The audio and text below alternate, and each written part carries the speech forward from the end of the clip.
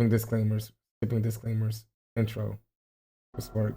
Over the last 5 years, there's been few rappers that have generated as much excitement and controversy as Youngboy. His music is personal, thought-provoking, and violent in equal measure. He's one of the few artists who can top the Billboard charts with music all about killing, death, and destruction. But his ability to communicate the stark realities of life growing up in the dangerous slums of Baton Rouge have inspired people all over America and the world at large. Youngboy's experiences in the gang-infested slums of Louisiana, where it's kill or be killed, inspired a generation of downtrodden youngsters to struggle through the pain too. Because despite losing family members and being the target of numerous assassination attempts, Youngboy has always managed to come out on top. He has, I can't lie. But beating the odds. That's the GOAT, Chad. I ain't gonna lie. It's rare to find an artist who attracts this much love and hate all at the same time. And Youngboy's thugged out survival anthems for the streets have made him one of the most beloved artists in history. But his influence has a dark side too. Because some might say that his aggressive murder anthems are inspiring a generation of lost teenagers to slide. Bro, that's what every rapper, bro. You can say the same thing with Chief Keef. You can say the same thing with Lil Durk. You can say the same thing with any nigga who makes drill music. You can say the same thing for OY niggas, Diddy Osama, New York niggas, Brooklyn niggas, 504 and Pop Smoke. Nigga, it's drill music, it's drill culture. You can't put it on Youngboy. Stop putting it on YB's name. Fuck. It's just like he had to. But can Youngboy really be blamed? When no, basketball nigga, player he can't. Ja Morant ended up in hot water for flashing a gun in a strip club to Youngboy's music, many people suggested that this was Youngboy's fault. And considering just how many lives seem to have been lost as a direct result of Youngboy's career, whether it's the murder of rival Baton Rouge rapper G Money, or the slaying of Youngboy's beloved manager Big Dump, or even the killing of Chicago rap legend King Von, seemingly a self-defense shooting, the result of Von trying to fight one of Youngboy's friends, to say Youngboy and his NBA crew are dangerous would be an understatement. But is the group of people that Youngboy surrounds himself a gang of loose cannons shooting first and asking questions That's a later, record label. These are all artists, right, Chad? Youngsters with a once-in-a-lifetime opportunity they would put their lives on the line to protect. Over the course of his career, so many people have died that Youngboy even refers to himself as the Murder Man, and claiming in numerous songs to have been the direct cause of as many as 7 murders in his hometown. Over the years, many people have questioned the authenticity of Youngboy's gangster image. You got cap in your raps. Youngboy talking about on this song, bro. In spite of all of the violence surrounding his career, in 2022, Youngboy had a change of heart, perhaps coming the result of reflecting on all the destruction and pain that had been caused by his music career, or as a result of years of legal battles that have seen Youngboy endlessly confined to a cell or on house arrest. Because recently, he's been calling to stop the violence, pledging in interviews to stop promoting murder and violence in his songs, and even taking steps to de-escalate the conflict with his most hated rivals in Baton Rouge, with Youngboy's crew even sharing the stage with their mortal enemy Fredo Bang for a special charity concert aiming to stop the violence. But that said, even these intentions have been called into question, when after pledging to stop the violence, Youngboy continues to drop violent murder anthems back to back. So, the $50 million question remains unanswered. Is Youngboy really a gravedigger, the self-proclaimed murder man of Baton Rouge, really serious about stopping the violence? Or is this all just a ploy to try and avoid the responsibility? He's a rapper, right, Chad? Youngboy has no bodies. To pick up a gun and get active in the streets. Well, today we're going to take a closer look at the murders, the music, and the man, and decide once and for all, is Youngboy really as dangerous as they say he is?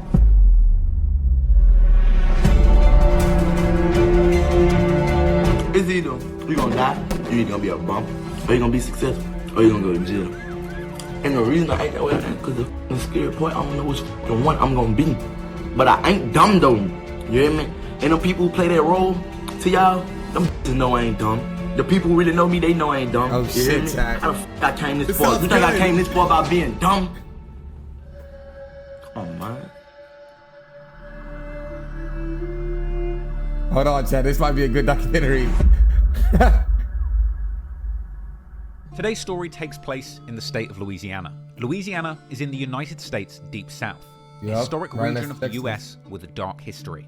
The Deep South has had deep ties to the historic slave trade, with these particular states like Louisiana, Mississippi, Alabama, and Georgia historically being heavily dependent on the plantation system, which saw black people kidnapped from their native lands in Africa and put to work against their will in cotton fields for the benefit of white Americans. Skip this part. Even after the Confederate What states... is this, just Louisiana? Is this background in Louisiana?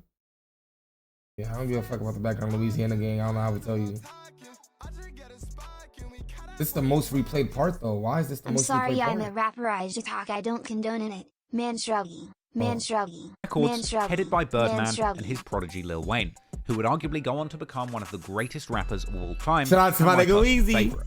And while the flashy antics of young rappers might come across to some as tasteless, others would be inspired by these emerging black role models who were showing the world through artistry that a persecuted black man in the Deep South could become a multi-millionaire and build generational wealth off the back of sharing their lived experience through music. Now, things still aren't perfect, but the success of rap music in the Deep South represents a triumph over repression to me. And I'm telling you all of this because all of this history is very important context. Because the social circumstances that persisted in Louisiana over hundreds of years all led up to a single moment in time, where the perfect circumstances existed to create one of the modern day's most exciting and controversial music artists. People in Louisiana have been using their music to express their pain and tell their perspective on life for hundreds of years.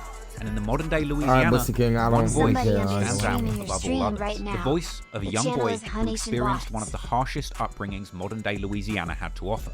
And that young boy was able to put all of his pain, trauma, and triumphs into his music. Modern day music that is still unmistakably Southern. So, now you know the city, let's take a closer look at that young boy, Youngboy. Alright, chat, here we go! Youngboy was born Kentrell Deshaun Gordon in 1999. And over the years, he's been known by many names. NBA Youngboy, Youngboy Never Broke Again, Top, YB, AI Youngboy, and the list goes on. Now, Youngboy by no means had it easy as a kid. He grew up on the north side of Baton Rouge, more specifically North 38th Street and Chippewa Street.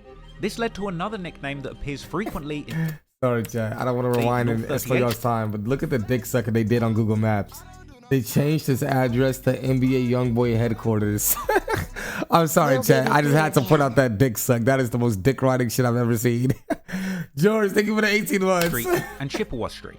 This led to another nickname that appears frequently in Youngboy's songs and albums, 38 Baby. In fact, Youngboy's legendary lyrics about 38th and Chippewa, where he grew up, has even attracted superfans who would film themselves driving down the very streets that Youngboy would play on as a child. But life on 38th Street was not kind to a young Youngboy. His father, Jeffrey Staden, wasn't in his life growing up, as he had apparently been sentenced to 55 years in jail when Youngboy was just for a robbery? This monster sentence was punishment for the armed robbery of a Baton Rouge convenience store on December the 1st, 2009. Bro, Youngboy's 55 father, years for a robbery? One of whom was his brother Dallas, had apparently robbed Albi's convenience store on North Sherwood Nah, Forest. that's not right, The robbery gang. got ugly, and Youngboy's father shot a store clerk in the leg during this altercation. Oh, he shot this him, would earn that's him why. charges of armed robbery and attempted first-degree murder. He would plead not guilty, and after a jury trial, the state would find him guilty as charged on 2 counts, getting himself 10 years for the robbery and 50 years for the attempted murder. 50 Many years later, for an Youngboy would even reference his father's incarceration, rapping on the song Cross Me that it was actually his uncle, his father's brother, Oh, hell who was there no. for the That's robbery, who unjustified. snitched and got him 55 years in jail. That's unjustified, as well as referencing bro. his father's plight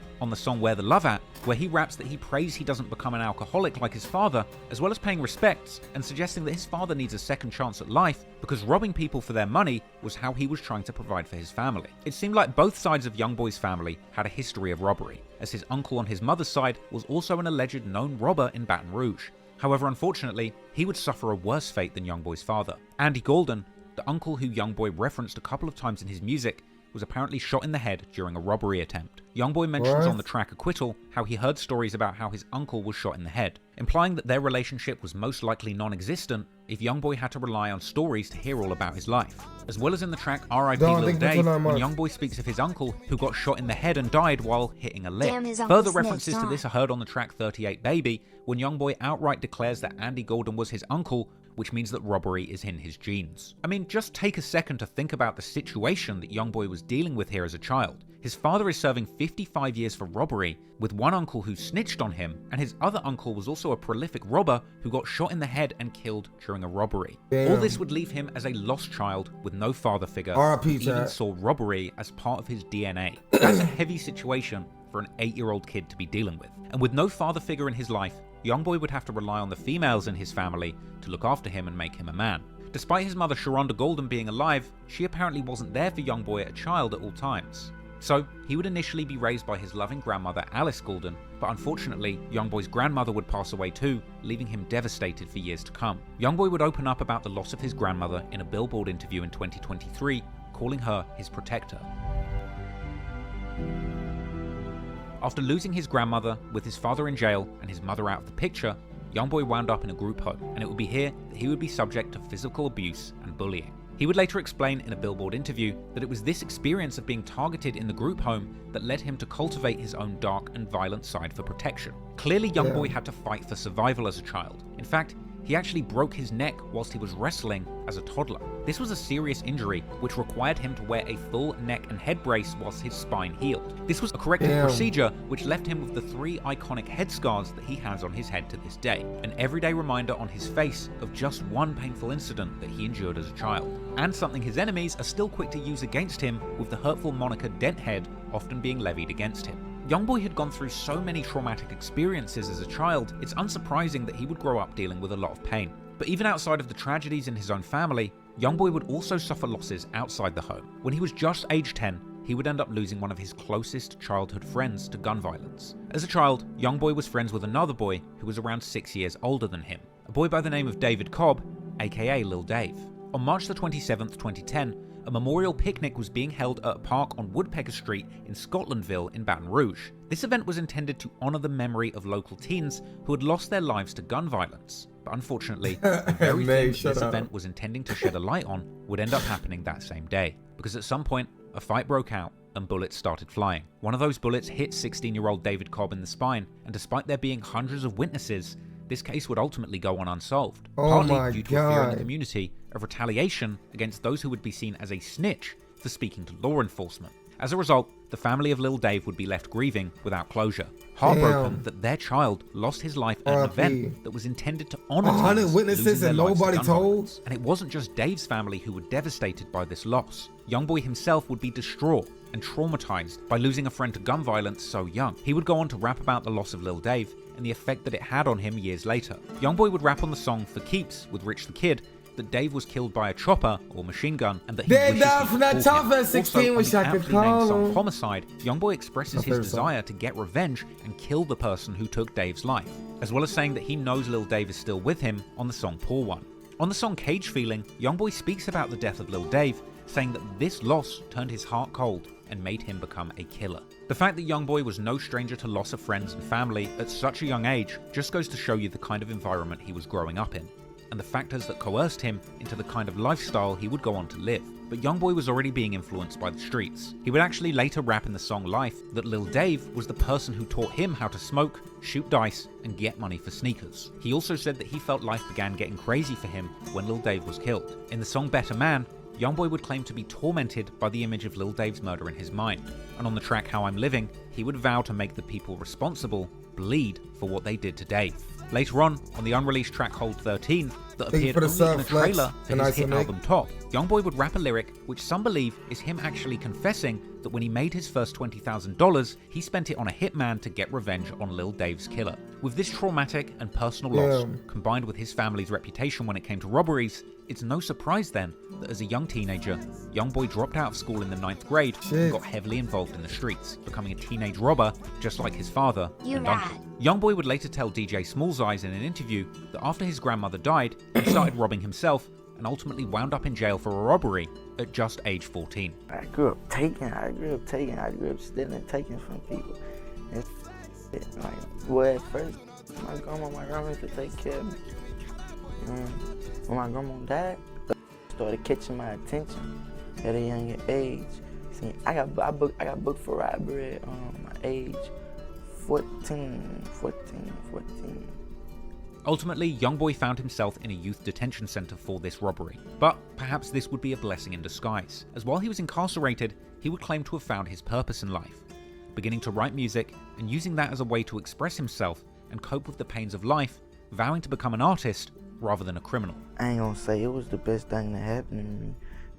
It helped me know my purpose. It helped me know what I want to do. within them 6 months, I wrote at least like 25 songs with no beats. It was basically what I was going through, how I was feeling. It helped me learn how to express myself. Youngboy's family were actually always interested in music. Youngboy claimed to have written his own obscene rap lyrics in the 4th grade, and he had apparently been taken to the studio by his mother, who herself was also an aspiring rapper. And his father had even written to him from jail, telling him that he had been writing music during his 55-year sentence, and encouraging Youngboy to focus on music too. So, upon his release from jail for robbery, Youngboy would return to 38th Street with little more than just a dream of becoming a rapper, along with a lifetime of trauma. And before he could get anywhere with his rap career, he would at least need a stable environment to live in. Luckily, he ended up finding a new place in the neighborhood to call home, with Youngboy rapping on the song Life that he met his friend 33 riding his bike down Chippewa, and that 33's mother accepted him into their home like family. According to 33, him and Youngboy are essentially brothers, as the two grew up with the same mother, Monique. But Monique is really 33's biological mother, as we know that Youngboy is the biological son of Sharonda Golden. But due to the fact that 33's mother Monique helped raise Youngboy, he often refers to her as his mother as well, which would make 33 his adopted brother, and the two do seem to have a relationship that is stronger than most real brothers. That's a real nigga, man. The two basically just say they're real brothers. Man. You said you knew him since you were 4? Since when? Because you guys are brothers, and you were born around each other, so it's like you don't have any memories of not knowing them. No, it's like you know how both our dad is split up, you know what I'm saying? So we got the same mamas. It's okay. Man, really, I started making music with my brother. Just really inspired me to go in the booth, because it really wasn't about me. It was really about Youngboy, and I was pushing him. And one day he just told me, man, look, come do this with me. And he pushed me to go in the booth, and I just took it a liking to it. And, that's where it really started from. So, shout out YB. Meanwhile, Youngboy's relationship with his own biological mother Sharonda was up and down during his childhood. Years down the line, he would open up about this on the song Lonely Child from his October 2019 project AI Youngboy 2, when he says that even though he called 33's mother Monique his adopted mother, he still needs Sharonda in his life. Perhaps due to the lack of a real father figure growing up, meant that he had to rely on both of his mothers for emotional and mental support. But anyway, after getting out of juvenile and finding a new safe space to call home, Youngboy's new spiritual brother 33 would be supportive of his aspirations as a rapper. And together, this brotherly duo would get back to finessing on the streets to pay the studio time. Eventually, with Youngboy getting enough recording time in to produce a full-length musical project. And by April the 10th, 2015, Youngboy had released his first ever mixtape, Life Before Fame. This tape featured tracks like Homicide and Range Rover, which showed a 15-year-old Youngboy truly have the skills to pay the bills early on. The album begins with an intro where Youngboy mentions an affiliate of his named D-Dog catching a body. This sets the mood for the rest of the album, letting fans know straight away that Youngboy had ties with the streets, despite the fact that he was technically still a child at this point. And in the same song, he gives us an insight into his torturous relationships and the reason behind why he finds it so hard to remain faithful to his partners, even at age 15. In the song I Know, Youngboy begins to paint a menacing picture of his position in the local gang hierarchy, mentioning on 2 occasions how he can rely on another known NBA affiliate by the name of Lil Pap to go get him. A brash statement which shows that even at age 15, Youngboy was really in the streets, with people around him that he could send to do dirty work. Youngboy would also share his experience with Get Back and Vengeance in this project. On the track Deal With It, he talks about how revenge was exacted on the person who killed his uncle, saying that they spotted the person who killed his uncle and that Youngboy witnessed somebody put that person in a casket, and going on to say that the deceased man's brother is now after him. This is an important lyric, as it shows that even back when he was just 15 years old, people were dying around Youngboy, being killed, and he was becoming a target himself, despite not being directly responsible for the violence that had played out. Yeah. Elsewhere on this song, Youngboy pledges his allegiance to a group called TBG, or Top Boy Gorilla.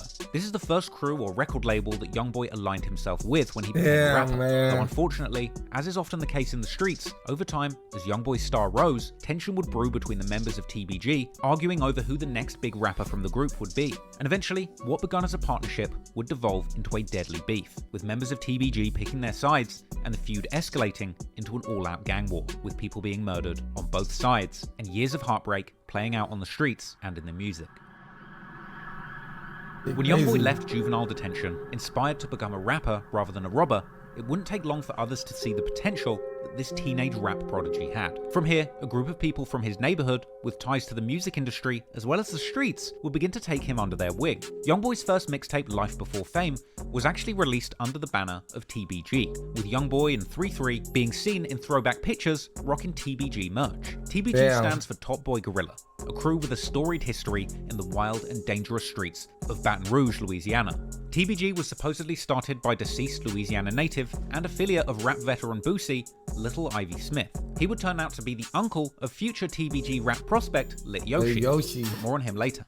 Now, Lil Ivy was sadly killed in an unsolved triple homicide back in 2005. However, at this early stage in the game, Youngboy was nothing more than a promising young prospect to these Baton Rouge rap OGs. The older members of TBG were looking to find the next up-and-coming rap rookie who could potentially be the next homegrown rap star to come out of Baton Rouge. And at the time, the real crown jewels of the TBG squad were a couple of rappers known as G Money and Fredo Bang, who around the time were picking up steam with their song iPhone 6 alongside Boulevard Mel and YMM Captain. You can tell that Youngboy was truly close with the TBG crew at this point because Youngboy even appeared in the background of the iPhone 6 music video. At one point handing a Gucci bag to Fredo Bang, a moment that would honestly be inconceivable in what would later become a deadly and bitter beef. As the story goes, the TBG crew had ties to Baton Rouge's criminal underworld, and rappers and affiliates of the TBG crew were still involved in the local drug trade. Unfortunately, soon some of this street beef would end up souring things on the music side, because the TBG crew supposedly had a beef going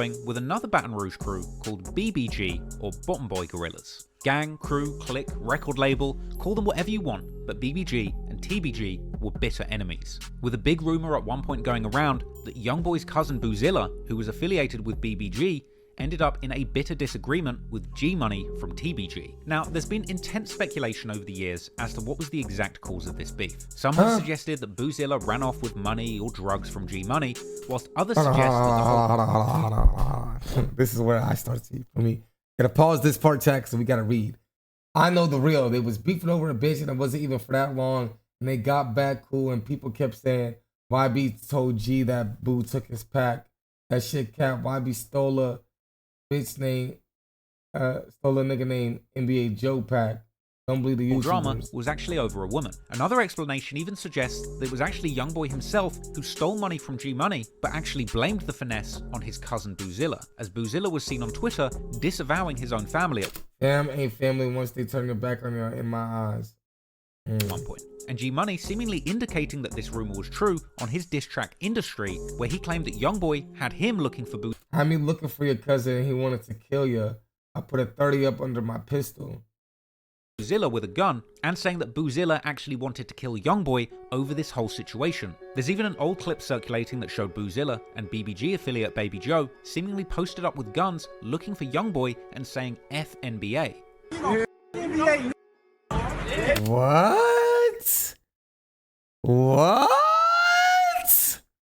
Nah, this shit is crazy. Hold on.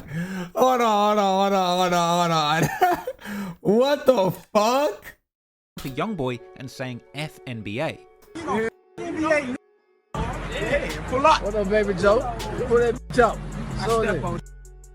This was unusual because previously Boozilla had claimed to be a member of the group NBA and even at one point referred to himself as NBA Boosie. Now, I'll explain to you what NBA means in a minute, but just bear with me. Because meanwhile, as that personal beef was developing, another more professional beef was emerging between Youngboy and the TBG crew. According to some, at a certain point Youngboy got frustrated with the TBG label. This was likely due to the fact that he wasn't necessarily getting the money or shine that he thought he deserved from the crew, with their main focus being on building the careers of G Money and Fredo Bang rather than investing in Youngboy. So at some point, Youngboy and 33 would leave TBG, starting their own crew. Initially, 33 and Youngboy wanted a group based on Youngboy's initials, Kentrell Golden, or KG. Since KG also means kilograms, the initial idea was to call their crew Weight Gang, another reference to the drug game. At first his name was like KG, but then we got like, that's where the Weight Gang come from. But what did KG stand for? Like his initials, that's his name. Right. But Weight Gang was one of the first things he had came up with. But clearly that name wasn't really hitting the spot. So later on, a few of the members of this crew were just chilling, sitting on their porch, when Youngboy apparently vowed that he was not trying to go broke no more, to which other members of the crew agreed the same thing, with this pledge giving the crew inspiration to name themselves Never Broke Again. That's hard name though. Like when we was on that W names? It's a W name. It was like, we ain't trying to go broke no more. And then He was like, I ain't trying to go broke neither, so we never broke again. Like, you know what I'm saying? From day one, that's where NBA started from. Like, so the NBA crew was born, naturally taking some inspiration from the National Basketball Association. They would even make their logo the Jumpman, the iconic logo affiliated with basketball legend Michael Jordan dunking a basketball. But for Never Broke Again, their version would be a man jumping up in the air holding a pistol. Youngboy's NBA crew wanted to go from pistol-toting stick-up kids to music industry heavy hitters being paid as much as professional basketball players. Now, whether or not you like the name, there was no denying that the meaning behind it was powerful. And together, the Never Broke Again crew rallied around Youngboy, vowing to do whatever it took to take him to the top and make sure that they as a group never go broke again. So before we dive any deeper into the goings-on of the Never Broke Again crew, let's just take a quick look at some of the main members of that collective so that you can follow everything that's about to go down in this long and complicated story.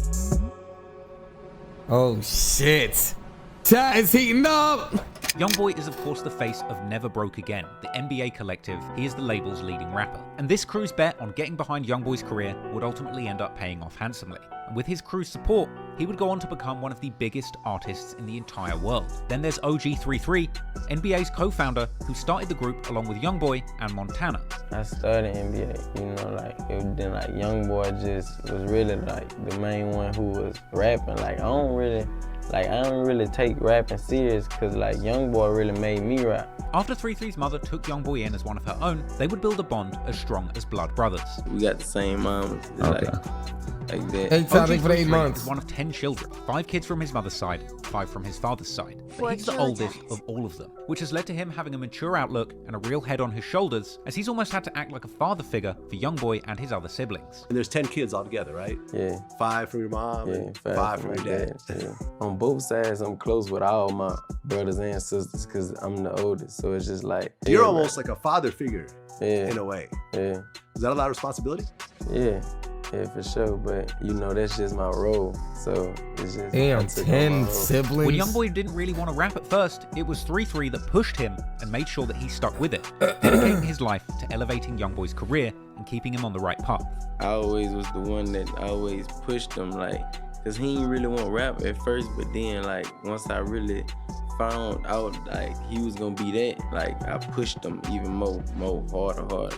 Like I was getting a thought, like I went back to like record companies was doing, like I was getting 1,000 CDs printed up. Like man, I didn't got them 1,000 CDs and really passed them out like just a man of a minute, like this that. It's 3 who pulls the strings and make the moves behind the scenes, keeping the ship sailing smoothly and ensuring that the NBA collective runs efficiently and profitably. He apparently would manage the business side of things, sometimes writing contracts or putting shows together. I was more on the business and management, like writing contracts and, you know, putting shows together for him. Like when we first started off, I was doing really everything, you know. And Youngboy apparently even inspired OG3 to start making his own music, because before, 3 was just mainly focused on pushing Youngboy's career. If it wasn't for YB walking me into the booth, I wouldn't even be in the music because I was just mainly pushing him. It wasn't even about me. I got 33's not bad either, rapping, bro. But he's also a self-proclaimed CEO, and business is apparently where his passion lies. My main focus, it wouldn't be a career. I wouldn't choose rap as a career because I am a CEO and I love my position. But 3 has also gained a cult following of his own from being the head honcho of the NBA crew. And considering the dark reputation that has followed Youngboy over the many deadly years of his career, this has led to many internet fanboys speculating on whether OG3 is the true mastermind behind the violence playing out in Baton Rouge.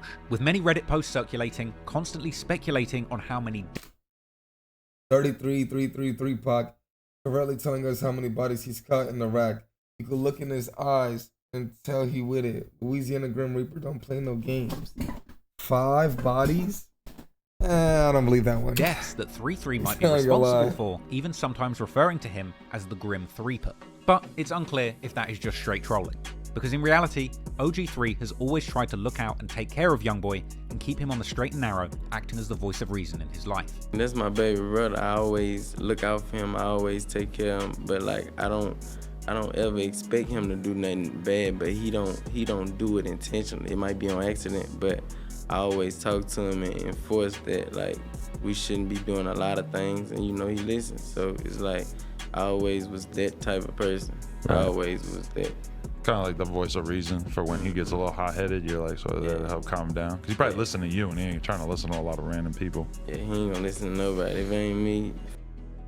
Then you've got Montana. According to a Billboard article profiling Youngboy, Kyle Montana Clybourne found Youngboy's music early on YouTube, and in the absence of a father figure or any real older male role model in his family, it seems like Montana assumed a kind of father figure role for Youngboy in the early stages of his life and career, giving him guidance on how to survive the gritty streets of North Baton Rouge. In fact, in the song Lonely Child from his October 2019 project AI Youngboy 2, Youngboy admits that he has been missing his father, and as a result, he actually calls Montana his father. Montana would help co-found the Never Broke Again label along with Youngboy and 3-3, with interviews explaining that in the early days of NBA, Youngboy would be sleeping on an air mattress at Montana's house, at a time when Montana played the role of manager, booking agent, and financier, driving Youngboy all around the South to perform for between $500 and $1,500 a show to build his fan base in the early days. However, there's always been confusion over exactly who Youngboy's manager specifically is, and to be fair, it has changed over the years. For a period of time, Youngboy's manager was a man by the name of Big Dump. Sometimes referred to as Youngboy's manager or agent,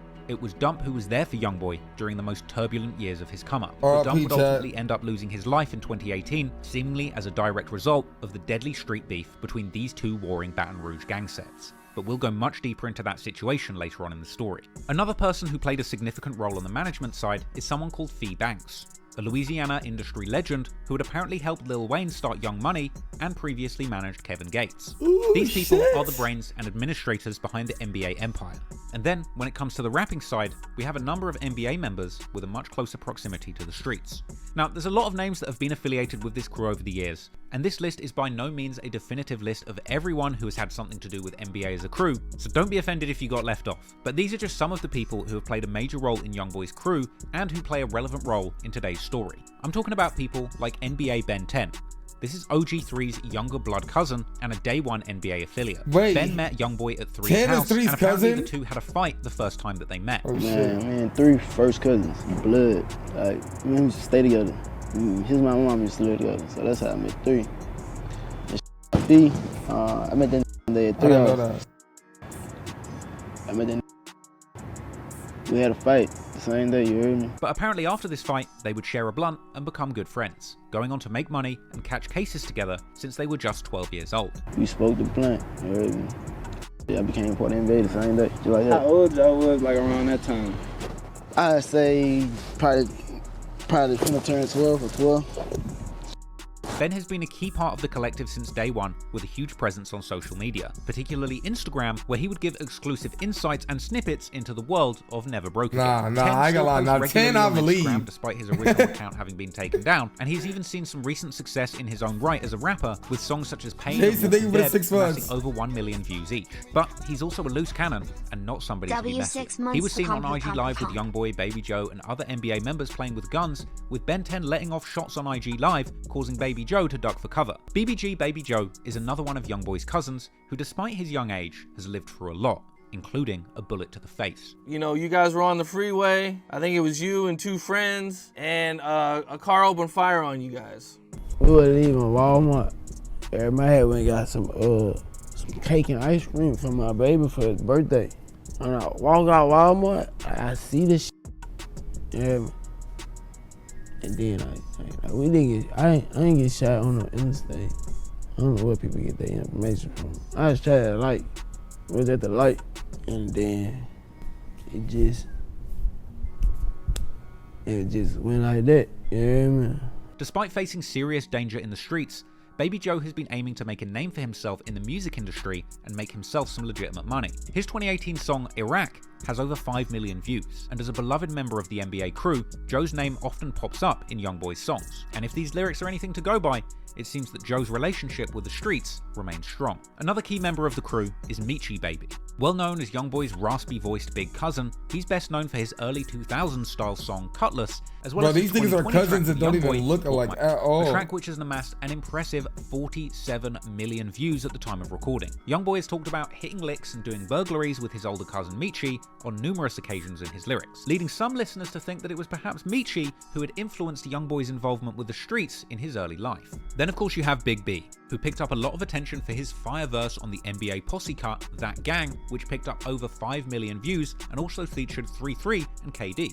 Big look B like your exhibits a more cousins? conventional Yes. rapping style compared to some other members of the NBA I crew, do. with less laid-back melodies and catchy hooks, and more hard-hitting bars and punchy refrains delivered with aggressiveness and energy on the mic. There's NBA KD. He's known musically for his versatility and distinct flow, as well as a standout performance on the song That Gang. He also popped up with a verse on the song Extortion with Big B and 3-3, a track which got over 2 million views. His biggest solo track is the 2018 song When I Wake Up, and KD showed a lot of promise and potential in the early years of rap. Unfortunately, his momentum was derailed by a life-changing injury getting shot in 2019. Reportedly, after this incident, KD was confined to a wheelchair. However, there's been a lot of speculation as to whether he was walking again after a period of rehabilitation.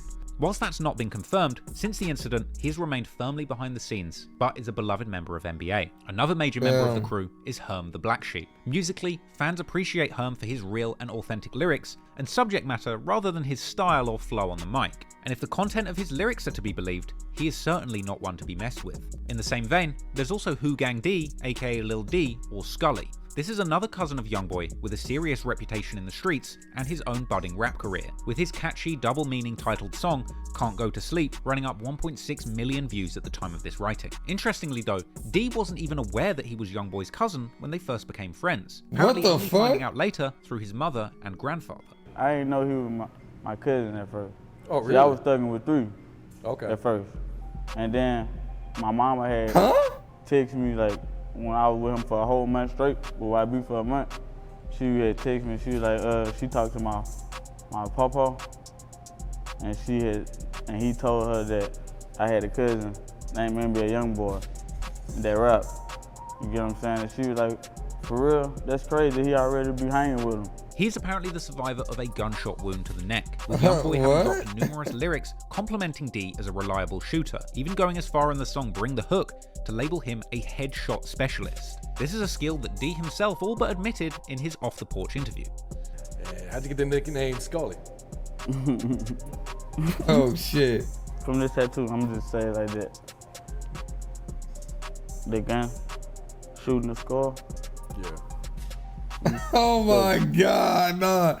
This nigga is snitching. But look, I ain't gonna lie. I mean, hey, that's a common name though, Chad. That's a fire name. He's got a promising rap career, a likable personality, and big potential to be a star on the mic if he can stay out of trouble. You've also got Lil Pap, Ben 10's little brother, and a known shooter for the NBA crew in the streets. Youngboy has mentioned him as being active in the streets in numerous songs, labeling him specifically as somebody who Youngboy can call on for certain favors. And he recently got 5 years for his apparent involvement in the murder of TBG rival rapper G Money. Only 5 years? We'll discuss in detail shortly. There's also NBA Chopper Boy, a big man with a big range in his vocals, bringing a great singing voice to the mic that serves to provide a canvas for his dark and menacing lyrics. Then you've got Barber, one of Youngboy's frequently referenced shooters. Like Pap, Barber, or Baba Osama, is mentioned quite a bit in some of Youngboy's most violent songs, with Youngboy even rapping on the track Carter's Son that he calls up Barber to get the guns and go and rob people for him. Now, Barber has a pretty extensive rap sheet demonstrating just how active he was in the streets. Wait. For him. Now, YB's hitman from Atlanta and cousin of Future? That's Future's cousin? What the fuck be going on, bro? I be lost. Barber has a pretty extensive rap sheet demonstrating just how active he was in the streets. He's currently locked up on murder charges, but these aren't your average murder charges. It's actually been reported that Baba Osama is facing a whopping 9 counts of murder, with some recent posts on social media even 9 counts of murder? Nigga, what?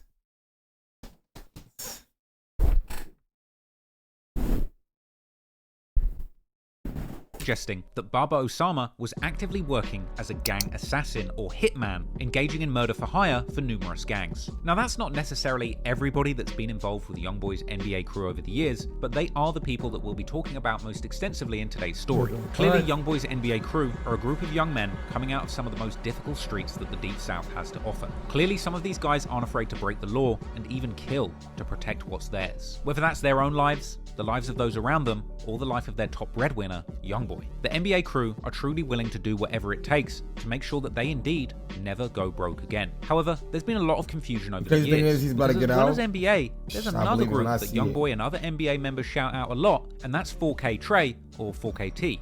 It would appear that while Youngboy started his record label in the name NBA, or Never Broke Again, his affiliations to actual gangs in the streets of Baton Rouge goes by another name. Youngboy has dropped numerous lyrics where he claims to be a member of the gang 4K Trey, who sometimes refer to themselves as Slimes. He's also made numerous references to being in America's infamous Blood Gang. Now, slime is a decades-old term that has been associated over the years with Blood Gang members. This term was initially brought to the public's attention by Blood rapper Vado, who released numerous projects that would reference slime, with the usage of the Blood slang slime and slat being popularized in mainstream modern rap music by Atlanta Blood rapper Young Thug, who is currently incarcerated awaiting trial for gang-affiliated charges. Now, this slime ideology essentially sees Blood members identifying under the color. Yeah, just because a nigga says he's gonna be home soon doesn't mean a nigga's gonna be home soon. Listen, Lil Durk told me Rondo number 9 was supposed to be home soon 10 years ago. I don't believe that shit, nigga. I'll see it when I see it, nigga. You know what I'm saying? I'll see it when I see it, nigga. Green, rather than the traditional red bandana that Blood members are known to wear. And as Youngboy got further into the music industry, he would seemingly build close relationships with other rappers who were known to affiliate with the Blood Gang or identified as Slime. People like Birdman, 21 Savage, and Young Thug himself. And as the years went by, Youngboy would increasingly use his lyrics and music videos to shout out his affiliations to 4K Trey, the Blood Gang, or Slimes, even naming his Never Broke Again label compilation album Green Flag Activity, along with him and his crew frequently being seen in public with nothing but slime green bandanas and blue clothing. They would also sometimes refer to each other as fours for 4K Trey. However, for the specific explanation of the gang's name 4K Trey, this has been a mystery that has sparked debate amongst NBA fans for years. One popular theory is that it simply means 4 Kentrell, and that his 4KT gang are killing or shooting specifically for Youngboy, or Kentrell. Another popular theory claims that 4KT actually stands for Forever Killing Them, a more general rallying cry. What does it mean? Other people think that 4KT actually relates to the names of Youngboy's first children, with the first 4 of their names beginning with K and 1 beginning with T, with this being a more vanilla interpretation of the gang's name, suggesting that 4KT is a way of Youngboy saying that he's essentially doing what he does for his children, whose initials are K and T. Another explanation circulates, suggesting that 4KT actually means 4 Crazy Trey. This is a reference to Crazy Trey, a young man from Baton Rouge who was gunned down at a party in 2014. He was apparently close friends with one of Youngboy's biggest enemies from Baton Rouge, Fredo Bang, a detail which has led many to suggest that this actually couldn't possibly be the true meaning of 4K Trey, with some outright denying this explanation, suggesting that Youngboy had not even yet associated with Fredo Bang at the time 4KT was founded. There's yet another theory that 4KT actually refers to Youngboy's cousin Boozilla, who was killed in 2016, as his real name was Keandre, with a suggestion that 4K Trey actually was originally 4K Dre, or Keandre, but the Dre over time ended up being changed to Trey. Now look, at this stage, it's unclear exactly what 4K Trey stands for, but in the end, perhaps we aren't supposed to know the real meaning. And the idea that the true origins of this gang that Youngboy supposedly affiliates with being shrouded in secrecy kind of makes perfect sense. After all, Youngboy's artist Quando Rondo would even say in his song Way Up that he actually threw a girl out just for even asking what 4K Trey meant. Clearly it's a secret. What the fuck? What the fuck does it mean, nigga? I ain't gonna lie, what the fuck does it mean? Supposed to know, which means you are definitely not supposed to know. But now you know the city, the gang, the label, and the people behind the music. Let's take a closer look at the story, the incredible ups, the devastating downs, and the Lavish, thank you for the sub. From Youngboy's one-of-a-kind career and life journey. After falling out with his old label and crew, TBG or Top Boy Gorillas, Youngboy and his brother from another mother, OG3, would start their new crew, NBA, vowing to make it in the rap game and never go broke again. From day one, that's where NBA started from, like, me and him sitting on that porch, like, really saying we wouldn't. 4 Control makes the most sense. The formation of his new NBA crew was announced with a bang when Youngboy dropped his earliest surviving music video, the aptly titled NBA, on his own YouTube channel. That video saw Youngboy and 3-3 surrounded by their NBA muscle all around 38th Street with all type of firearms. And the song itself came with lyrics where Youngboy shouted out his shooter, NBA Pap, rapping that he sends Pap to go and hit people up, as well as shouting out another shooter as NBA Connor with the Mac 11, going on to describe his NBA shooters as being as proficient with firearms as Navy SEALs. He would also rap about the cops and his ops in the city trying to hunt him down, and naming NBA outright as the gang that he represents. Youngboy's first ever mixtape, Life Before Fame, was launched under the TBG banner, the label Top Boy Gorillas, with their logo visible on the bottom left of the cover art. But by December 1st, 2015, Youngboy was going at it alone under his new NBA banner, with a fresh mixtape, Mind of a Menace, being released fully independently and presented under the banner of his own NBA crew. And it would appear that Youngboy and NBA were using this project as an opportunity to drop sneak disses and disrespect towards their former crew TBG. On the project, he would drop several lines that were directed towards TBG, suggesting that they envied him and that he wasn't willing to work under somebody else's administration. Youngboy was beginning to build momentum independently of his former crew, and he'd keep his foot on the gas into 2016, following up his second mixtape with Speed. On April the 1st, 2016, only 4 months after Mind of a Menace dropped, Youngboy blessed his budding fan base with a sequel, Mind of a Menace 2. And on this project, he continued to drop shade on his former crew TBG. In the intro for this tape, he suggests that they didn't live up to their promises and says that he's ready to go to war with his former allies. Then in the song A Lot of Miles, Youngboy explains that rather than switching on TBG like some say he did, he actually claims to have just gotten smarter and that he hasn't really changed at all, perhaps indicating that he felt he got smart to what was going on and realized that his career would benefit more as a free agent. Youngboy would seemingly indicate his team's readiness to go to war with their former crew on the track Fact, rapping that he's riding around with Pap,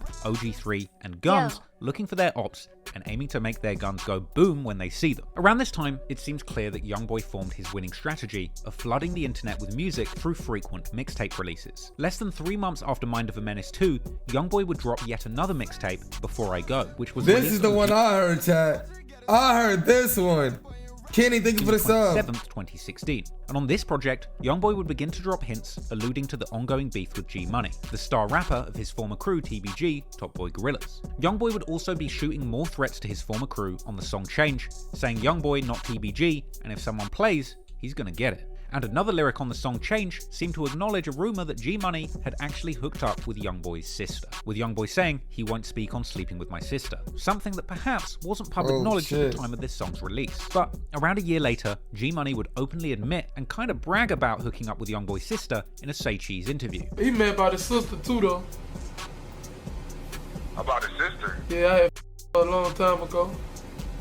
Oh my god. Oh, okay. The beef between Youngboy and G Money would be further complicated by Youngboy's cousin Boozilla. Boozilla repped BBG, or Bottom Boy Gorillas. They were the main rivals of TBG until Youngboy started his NBA crew. Story goes that G Money from TBG was beefing with Boozilla from BBG over some stolen drugs. Drugs which some believe Youngboy himself may have actually stolen, blaming Boozilla. This theory is based on lyrics G Money rapped on his song Industry, where he claimed Youngboy's own cousin wanted to kill him. So, on July the 16th, 2016, Youngboy's cousin Boozilla drops the song Forgive Me, where he's dissing TBG and repping BBG. He wears a BBG t-shirt in the video, and he shouts out the Bottom Boys as his crew. He'd rap lyrics seeming to suggest that he was a shooter and that he wants to kill a rapper. But more specifically, he dissed another local rapper by the name of FL Doosa. Doosa is from the FL, or Forever Loyalty crew, who would later be closely affiliated with TBG, with Doosa himself later dropping numerous songs with Fredo Bang, Lit Yoshi, and other TBG artists. In Boozilla's song Forgive Me,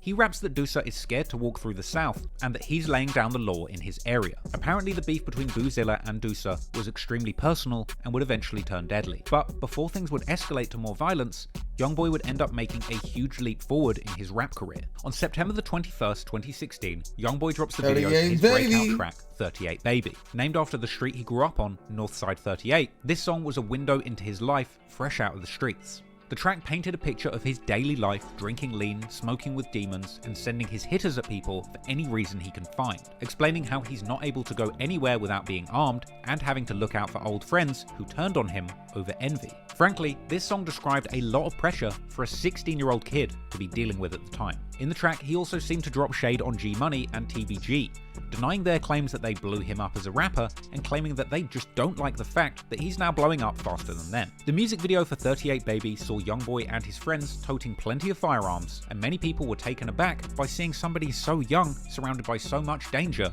and communicating the stark reality of their life so clearly over a catchy beat. Hell, footage would later even circulate showing that Youngboy actually recorded many of the songs from around this period with an actual AK-47 on him in the recording booth. This 16-year-old Youngboy was living a life truly beyond his years, and this spectacle would attract the attention of many, many more fans and music industry players. The song 38 Baby and its music video has garnered over 100 million views on YouTube to this day, and the song itself was followed by a full mixtape also titled 38 Baby, which dropped on October the 28th, 2016.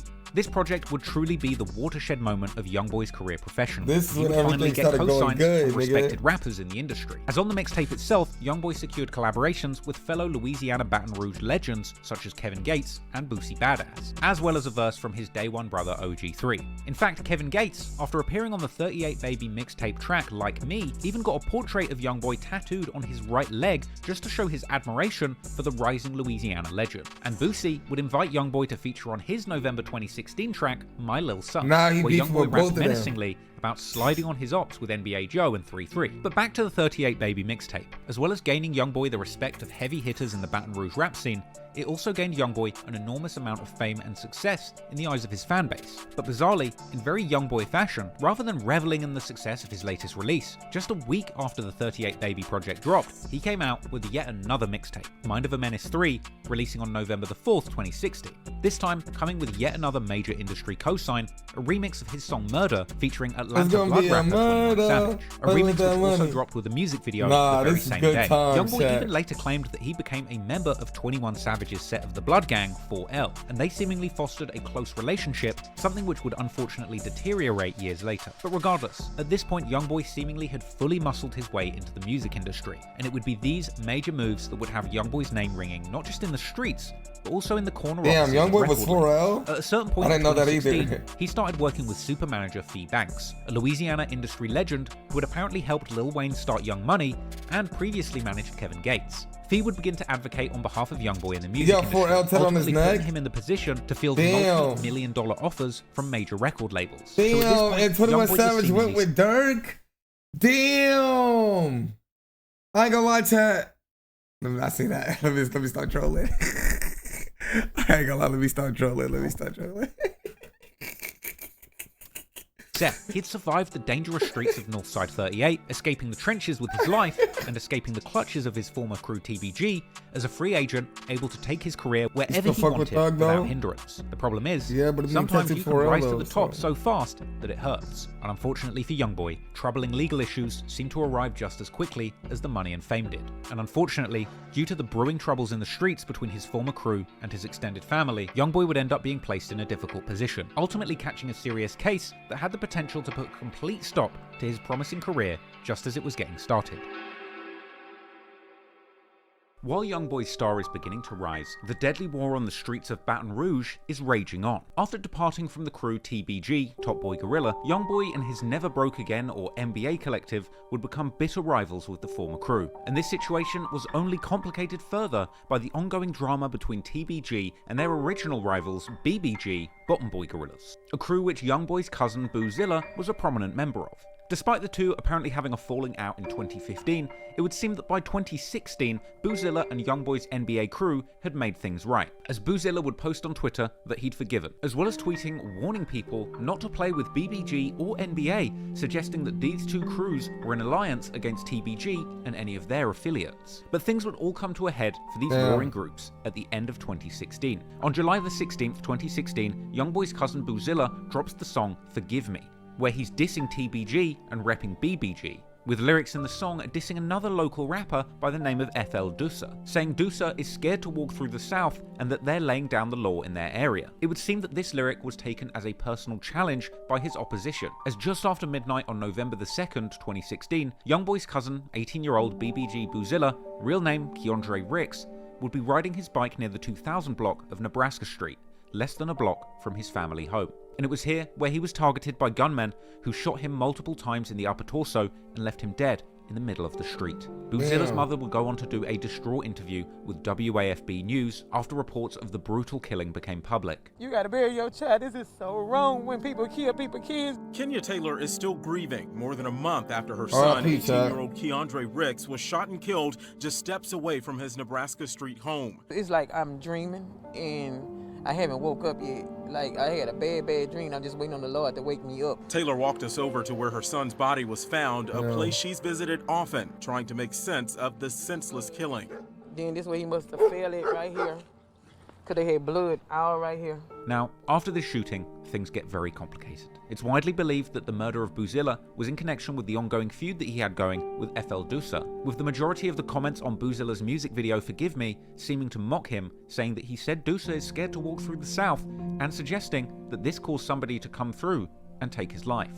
Now, despite the differences they may have had in the past, naturally the murder of Bouzilla would have devastating effects on his cousin Youngboy and other members of NBA and BBG. So, unsurprisingly, it didn't take long for those on Bouzilla's side to attempt to get revenge for his murder. Bouzilla was killed around midnight on Wednesday the 2nd November 2016, and retaliation would come around 9.5 hours later, when around 9:30 a.m. on the 2000 block of Kentucky Street, just a couple of blocks away from where the fatal shooting of Bouzilla occurred, a vehicle containing Youngboy and 3 of his NBA affiliates pulls up and starts shooting. Unfortunately, this attempt at revenge ends up going wrong, and somebody from Youngboy's group ends up getting shot in the neck.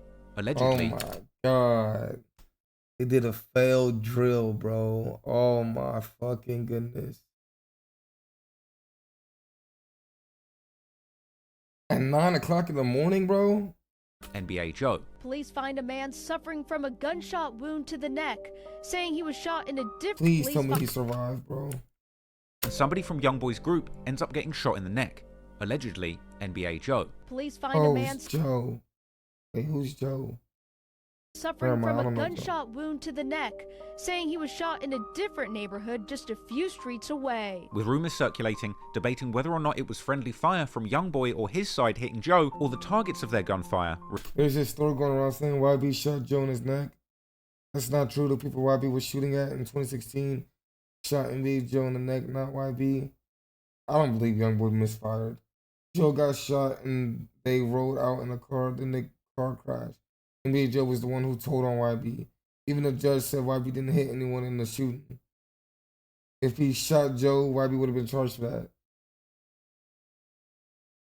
Returning fire and connecting. And years later, the police report from the incident would Wait, so Joe told? Suggest that Youngboy himself had been firing from the vehicle with an assault rifle. Regardless of exactly... With an AR? Nah, this nigga Youngboy. At this point, the getaway car flees the scene, with the shooters and the injured man driving to the area of May and East Lakeshore Drive. Ultimately, this car would end up getting a flat tire and crashing at the LSU Lakes. Here, the shooters flee, leaving the injured man in his vehicle, where he's fortunately found by police and given medical attention. Naturally, it didn't take long. They left him? What? They left him? For details of these outrageous back-to-back shootings to hit the news. At this hour, there are a lot of questions remaining around 2 Baton Rouge shootings. One left a teenager dead, the other ended with the victim wounded at LSU Lakes. Possibly 3 different scenes, and all 3 may be connected. That's what Baton Rouge police are trying to figure out. They've been interviewing witnesses, but so far they do not have any suspects. Just after midnight, Baton Rouge police went out to Nebraska Street. 18-year-old Keandre Ricks was found dead, lying in the street, shot multiple times in the chest. Neighbors in the area tell us they saw a silver-colored Hyundai with 3 people inside driving around the area late night and into this morning. Then, shortly after 9:30 this morning, police get a call from a man shot once in the neck around the LSU Lakes. When they finally found him, he was in a silver-colored Hyundai. He was transported to the hospital and listed in stable condition as of now. Baton Rouge police have said the shooting did not start here at the lakes. Instead, they're looking to see if 3 different scenes are all connected. The first was at Nebraska, well, just 8 streets over, or 0.4 miles away. Around 9:30 this morning, police say a man was shot in the neck. He or the suspect then drove 1.4 miles to East Lakeshore in May around the LSU Lakes and called police for help. This is not a random shooting. They believe the shooter and victim actually did know each other. Surprisingly, however, the violence was still not over, and the following day, on the 3rd of November 2016, at roughly 9:49 a.m., shooters would return to the street where Bouzilla lived with his family and was killed, with officers nearby claiming to have heard 37 gunshots, apparently... Wait, somebody driving a vehicle that was involved in the shooting that happened. Damn. fired by two shooters who then fled the scene in a getaway vehicle. They would leave two homes on the street riddled with bullets. And at this point, the violence in Baton Rouge, held just in this street alone, was spiraling out of control. And at a certain point, the danger was so high that the authorities placed the local school on lockdown out of fear that further shootings would affect the children in the local community. A number of schools in East Baton Rouge Parish are on lockdown for separate reasons today. We start with the 3 schools that were also placed on lockdown yesterday. Police are still on scene here at the intersection of Nebraska and East Harrison Street. They're looking into reports of shots fired earlier today. Now you can see details are still very limited, but much of the investigation is centered around this white home here right near the intersection of East Harrison and Nebraska Street. This is the latest in a rash of recent shootings in this area over the past few days, including one that left an 18-year-old dead. The teen was found shot to death Wednesday in the 2000 block of Nebraska Street. That incident happened around midnight. Then yesterday morning around 9:30, a man was shot in the neck on Kentucky Street, which is just a couple of blocks from the spot where that fatal shooting occurred. The victim left the area in a car and then parked around the LSU lakes to call for help. These recent violent incidents near Nebraska have left some residents feeling uneasy. At this point, even people living on this street were being interviewed by the news, telling them that it's like living in hell. I live on this street, and this is about the worst street to live on. You say living in hell? This is hell right here. The young folks don't have no respect for old Elizabeth. At some point, the shooting would stop, the smoke would clear, and local investigators would finally be able to piece together exactly what had happened and putting those involved in handcuffs. A 17-year-old man by the name of Trayshawn Coates would be arrested and charged with second-degree murder for the killing of Boozilla, along with a 27-year-old man by the name of Monty Carey. This was reported in The Advocate that also published an interview with Boozilla's mother. In it, she would claim that since the killing, her other children's grades have fallen in school and that they're suffering behavioral issues. And I thought that this was an important detail to include, because you have to remember that when somebody gets killed in a gang feud, it starts a chain reaction. And ultimately, this cycle of violence affects far more than just the victims. Whether it's their innocent relatives suffering depression following the incident, or surviving friends who vow to commit acts of violence in revenge, a vicious cycle is started when that first killing happens, that only accelerates with more retaliation, dragging more and more innocent people into this deadly cycle of violence. Anyway, despite the rumors that FL Dusa was involved in the killing of Boozilla after he dissed him on the song Forgive Me, Dusa, real name Renard Clifton, would not be connected to this incident officially, though theories would circulate online suggesting that he was the one that sent the hit. He would remain free following this incident, going on to release songs like Straight Facts. However, he would end up in jail on a separate attempted murder charge stemming from a double shooting on the 3rd of June 2018, which we'll go into in detail later. But with the shooters of Boozilla in cuffs, the Baton Rouge police would next be tasked with finding those NBA members who slid the following day, with one member who got shot in the neck already in the arms of law enforcement. Their next job was to get their hands on Youngboy himself. A warrant was issued for his arrest, and he would be tracked down by authorities, being arrested on November the 28th, being taken into custody by US Marshals just before he could get on stage at a show in Austin, Texas, in dramatic scenes that were even caught on camera. Hey, get inside, get inside. Hey, get the hell inside, get the fuck inside. Youngboy was charged on suspicion of attempted first-degree murder from the alleged drive-by shooting, while NBA Big B, real name Trulondrick Norman, was also involved in the shooting but wouldn't get arrested for his role in it until 2019. There was also NBA Ben 10, real name Ben Fields, who would also be identified as having participated in this drive-by shooting. As a result, following the arrest of the NBA crew and Youngboy himself, the local news would begin to report on this dramatic takedown of one of Baton Rouge's most promising rappers. 17-year-old rapper Kentrell Gaulden, better known by his stage name NBA Youngboy, is behind bars tonight after being taken into custody by federal authorities before a concert in Austin. He got arrested for suspicion of a shooting? Is that even a charge? What the fuck? Let me watch this shit. Texas. Tonight, police say they've arrested 17-year-old Kentrell Gaulden, a rapper known by his stage name NBA Youngboy, in connection to a drive-by shooting on Kentucky Street. Detectives believe those shootings may have been in retaliation to Rick's death and say more arrests are possible as they continue to investigate. At this point, Youngboy would be taken back to Louisiana and booked into prison with a $200,000 bond being set. But the Baton Rouge police weren't done seeking justice yet. as the final piece of the puzzle would fall into place once police announced an arrest in the third shooting, which occurred on Boulevard Street the day after NBA members had attempted to get revenge for his death the previous night, with cops identifying 20-year-old Derek Geis, who was taken into custody, accused of being the getaway driver for 2 other shooters, being charged with attempted murder, attempted second-degree murder, aggravated criminal damage of property, illegal use of a weapon, and simple criminal damage to property. And he would ultimately end up pleading down to a lesser weapons charge and getting only 2 years in jail. What the fuck? 2 years for all of that? Cops ultimately identifying one of the shooters in the case as Michael Odenyinma, as well as, shockingly, Trayshawn Coates, that very same person who was charged for the Boozilla murder just the day before. Which means that if true, the person that killed Boozilla did it, got spun on by NBA, and still went back the very next day and shot up that same block again. But unfortunately, due to him being just age 17, there was never any public reporting on whether or not he was found guilty for these crimes or sentenced. The murder of Boozilla and days of deadly violence that followed truly rocked this Baton Rouge community, as well as those connected to the victims. Many NBA members would get RIP Boo tattoos on their necks, and others would be seen toting guns at Boozilla's grave. Regular celebrations would be held called Boo Day on his birthday in his honor, and at the 2018 celebration of Boozilla's life, his mother would speak to a crowd, delivering some poignant words to a number of friends and family who had gathered in the area. It's just my baby time to go. Yes, it hurts. But the good Lord called him home, so he's in a better place, and they asked him to come back here, he wouldn't even want to come back here. He just gonna wait on us to come up there, so y'all gotta do good, so y'all can make it to heaven. He was like, we just for the Lord. I know a lot of people out here doing a lot of stupid things, and I ain't gonna tell y'all don't handle y'all business, but if they ain't coming at you, don't worry about it. But if they come at you, you handle your business. That's all I can tell you. But all I'm gonna do is I'm gonna pray for all of y'all. Pray y'all make it home safe and pray for y'all every day. Because I don't want nobody to go through what I'm going through, because this really hurts. This like about to send me insane. Like some days I do good and some days I have my bad days, and today just a good day. But I don't want to see nobody mama going through what I'm going through, nobody's siblings, nobody's family, nothing, because that really hurts. They like when somebody do things like that, change the person's whole life. You think you don't hurt that person, you ain't hurting that person because it ain't meant for them to be here, they gonna leave here. So that person at peace, but that person's family is suffering.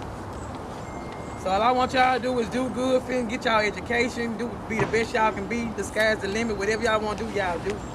It's important to remember that no matter how many songs or social media posts glamorize the sliding that goes on between these gangs, behind this are grieving families, mothers and siblings who have to live with the consequences of these split-second decisions. And as she said, when somebody dies in the gang wars, that person who died is at peace.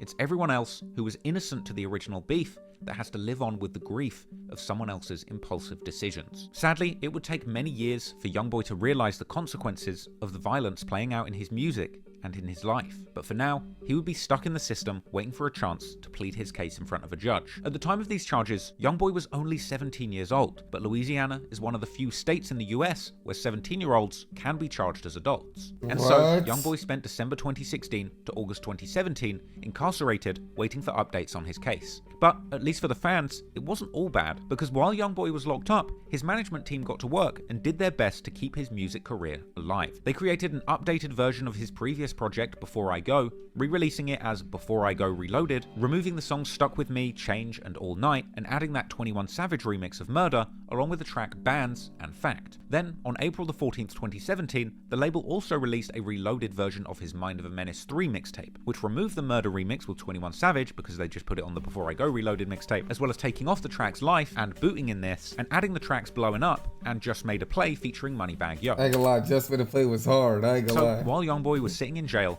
all Just of these songs that were being released were picking up heat. Oh, is you doing that 17? I'll never tell, twin. And eventually, to some people's surprise, Youngboy was actually able to cut a pretty favorable deal with prosecutors, copping to the lesser charge of aggravated assault with a firearm. On August the 22nd, 2017, Youngboy was sentenced to a term of 10 years He judged his crime behaviors, music, fathering children, or whatever, for handing him a suspended 10-year prison term and putting him on a 3 years of active supervised probation. What type of a lawyer did this nigga have?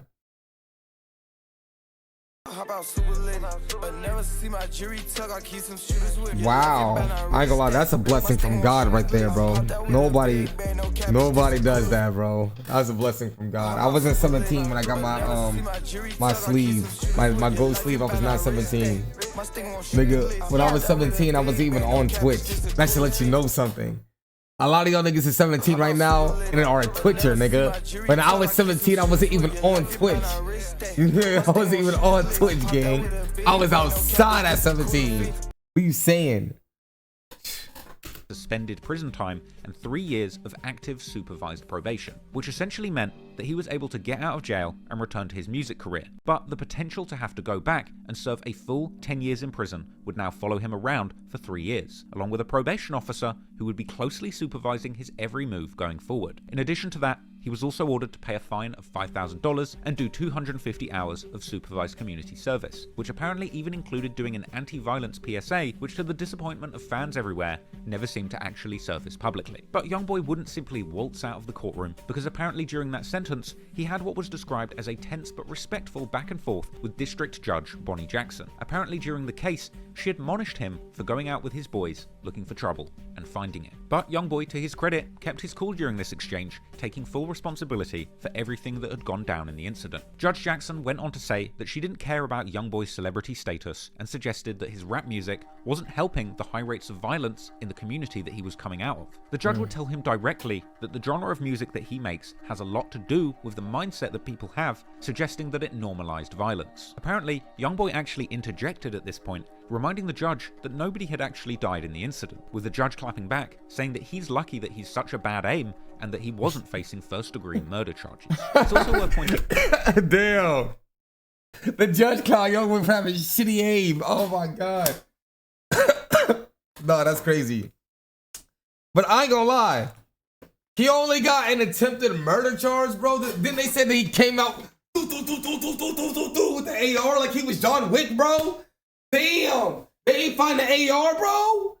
Not like I wanted them to, you know what I'm saying? Because I fuck with YBs, you know what I'm saying? But I'm just saying, though, like, damn. An AR? I ain't gonna lie, chat. A lot of y'all niggas is calling him a fucking goofy. Stop that shit. Y'all niggas know if y'all on the drill with an AR, you missing too. The AR's got kickback, gang. You're missing that shot too. Fuck out of here. Nigga. Water.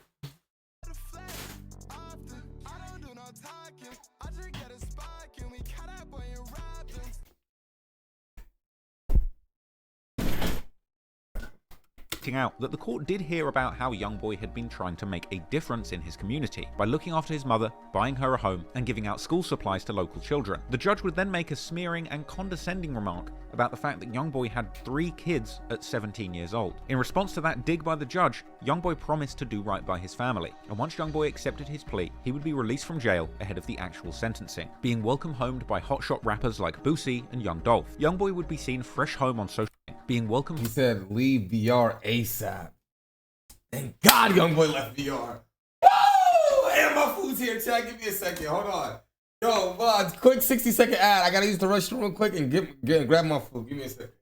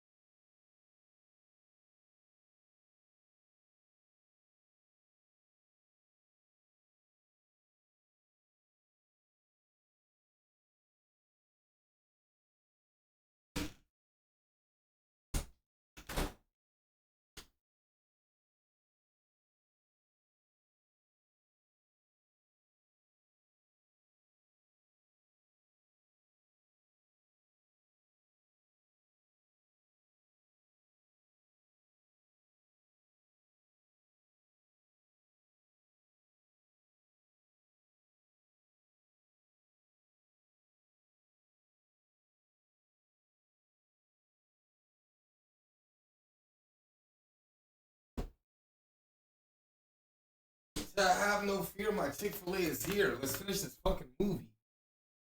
Fucking documentary, nigga. This is a movie. Do you hear me though? Alright, here we go. Homed by hotshot rappers like Boosie and Young Dolph, Youngboy would be seen fresh home on social media, being greeted by his NBA crew, and rocking the same Burberry button-up shirt that he was booked for the crime in.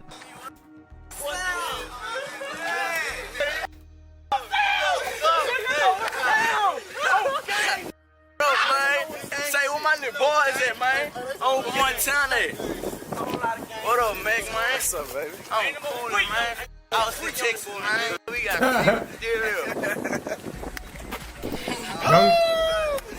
Youngboy, stop disrespecting my state now. Now. Being greeted outside jail by Montana in a white Maybach. Nah, I gotta lie. I don't fuck with Austin either. Man, it's the best feeling ever. We got KD right there, we got Davis, we got Max Harden. Man, you know what it is. Youngboy was fresh home, and music would be the first thing on his mind. He would be seen filming freestyles in the same outfit and surrounded by his crew and manager Big Dump. Called 3 years, tell them I don't want to chat in the studio. It's shade in the studio. It's strange on the grind every day. I've been chasing that sack real 38, baby. I'm from Carter Track. His first major release since his release would be the biggest song of his career so far, the track Untouchable. This was a big single where Youngboy spoke optimistically about making it out of the struggle of the Baton Rouge streets and vowing to make the most of this opportunity that he had to make it through music. And declaring his intention to move out of Baton Rouge to Los Angeles, where he hoped that he no longer needs to carry a gun. Nah, but that's not true though. You gotta carry a gun in LA too, which he did, and also got another charge for that. But we'll continue. Hitting number 95 on the Billboard charts, becoming Youngboy's first solo single to chart in the United States. By August 2017, Youngboy was back in the studio, ready to focus on his music career, despite the prying eyes of a probation officer set to be following him for the coming years. So, following the successful release of Untouchable, Youngboy's team would drop his latest mixtape, AI Youngboy, on August the 4th, 2017, a project which would end up landing at the impressive number 24 on Billboard's 200 album chart. This also included another popular single, the track No Smoke, which surpassed Untouchable and ended up landing at number 61 on Billboard's Hot 100 singles chart. Youngboy was storming the charts and seemingly attracting the attention of both labels and other rappers. Funnily enough, on the song GG, Youngboy seemed to suggest that Chicago rapper Lil Durk. Yeah, niggas found out that he said this like 10 years later. I don't know if he really did say that, but I can say it does sound like it. It does sound like it, but we never know. So you think he really said that?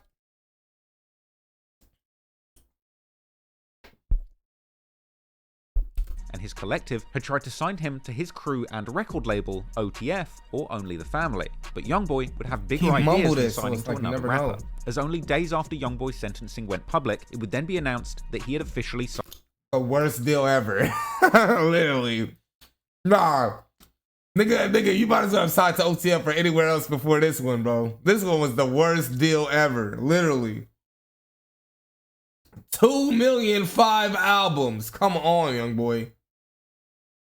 Signed to Atlantic Records in a huge 5-album contract reportedly worth $2 million. And Youngboy would seemingly celebrate this deal by purchasing a tiger and telling fans that he got paid a big bag. I'm like, you pay me. You pay me. Dude, I got that bag. I'm getting paid for everything I do.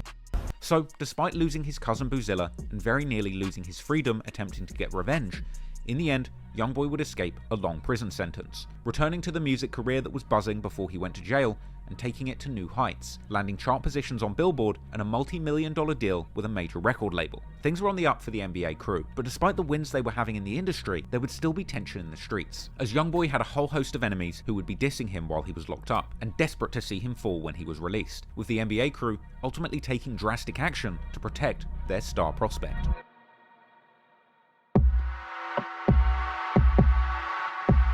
When Youngboy began picking up steam as a rapper in Baton Rouge, naturally, he attracted a lot of opposition. After parting ways with former street crew turned label TBG Top Boy Gorilla, he would find himself at war with their main artists G Money and Fredo Bang. But they wouldn't be the only enemies that Youngboy would make in the city. In November 2015, Youngboy dropped a song called Homicide, a collaboration with another Baton Rouge rapper by the name of Scotty Kane. They would appear together on the song and in the music video, and apparently Youngboy would become friends with Kane. but later they had a falling out, with some suggesting that Kane may have felt slighted by lyrics on his song So Long, where Youngboy rapped that he blew up in his city and that he was getting views even without the song with Scotty. This was followed by an IG live clip where Youngboy would rap lyrics saying that someone changed on him. Apparently at some point Scotty Kane caught Youngboy in a studio and slapped him, later taking to social media to explain his side of the story, saying that Youngboy had begged him for a verse and after asked him for money for shoes, and saying that he was trying to get close to Scotty Kane's crew because he had fallen out with TBG, with Kane even going as far as to tell Youngboy if he really has money, then send a hit and kill him. I'ma address the situation like a man. Your bitch ass rolled my cousin. Y'all came to the studio, he begged me to do the first verse. I did not want to do it. I thought about it. I'm like, well, I'm gonna go ahead and get a chance. I did the verse. Your bitch ass asked me to put some on your shoes. You not with my label, bitch ass, so you. I'm doing what I'm going to have with you on shoes and videos for. It was over there riding TBG. They wanted to raw your ass out. Now your ass come trying to rap mafia music. Now you get on and do all this. You got bread, kill. Drop your bread, man. What the? Don't do all that. Hear me, come see me. Living like that. Cause you know me. I'm living like that all day, every day. You know how I'm coming. In response to this deadly threat from Kane, Youngboy would reply to this by rapping more lyrics from the song Gravity and showing that he had dudes behind him ready to shoot. Yeah, and I don't owe nobody but my mama boy and my they was doing super. I'm a boy. Remember I ain't having to eat, I had to go steal for. Show you my bank account, I swear I got 6 figures large. I don't need a hating, probably won't snake me for it. These under disguise, living under the board. These they wasn't made for it. Lord, please don't mistake me, play gon' die, cause I ain't gone. This the life that I'm living, I pray I make it through the night. As I ride through the city, I'm staking, looking at the lights. Youngboy would appear to address the incident on the song Who You Supposed to Be, admitting that he was sent an address where he pulled up and where he was confronted by 3 people, and seemingly admitting to that he was sent an address where he pulled. You know when you sent that address, you know that I pulled up, said he was in the car. Just stop lying. Don't tell me where you was. It's one of me and 3 of y'all. I ain't tripping. I know what that was. Damn, he got backdoored. Up and where he was confronted by 3 people, and seemingly admitting to crying when they pulled out guns on him, but still mocking them for not using. Stand down to who, bitch? Who you supposed to be? You down with that burner and ain't use it? What's that supposed to be? But y'all took D. Now one of y'all can say y'all took YB. It's falling down my face, still letting y'all know it ain't no hole in me. Using the guns and ending the track, seemingly threatening to kill Scotty Kane. Later on, Pablo El Chapo, who had apparently intervened in this incident where guns had been pulled on Youngboy in a studio, posted a clip to social media seemingly confirming that Youngboy cried and suggesting that he had saved his life. But I do. Yo, Drago, thank you for the 3 months. Exclamation point sub, about to subscribe to the stream, man. Good vibes. Your homework on that song? I played that song. Stand down to who? Bitch, who you supposed to be? It's that song, right? I heard it. Youngboy. Pull them rods on your ass. You was crying in that motherfucking studio. I saved your motherfucking life. I told my younger man, leave that slide, bro. Crying, man. Crying in front of his manager, man. Slide. He ain't about that gang shit. Y'all asked him to fight, he won't fight. Then when he brought up the gun, we could do it with the gun. Pulled 3 guns in your face, you was crying. Ass boy. Chapo saved. Kane would actually respond to Youngboy in a diss track of his own, only days after his cousin Boozilla was gunned down. Scotty Kane would drop the Youngboy diss track NBA Smoke, produced by prolific TBG producer Austin on the Track. On this track, Kane would return Youngboy's death threats with threats of his own, as well as saying that somebody killed Boozilla and he didn't do anything about it. Kind of an ironic lyric, considering that a month after this song dropped, Youngboy would indeed be charged with double attempted murder, attempting to do something about Boozilla. But while Youngboy was in jail for doing exactly that, Scotty would drop a video on Instagram seemingly distancing himself from this beef. Hey look, man, I'm on the road to success, man. I ain't with none of that. Y'all can have that shit. I ain't with that beef shit. I ain't trying to kill none of you. I ain't trying to do none of that with none of you, man. Y'all can have that shit. I got kids. I got so much going on good for me, dog. Like, it's a lot happening right now. I ain't with no copping deuces and nothing. I just ain't with it. Like, I ain't having this shit, dog. Like, too many people that's depending on me, too many people that care about me. I don't need to. I don't think he copping in chat. Like he was just getting money.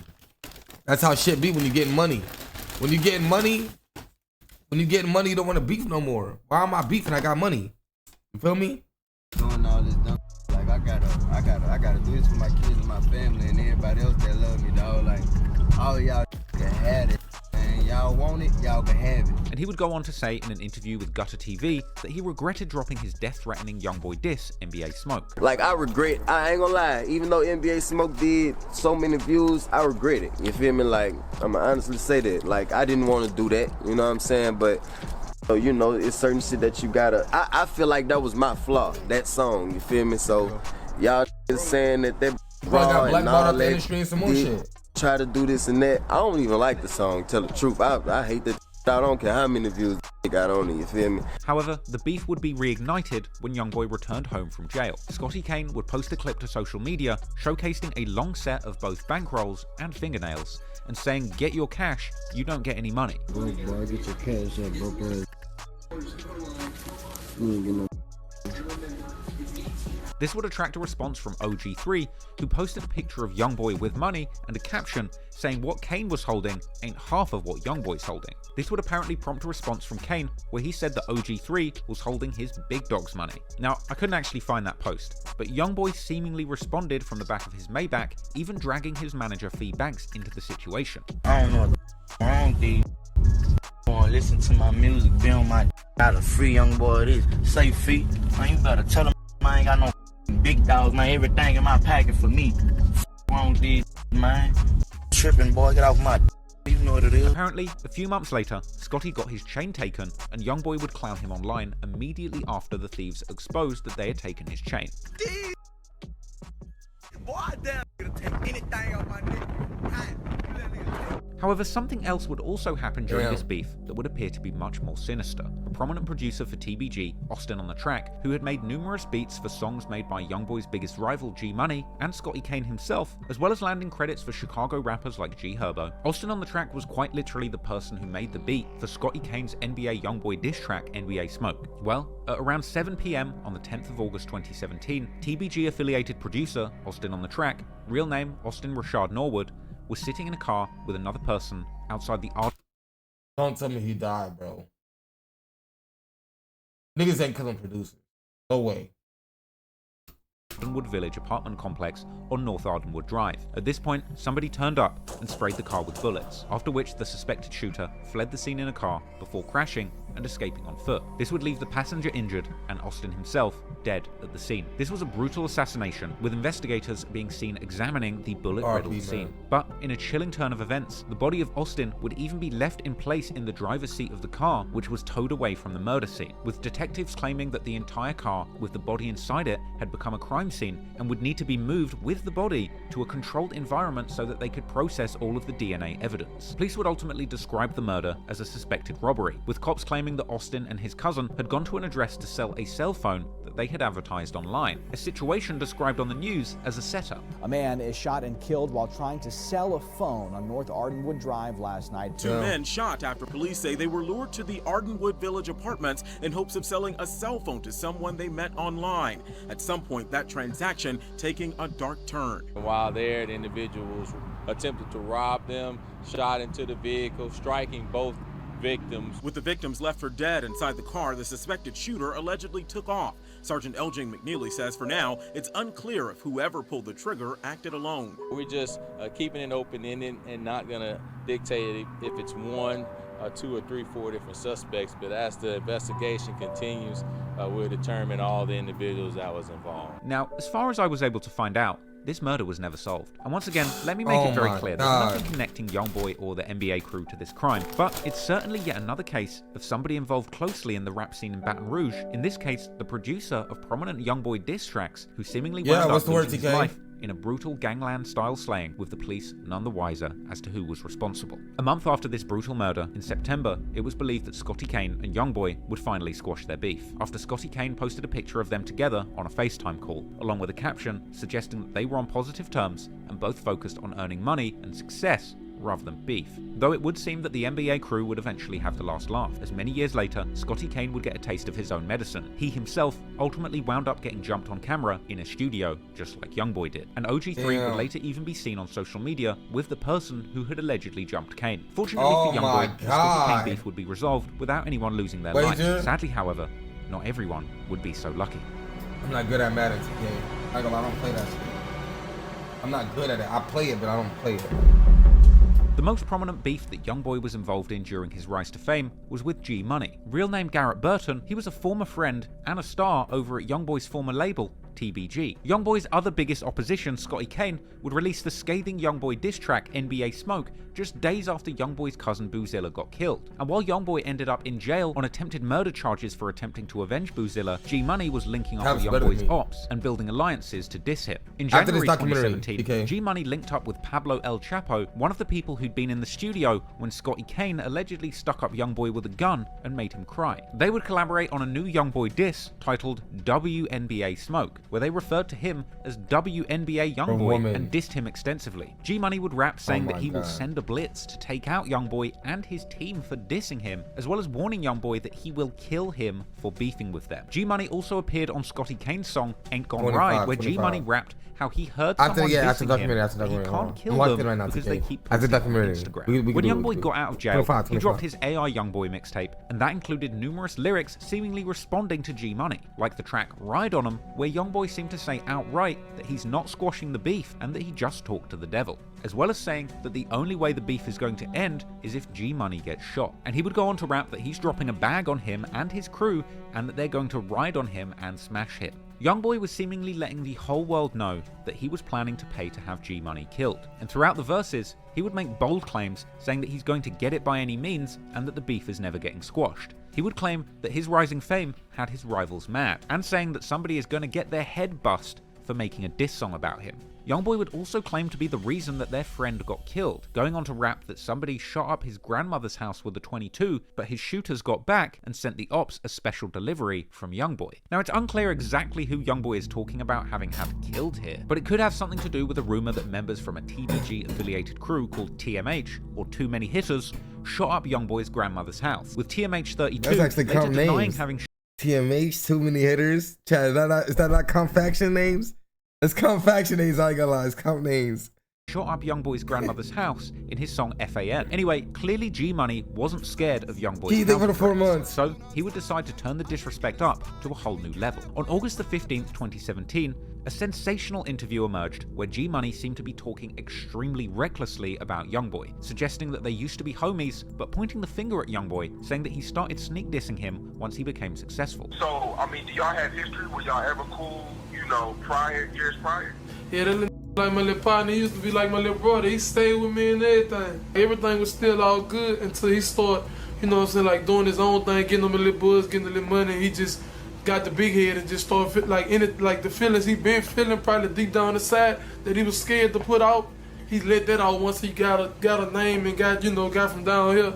And then G Money dropped maximum shade by being very disrespectful about Youngboy's sister and saying that he'd slept with her. He mad about his sister too, though.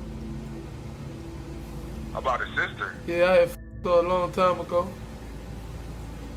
Oh, okay. Initially, G Money and Youngboy would go back and forth on Instagram, with G Money making a post suggesting that he's not jealous of Youngboy because he's already rich and living where the white folks live. Living like I'm already rich and I ain't even rich yet.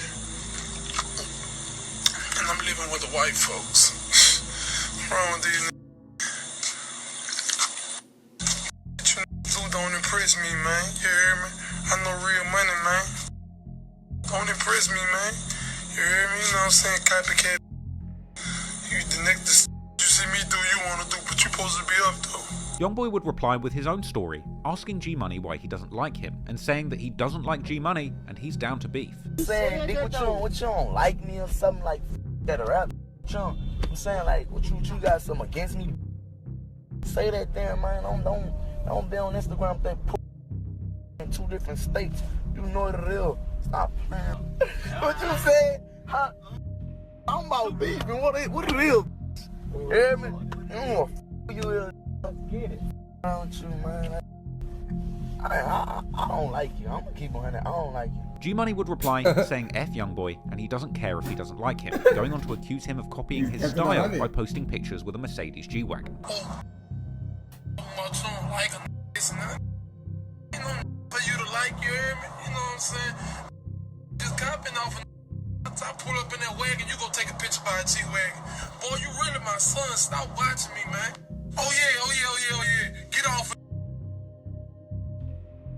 Then, a few days later, G-Money would officially go at Youngboy on wax with the scathing diss track, Industry. G-Money's diss song Industry called out Youngboy and the whole NBA crew on a number of bases. It had those lyrics that seemed to hint that Youngboy had been the one who tipped off G-Money about his cousin Boozilla running off with drugs, and it had more lines seemingly confirming that he had hooked up with Youngboy's sister, putting maximum disrespect on him. He also dissed Youngboy for sneak dissing him, and as the title of the song suggested, it dropped shade on Youngboy for signing a record deal and no longer being in the streets, with G-Money... Can't lie. Song's nice.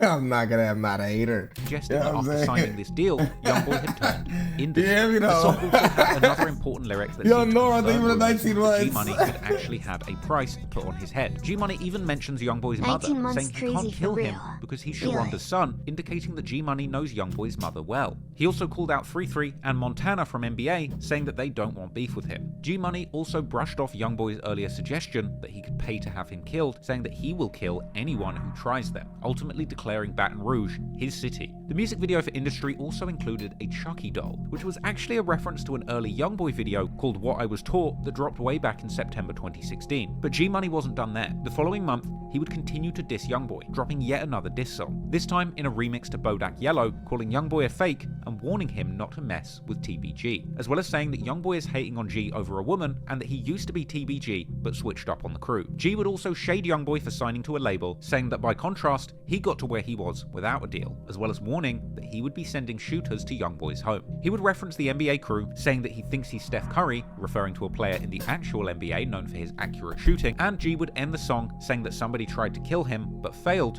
and got killed in return. It would seem for a while that Youngboy just wasn't responding, but G-Money would continue to go at Youngboy and the NBA crew any chance he got. In a September Instagram live session, he would continue throwing shade at Youngboy, mentioning that a Baton Rouge rapper got hot and left everyone behind, and saying that Youngboy is scared of him and his gang. These rappers in Baton Rouge be hating anyway, you hear me? These don't be sticking together down here. So what the fuck I look like getting you? When you do this and do that and do that, you ain't sticking with it. You. All these down here, man. You heard me? Most of these head of man. You see it, put your head down, nigga. And I can be by myself and you can be with 1,000, man. Yeah, for real. Yeah. If you ain't with us, you can't hang with my gang. And that's on God. Ain't no banging with the gang.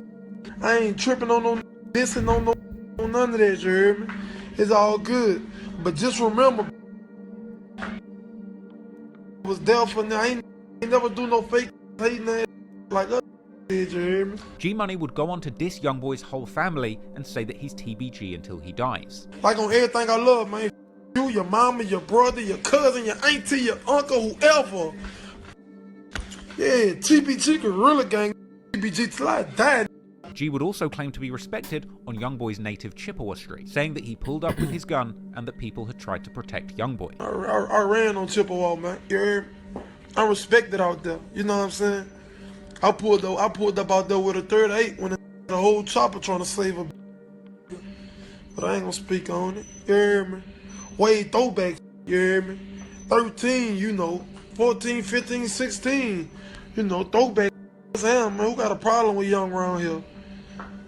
Now Young on the other side. Ain't crazy? He would also diss Youngboy's team, saying that everybody in TBG is a boss. How you be how he a boss and he got a CEO and all that shit, you hear me? You know, that bullshit. They got run them. Don't nobody run nobody over here. Everybody bosses. Yeah, nothing but bosses over here. Be looking at niggas because they got money, man. Y'all think real? Make no real, man. G-Money would even claim that Youngboy got robbed and stripped and didn't retaliate, with his goons saying Youngboy won't survive a beef with him. You ain't do nothing about it. Boy, stripped. You stripped and you ain't do nothing about it. So how you think you could tell me something? How you think you can go against me? How you think you can do that? You won't survive. Come on. Clearly this was a very personal beef aimed at Youngboy and his crew, and at this point both sides have made outright threats declaring their intentions to kill their opposition. Now, it's been speculated that Youngboy's manager Big Dump might have had something to do with potentially putting a price on G-Money's head. And in September, G-Money would seemingly be posting disses to Youngboy on social media, all while giving clues as to his own exact location. In one video, G-Money, standing outside, would claim that Youngboy started rapping and became a killer after he got a record deal. Say, Lil, you know you ain't living like that, man. You get a deal and you done turn to a killer. When you start doing all that, man, you know you ain't cut like that, man. You know TBG been your muscle, boy. And the same you talking about usually don't live in jail, wherever they at, man. That's the same you ought to move on the city, man. Yeah, you remember Will? Yeah, Will's out there. Yeah, you remember you ran out that store, man. You know what's happening with us, man. You hear me? Real. And I'm living out shit, you hear me? Everything you got with a deal, I got without a deal, man. You hear me? You know, 30 plus on my with no deal. Yeah, for real. Driving in $100,000 coupes, man. Yeah, with no deal, boy. You better stop playing and stay in your place, son. If you watch that clip carefully, you can see a window with white bars and black shutters beside it, with the building itself having red brickwork and a black security door. In this clip, G Money is standing in front of a recording studio at the 1900 block of Dallas Drive. Nah, I ain't gonna lie, nah. These niggas get federal. That's probably how they found out though, real shit. Like you never know. That's probably how they got the load. That's probably how they really got it. You see what I'm saying? Yo, Glow, just chill, gang. You ain't did nothing to Baby Threat. Baby Threat was terrorizing you niggas, bro. Just chill, gang. That TBG were known to record at. This studio was also featured prominently in the music video for G Money and Boulevard Quick's song, Set Trippin'. Never forget, Glow, 4 in 1 day behind Baby Threat. Do your homework. 4 in 1 day. Do your homework.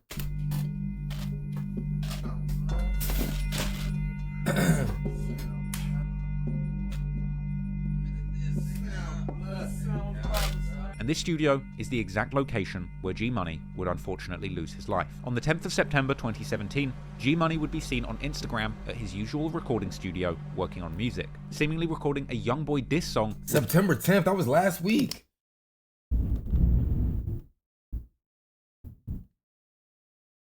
Chat, y'all heard that? Chat, did y'all hear that?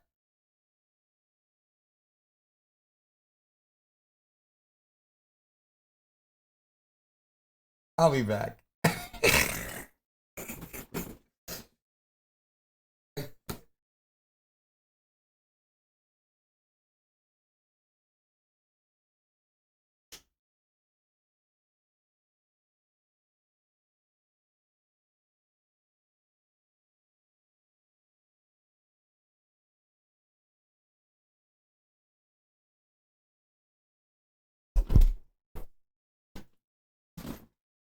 Nigga, it's storming outside. I didn't even peep. Nigga, that didn't sound like storm, gang.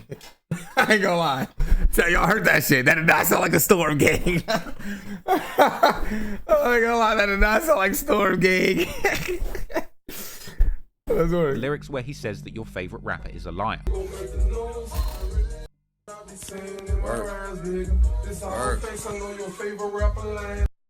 Favorite rapper line. At around 1:30 AM, G Money would be found shot in front of that very Your favorite rapper is a liar. Oh, 2 hours before his death. Damn. I was trying to set up. I just had to load. Favorite rapper line. At around 1:30 AM, G Money would be found shot in front of that very recording studio that he recently went live at. Fat Chapo, who was with him at the time of the shooting, said that G Money was caught off guard by a shooter as he walked out of the studio. I was the first out the door. I'm the one called for help. G walked out that door by himself. I told him before he walked out the door, like, he walked out the door on his own. And they start shooting. When they start shooting, I really didn't know what was going on because I heard a boom, but the music was playing, so it was kind of muffled. When as soon as the shooting stopped, I ran out the door. Nobody was I still never saw nobody, and I saw G laying right there on the ground. And once I seen him, all I could do is call 911, try to get help. Once police arrived, officers would be seen in the dark, taping off the scene and doing forensic work, and G Money would end up leaving the scene in a coroner's van just like the one that he had showed in his music video Industry, where he said that he would put his ops on the news. And the following morning, the news would indeed report on this tragic killing. Baton Rouge police are looking into a deadly shooting that claimed the life of a local rapper. Police say someone shot and killed 22-year-old Garrett Burton on Dallas Street around 1:20 last night. Sounds like a back door. Could have been, but they could have had the low. I mean, they knew what studio he was at. Not named any suspects or it does sound like a back door, though. Help police or why was he the only nigga walking out by himself? Crime Stoppers. One of G Money's closest friends and fellow TBG affiliated rapper Fredo Bang, in a DJ Small Eyes interview, would recount breaking down in jail when he heard the news of G's death. I just broke down in tears, like could have been. You know how a baby cry, and you know how a baby cry just yell. I really just sat there and locked up. Scotty Kane would also react to G Money's death, even telling followers that he was getting DMs telling him that he would be killed next. Man, I wake up to every day, man. My partner got killed in law. What the like that, son? Then it's sad to say, man. Talking about not even 25 yet. Like, come on, man. Like, it ain't that serious, son. Before I let you take me, dog, I'm slinging this whoever, whatever, and I don't care who love who. I'm going on my move. Get the on my DM talking about I'm next and all that. Man, I ain't worried about none of that. I ain't worried about none of that. Oh, man. When it's my time regardless, but I ain't worried about none of that. Better stop playing with kill y'all, so I do not play by my life at all. I'm gonna step, I don't give. I'm gonna die about it for real, The day after G Money was killed, it seemed that fans would attend the scene of the murder, filming the location and peculiarly finding a pillow on the ground. The presence of a bloody pillow at the murder scene would end up going viral, sparking a conspiracy theory that G Money's killers threw a pillow on him after the assassination, sparking a keep hearing a rumor that somebody threw a pillow after shooting him.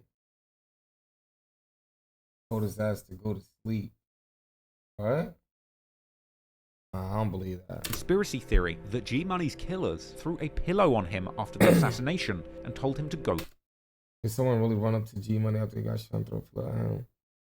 To sleep, with these rumors being further fueled by Youngboy lyrics that came out later, like the song Step On, where he says, "Lay your bed, I throw the pillow, police are after all of my people." And even in his recent single Bitch Let's Do It, where he rapped that his crew will creep up on their ops and lay their heads on a pillow, with Youngboy even doing an impression of a dying G Money laying on a pillow in the music video. However, for the record, this is just a conspiracy theory, and some of the more sensible Youngboy fans would work out that this pillow was actually used by emergency medical staff that had attended the scene. But setting aside those rumors, once this went down, all eyes were on the NBA crew. But it would that sounds more reasonable. Medical team. That sounds more realistic. Take years before the authorities were able to identify any of the people involved. DeAndre Fields, aka Lil Pap, or NBA Pap, actually the brother of NBA Ben 10, aka Ben Fields, who also got arrested for being in the car with Youngboy in that same incident after Boozilla's death, where Youngboy ended up getting the 10-year suspended sentence for. Now, Pap was eventually arrested on second-degree murder charges in connection with the murder of G Money, ultimately being bailed around June 2019. A lot of you are reacting tonight to the arrest of this man, DeAndre Fields. Baton Rouge police say they arrested him years after the shooting death of a local rapper, Garrett. Yo, chat, I know when niggas get indicted for murders that they did years ago, I know they feel shitty. Cause it's like, bro, how the fuck does police find me 4 years later? Like, you would have thought you was good, knock on wood, you know what I'm saying? Now, police be doing their job. They gonna come get you, bro. That shit could haunt you. Like, I know niggas be living their life in fear, knowing that shit can happen at any moment. You know what I'm saying? Like, real shit. Burton. Back in 2017, Burton went by the name of G Money. He was found shot to death in the parking lot on Dallas Drive there. Police arrested DeAndre Fields for second-degree murder. And initially, Pap would plead not guilty, but some interesting information would eventually be revealed to the police when they interviewed him after the shooting. He actually told police that he had left Baton Rouge with his mother and son, fleeing to nearby New Roads about 40 minutes away from Baton Rouge after G Money was murdered. As well as this, by New Roads about 40 minutes away from Baton Rouge after G Money was murdered. As well as this, when asked about his whereabouts on the night of September the 10th, 2017, Lil Pap claimed that he drove to Hammond to get gas. When detectives later obtained his phone records, this claim was proven to be false. Don't say nothing, nigga! Don't say nothing, nigga! his records revealed that he was actually in Baton Rouge on the night of G Money's death. But perhaps the most shocking piece of information that Lil Pap shared with the police, which I can imagine was a huge driving force behind his indictment, is the following. After police asked Pap who among his friends would shoot people for the NBA group, he replied, when police asked Fields who among his friends would shoot people for the NBA group, he replied, to be honest, me. What? Oh no, this nigga was telling everything. Oh no. To be honest, me. Now, it's worth adding that in Youngboy's very first album, Life Before Fame, all the way back in 2015, he basically admits that he can call on Pap to carry out what needs to be carried out in the streets on 2 occasions. Firstly, in the song NBA, and secondly, in the song I Know. Ultimately, Pap would end up pleading out on greatly reduced charges of accessory after the fact of murder and ultimately receiving a sentence of 5 years. Now, interestingly, Pap would go back and forth with the judge during his sentencing, saying that he is taking the deal, but he said, I'm going to agree to the deal, but I want to say for the record that I'm 100% innocent. He is 100% innocent. And interestingly, close friend of G Money, TBG rapper Fredo Bang, would later claim in numerous interviews that he did not believe Pap to be G's killer either. Y'all saw sending me that nigga still sending to her like, you seen it? You seen it? Yeah, I seen it. Oh, he's making arrests. Might be wrong. Damn. Man, I ain't gonna lie, bro. I would have done not guilty, and why would you even say something like? One more fucking month. Yo, Chad, that thunder is crazy. Thank you for the sub. Do that. Brown. Do you know the guy that's being charged? You said that you didn't think the guy that they're charging with the murder actually did it. G Money's own mother would also post on social media saying they still haven't found the shooter of her son. G Money's own. Good morning, guys. Let me clear this up. We went to court yesterday. No one was charged with G Money's murder. The guy was charged with accessory to second-degree murder. After the fact, we never got a shooter, but with the God I have in me, he don't sleep. He said hi and look. Hello, shooter, if you're still out there, may God have mercy on your soul, because that guy wasn't the killer. Y'all be blessed and have a great day. Like I told the DA, God will never leave me or forsake me. The Burton family will get justice, and that's on G. Amen.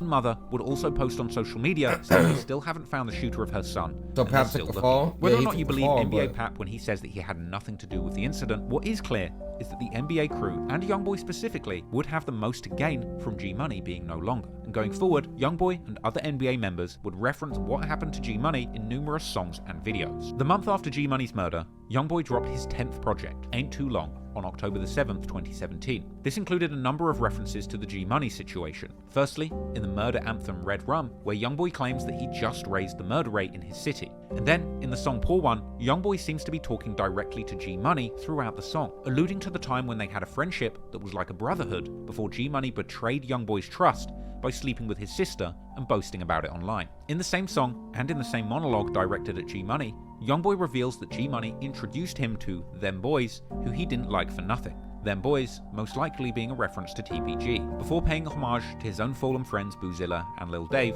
Youngboy would seemingly suggest that G Money had blamed him for drugs that went missing, which caused the tension between Youngboy and his cousin Boozilla. In another song on the project titled War With Us, Youngboy talks about the sorry state of affairs in Baton Rouge, saying that one particular week he saw 7 murders and that there is no helping his city. This was a bold lyric that painted a picture of a city completely out of control. The war in the Baton Rouge rap scene had gotten deadly, and now one of the most promising artists in that city was in the grave.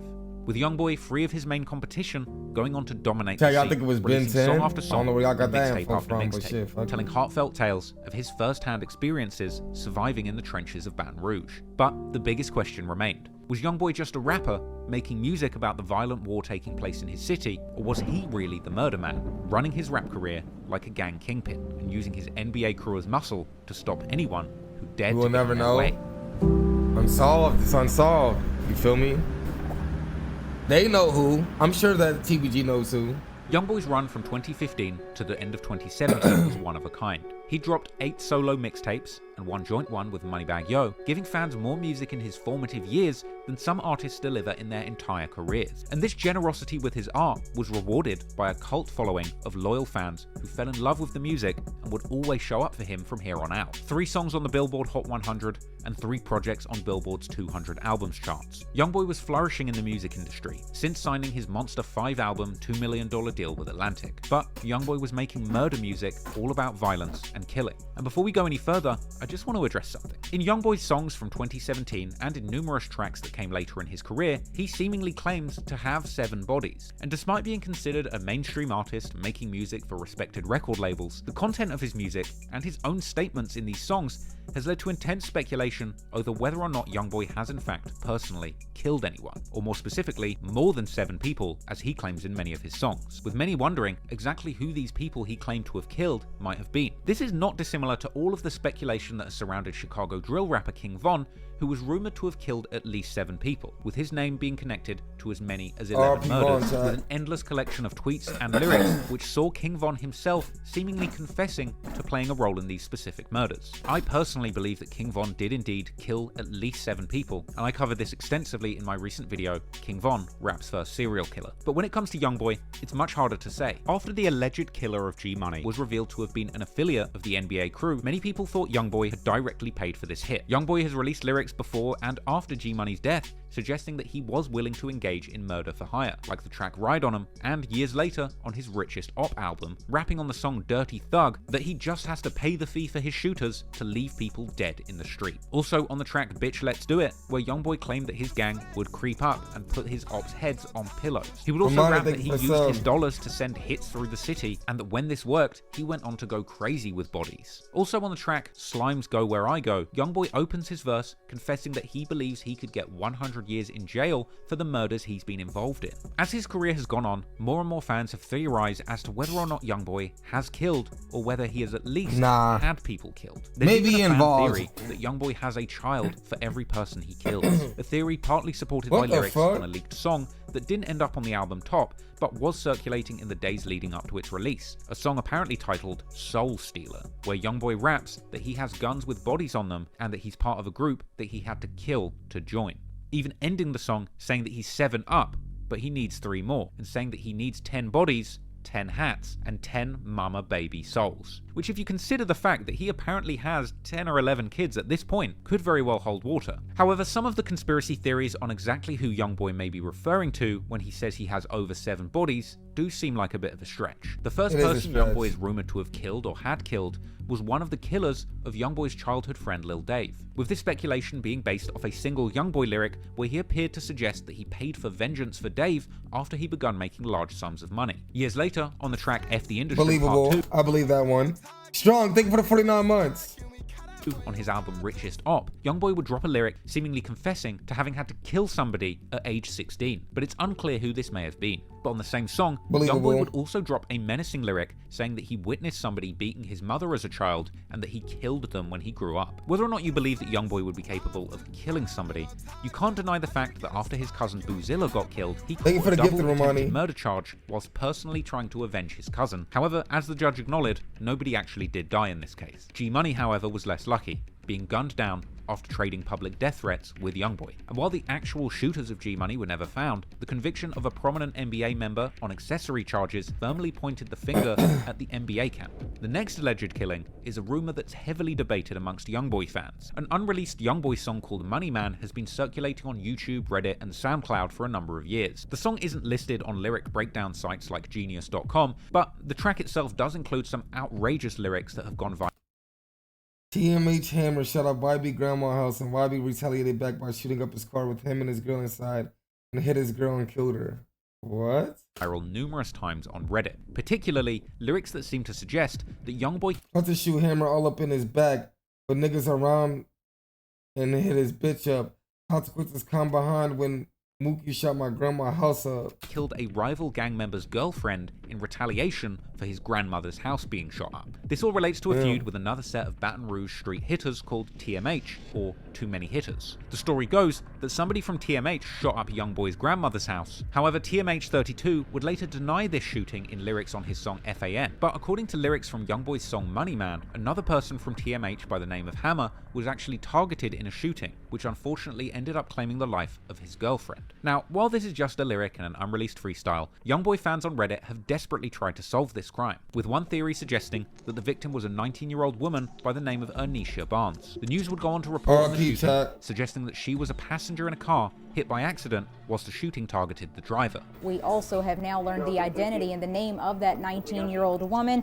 Police tell us that it was about 10:15 last night when an unknown suspect in a red Chevy Trailblazer fired several shots into a car with 19-year-old Ernisha Barnes sitting in the passenger seat. It happened near Gus Young and 48th Street. We're told that Barnes was actually taken to a local hospital where she later died. Barnes died of a gunshot wound to the stomach after police say a suspect traveling in a red Chevy Trailblazer fired into the car she was a passenger in. Several sources said 2 other people were in the car at the time. It is believed that one of them, Ernisha's best friend, was the intended target. No one would ever think suspect or imagine something like that happening to them, they child, However, despite fan theories that Youngboy was in fact responsible for this tragic murder, later on, 2 completely unrelated people would be taken into custody for this shooting, with it being claimed that the shootout stemmed from an argument and that the shooter was targeting the driver of the vehicle Barnes was in. Donnie Spencer was charged with first-degree murder for the shooting, despite publicly claiming to be innocent, and Ashley Taylor was charged with attempted second-degree murder and illegal use of a weapon, for apparently shooting at a woman in the same spot just minutes before this fatal drive-by, with cops claiming that the 2 shootings were connected and that both shootings stemmed from an ongoing argument. Scotty Hunter tonight with the key thing that helped police make a very quick arrest. The man accused of carrying out this year's record-breaking murder in Baton Rouge, 27-year-old Donnie Spencer, is behind bars tonight. As he was loaded off to prison, he had nothing to say except one thing. Innocent. Spencer's charged with first-degree murder and attempted first-degree murder after certain people really be innocent though, Chad. That's why I ain't gonna lie, especially in Baton Rouge. I heard Baton Rouge has like one of the most falsely incarcerated people ever. Gunning down 19-year-old mother Ernisha Barnes last Thursday in a drive-by shooting on Gus Young at 48th. His information put out on Friday. Roughly 72 hours later, he was picked up today by the U.S. Marshals Task Force. Now, the rumor that Youngboy was involved in this murder has been widely considered to have been debunked, as Donnie Spencer would eventually be sentenced to 22 years for this murder. However, that hasn't stopped rabid Youngboy fans from continuing to spread the rumor that the person who took the charge was actually just doing it on behalf of Youngboy to take the fall, since he'd maintained his innocence during proceedings. And this rumor's been kept alive by yet more ambiguous Youngboy lyrics that seem to mention a woman being killed in the crossfire. Youngboy seemed to mention a similar situation in an unreleased song called Stay in Your Lane, rapping about how she got killed outside a corner store, seemingly a reference to the location of the killing of Barnes. And later, Youngboy rapped in the song Murder Man, thought it was him, it was his bitch. Let me tell you how that go, I'm the Murder Man. And even more recently on his 2023 album Richest Op, where he rapped on the song I Heard that someone got swerved on with his girl, she got hit, and all he heard was her last breath. Now, despite the fact that this particular murder has been solved with a suspect who was sentenced for the murder, fans would continue to be desperate to try and link Youngboy to specific murders going forward,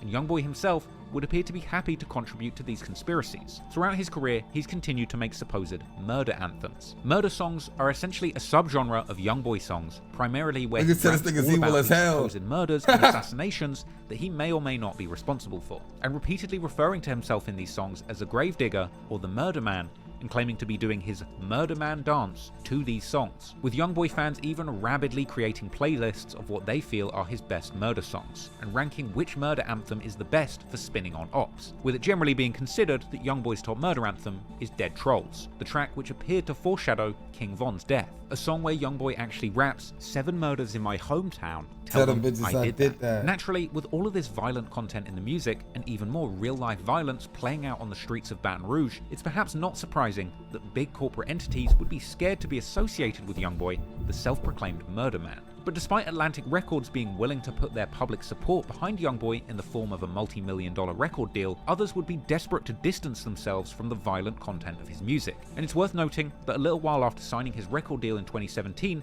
Youngboy quietly changed his official name from NBA Youngboy to Youngboy Never Broke Again. Apparently this was a tactical maneuver carried out to avoid a potentially costly and damaging copyright dispute with the real NBA, the National Basketball Association. The initials NBA are trademarked and intellectual property of the National Basketball Association. And ironically, had Youngboy kept using NBA in his name, he very well could have ended up getting sued and ended up very much broke again, with the National Basketball Association generally being a bit more of a family-friendly business that likely don't want to be associated with the sort of street activity that Youngboy's NBA are into. Unless your name's Ja Morant, of course, but we'll get into that later. Anyway, after resolving his name change and avoiding a potentially costly legal dispute with the other NBA, and after the murder of his biggest rival in the Baton Rouge rap scene, G Money, Youngboy, with the support of his label, would launch into a huge promotional campaign for his next project, setting the stage for Youngboy to have a meteoric 2018, which saw him break into the mainstream music conversation. In January 2018, he released his big commercial single, Outside Today. The song itself was interesting thematically, and perhaps foreshadows Youngboy's constant subjugation to house arrest. Only in this song, he says that he's staying inside to avoid the paparazzi and all the attention that has come from his newfound fame. The song wasn't short of gangster content either. Elsewhere in the hook, he rapped that he would still do a drive-by in his Rolls-Royce Wraith. Youngboy goes on to make a pretty bold and shocking claim, stating that if you want to join NBA, you need to acquire a body, along with other lyrics where he claims to jump out and shoot at people's houses, describing the exact scenario where he caught 2 attempted murder charges after the murder of Boozilla. He follows that up with a lyric claiming to always be telling the truth and never capping in his lyrics. A bold claim, which is followed up by another ominous lyric where he claims to shoot his ops and their women. Another lyric which is eerily similar to the rumored shooting of an innocent woman that we discussed earlier on. Now, the music video for the song makes a big statement about where Youngboy's life was at. The music video, Youngboy's girlfriend at the time, Jania, can be seen trying to avoid a group of paparazzi asking questions as she enters his home. Youngboy would rap his verses for this song in an opulent mansion, along with a cameo from Louisiana's #1 star himself, Birdman, the legendary New Orleans. Let's work.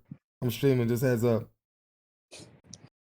Record exec and rapper of Cash Money fame. The red-themed video, along with the presence of Birdman, one of hip-hop's most famous Blood Gang members, appeared to be a subtle hint at Youngboy's ongoing connections to the Blood Gang, as can also be heard in their 2018 collaboration with Poppin'. Youngboy and Birdman would maintain a close relationship going forward, and they would even eventually create a joint mixtape together with a strong Louisiana theme titled From the Bayou. Birdman would also be one of the very first people in the industry to see Youngboy's full potential, predicting in a 2018 interview just days before Outside Today released that Youngboy would be the biggest young superstar that the rap game had ever heard of. I think he the next biggest young superstar the game that never had. Talent-wise, he's an animal. He's a monster. I had the pleasure of being around him and see how he worked, watch how he worked. I think he's gonna be the next biggest superstar in the world.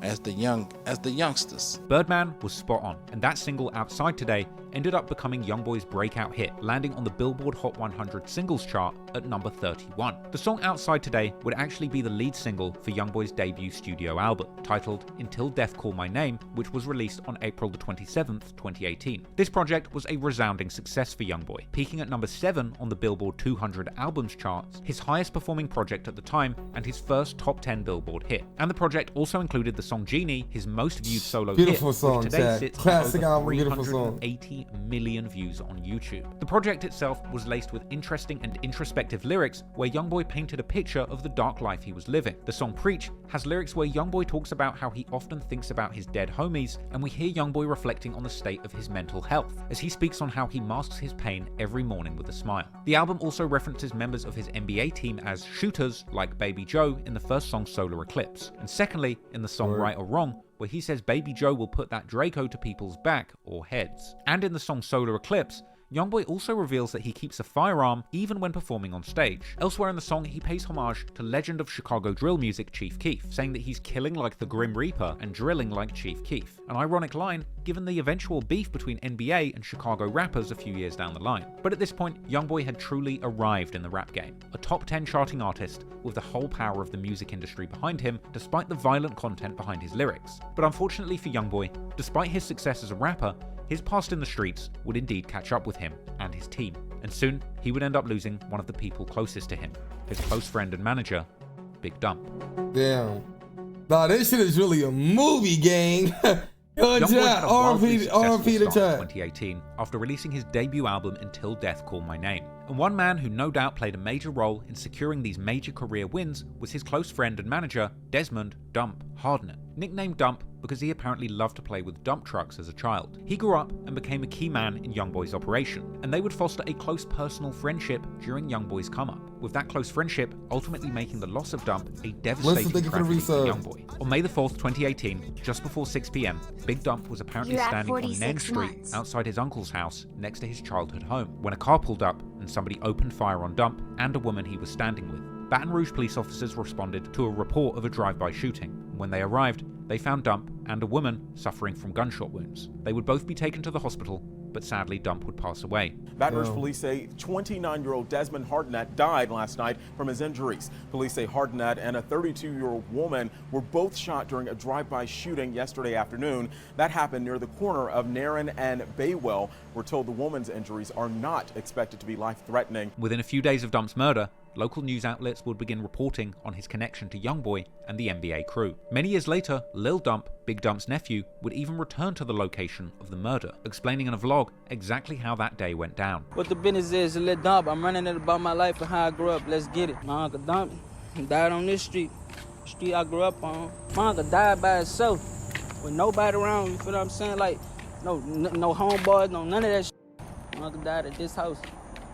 Basically, he ran from here to there, under my uncle's driveway.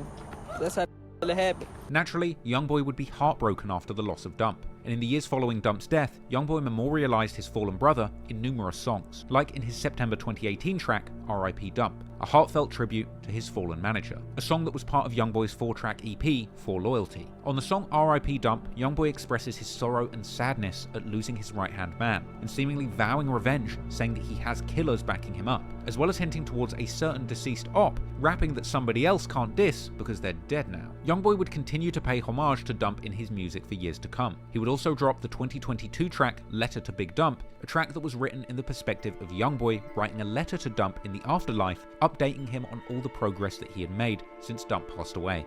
It would also include a lyric where Youngboy claimed to have had a conversation with the person who put a hit on Dump, with Fredo Bang confirming in a Vlad TV interview in 2023 that he did indeed have a phone call with Youngboy. Did the two of you get on the phone together? We talked.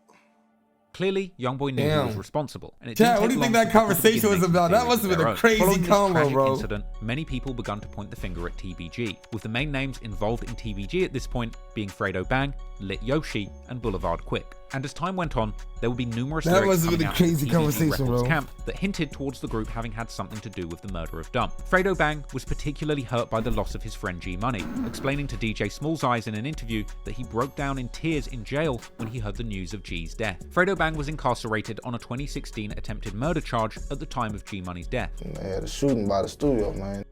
G got killed. So I'm like, man, I ain't trying to hear out. You know what I'm saying? Hang up in his face. I dropped the phone.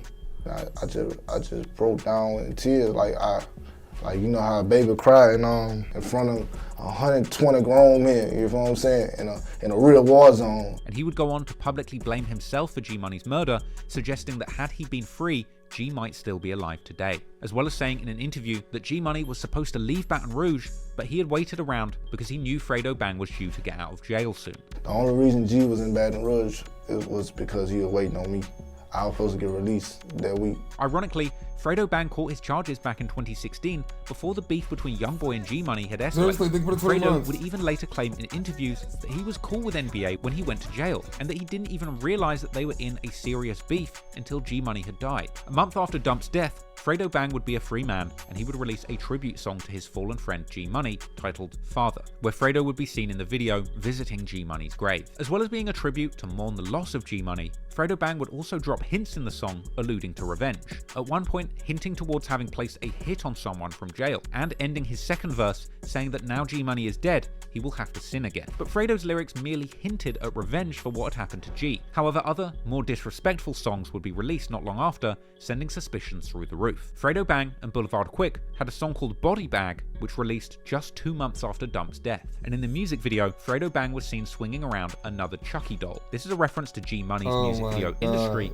which itself was a reference to Youngboy's video What I Was Taught. Something that signals to me a very personal message from Fredo Bang that all of these videos are connected. But beyond the visuals, the lyrics to Body Bag painted a shocking picture. Fredo would rap that they'd pull up on ops and dump the whole clip, and that TBG stretch people. The track had lyrics that said they put someone's homie in a box for dropping knots, i.e. spending money to place hits, and saying that they caught him outside the house, which describes the circumstances of Dump's murder. Boulevard Quick would again reference Dump apparently running from the shooters, saying, "I heard he tripped over his shoelaces." And Fredo would seemingly call out Yoshi and Quick as shooters. Boulevard Quick even claimed to be No, this is the most descriptive self-snitching I've ever heard. Zari, thank you for the resub. Cash you by, thank you for the 38 months. Hold on. I heard he tripped over his shoelaces, 762s. You gonna make the news today. And Fredo would Quick be out his mind and Yoshi creeping like a caterpillar. Nah, these niggas is crazy, bro. Seemingly call out Yoshi and Quick as shooters. Boulevard Quick even claimed to be shooting people from the window of cars. I'm passing through your block. I'm trying to catch a op. I'm hanging out the window. I don't care about who outside. And that would be followed by Boulevard Quick's song And One, which also prominently featured a Chucky doll again. And in that song, Quick would rap that he would have died for G Money and telling Youngboy to go dig his friend up, as well as dissing Youngboy, saying that he went to jail for attempted murder without even shooting anyone. After that, another Fredo Bang song called Lot of Smoke dropped. And in this song, he would rap that he put someone on their back and that he's smoking on a fat man and that he's not dumping the ashes, as well as going on to rap, "I killed your partner, I ain't sorry." In January 2019, Fredo Bang would release a tribute song to his friend YNW Melly called Free Melvin, and in this song, he would seemingly name Boulevard Quick as his shooter and saying that he committed murder after murder, as well as lyrics where he claims that his friend caught a body and Fredo thanked him, going on to say that they were dumping clips and Free Boulevard, seemingly painting a picture of Boulevard Quick as indeed being Dump's killer. In September 2019, TBG rapper Lit Yoshi would also release a track called Blasting, which came with lyrics about walking people down in their own hood and making ops run, but still leaving them slumped and shooting them with 7.62 bullets. Yoshi would also later release and delete a track called Chase Down, where he appeared to describe the circumstances of Dump being shot whilst with a woman who Mob and some ran up that bitch. Fucked up that mission. He tried to scream he got the heat. He tried to run, little nigga. I met him on the other side. I hit him with that semi. He hit the ground. I let it rip. We still on that business. Who was screaming as he ran, and continuing to describe the scene where he claims to have personally chased someone down and left him face down, as well as claiming the whole city are against him and that he's always going to dump or shoot, and claiming to even have a $150,000 bounty on his head, but he's not scared and he's still making his ops run. One particular standout lyric was from his song Drake's, where he says he put it on that truck, an obvious reference to Dump.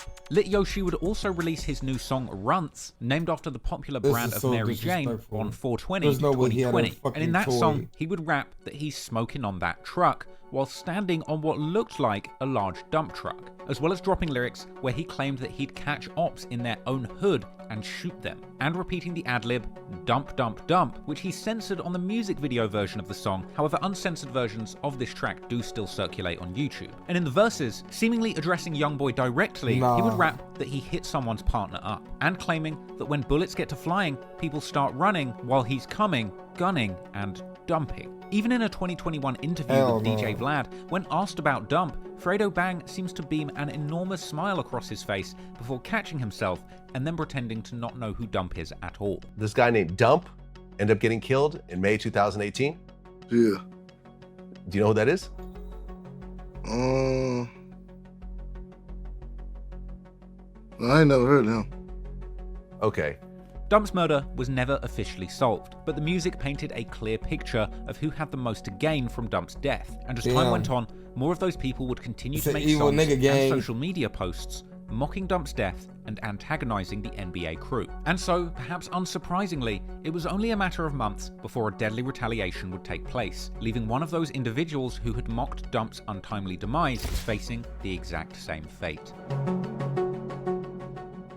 Damn, back to back By murders. summer 2018, the Baton Rouge rap scene was in the grips of a violent gang war between numerous factions. The 2016 murder of NBA Youngboy's cousin Boozilla was just the first in a chain of deadly shootings that would claim the lives of members on both sides. After narrowly beating 2 attempted murder charges trying to avenge his cousin, Youngboy would ultimately remain free to pursue his music career, but the NBA members backing him would seemingly continue to wage war against his rivals in the streets. The September 2017 murder of former friend turned rap rival G Money would see his friends from his crew TBG looking to avenge him, and ultimately that revenge would come in the form of the murder of Youngboy's close friend and manager, Big Dump, in May 2018. But the violence would be far from over. Before Boozilla was killed, he had released a song called Chat, is TBG behind the Boozilla hit though?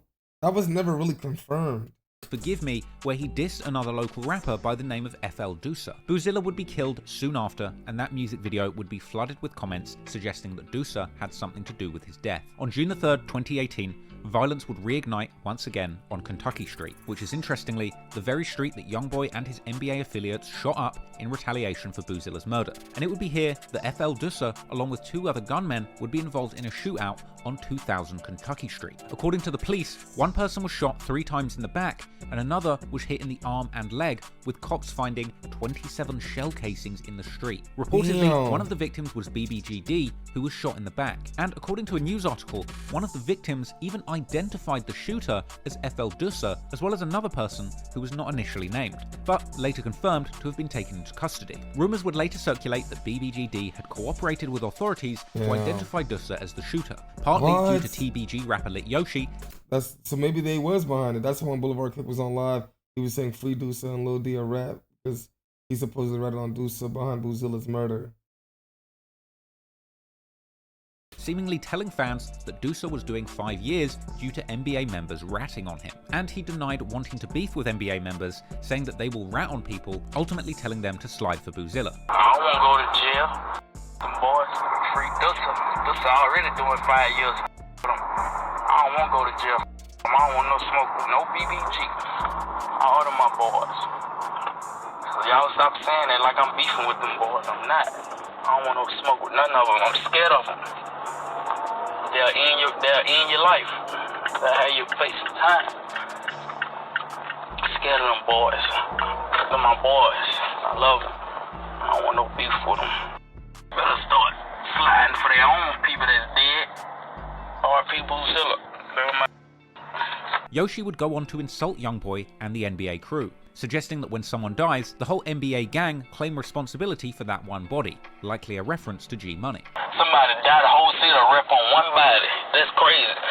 If somebody died, the whole city will get on Instagram and rep on it, and ain't got nothing to do with it. These crazy.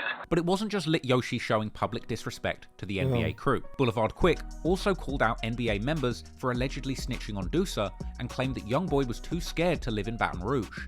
You know the real. You told on Doosa, got the man in penitentiary, and you told the people you couldn't live down here, so y'all relocated to California. Off social media, Boulevard Quick was continuing to diss the NBA crew in his music. He would release a remix to Youngboy's own song War With Us in June 2018, calling it a G-mix in tribute to G Money, and once again including a Chucky doll in the music video, as both Youngboy, G Money, and Fredo Bang had all done in previous diss songs and their music. What's up with this Chucky doll shit, bro? To show people pulling up on Street on 38th and Chippewa and shooting someone, as well as numerous lyrics providing an insight into the ongoing tension between these two groups. Rapping that word around town is that he's going to get killed, but he's not hiding, and that he's still sliding trying to kill ops. A couple of months later, on the 2nd of August 2018, Boulevard Quick released a bold music video for his new song Never Lacking. The track was a boastful diss to his ops, where he invited them to pull up on him, and he claimed that they will never catch him lacking because he's always armed.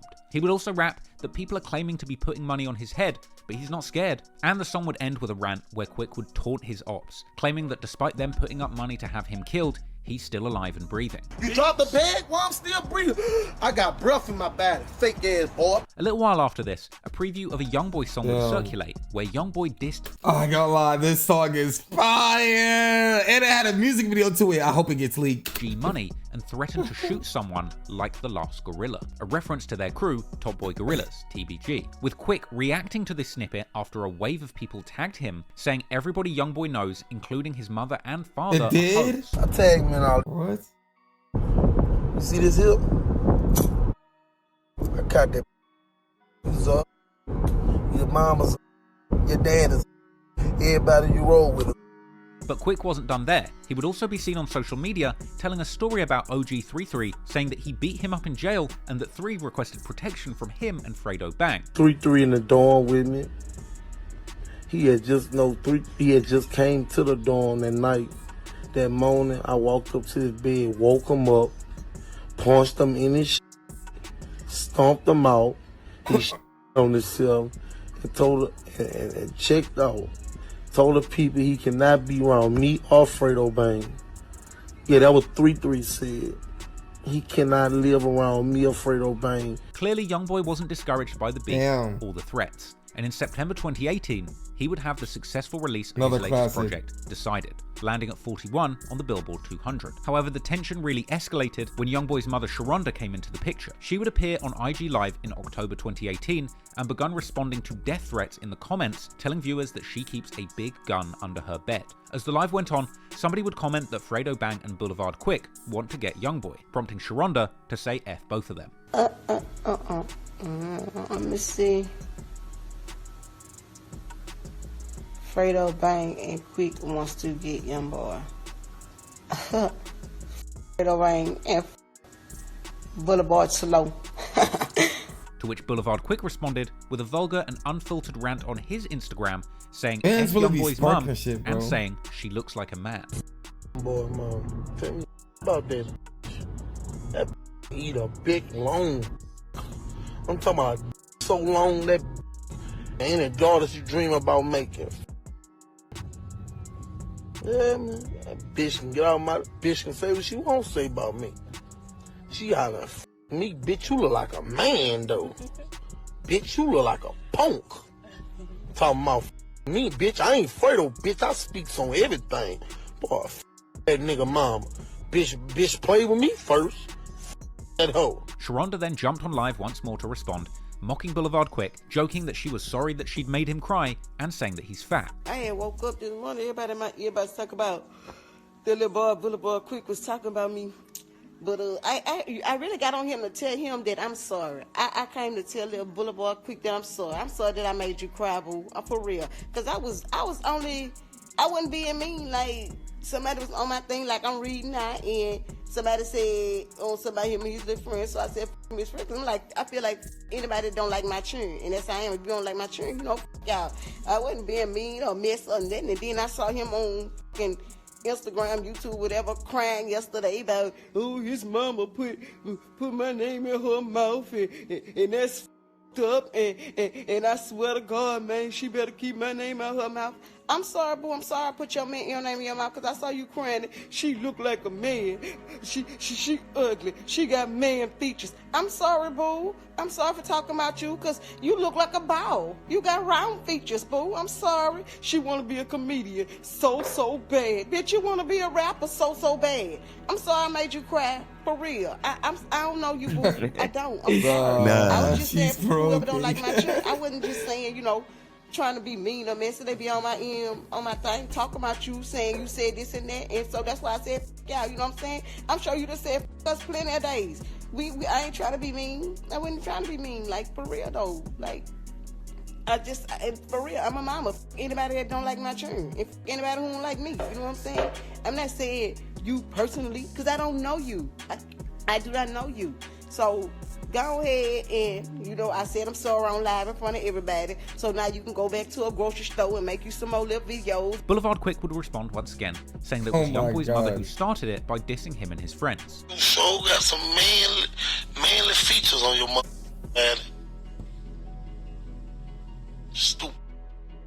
Like a whole game playing with a shit. Yeah, man, I don't give a now people gotta say, I spoke on, I did that, I can't take that back. Tell my name out of mouth. And keep my partner name out of mouth.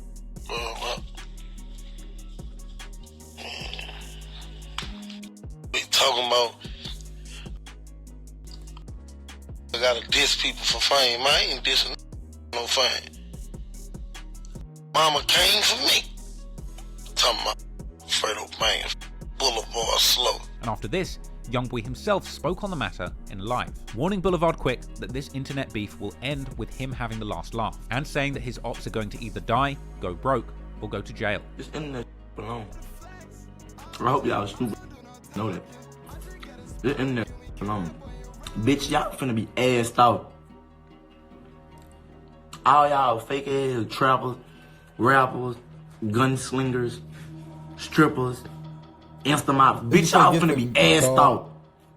Bitch, this ain't lasting for long, ho. That money gonna last for long. Bitch, we gonna see who gonna have the last laugh. It's either we gonna die, you either gonna be a bump, or you gonna be successful, or you gonna go to jail. And the reason I ain't that way, because the period point, I don't know which one I'm gonna be. You hear me? But I ain't dumb though. You hear me? And them people who play that role to y'all, them bitches know I ain't dumb. The people who really know me, they know I ain't dumb. You hear me? How the f I came this far? You think I came this far by being dumb, you stupid bitch?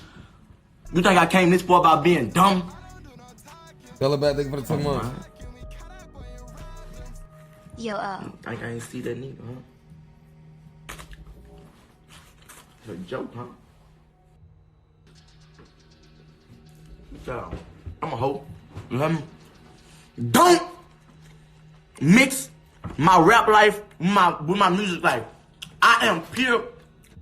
Clearly the beef between Youngboy and Boulevard Quick had gotten incredibly personal, and now mothers were involved. And unfortunately for Boulevard Quick, he would soon be facing the grave consequences of dishing out such public and personal insults. In one of his last public appearances on IG Live, Boulevard Quick would ask fans why people want to kill people from TBG so bad, telling fans that it's because they're dangerous and a threat to their ops. I really want to know the reason why kill TBG so bad, because we are a fucking problem. That's why. We are a fucking problem. We'll see TBG with nothing because we are going to be a real fucking threat to society. On November the 26th, 2018, around 12:30 AM, police would respond to reports of a shooting after neighbors heard 5 shots. They would attend Lakeside Villas apartment complex in the 2400 block of Weldwood, where Boulevard Quick lived. And here they would discover the body of Quick, real name Ashton Wells, who had been shot dead and left at the scene, murdered in cold blood just outside of his home, circumstances chillingly similar to the fate of Big Dump. It would seem obvious that these two tragic slayings may have some connection. TBG rapper Fredo Bang would post a tribute to Boulevard Quick, saying they accept everything that comes with the street life and calling Quick's death part of God's plan. And he would go on to continue to show love to Quick on Instagram in the years that followed. Meanwhile, NBA members would mock the murdered TBG rival, particularly Youngboy, who would appear to gloat on social media and in songs following Quick's death. The day after Quick died, Youngboy would appear on an IG Live with an enormous smile, reciting lyrics to his upcoming song, My Mama Say, where he said that people keep saying they're going to touch him. You were all that provoking. The full song would drop on Youngboy's latest mixtape, Reeler, the following month. Oh my god, one of the best fucking mixtape. Actually, scratch that. The best mixtape Youngboy has ever dropped.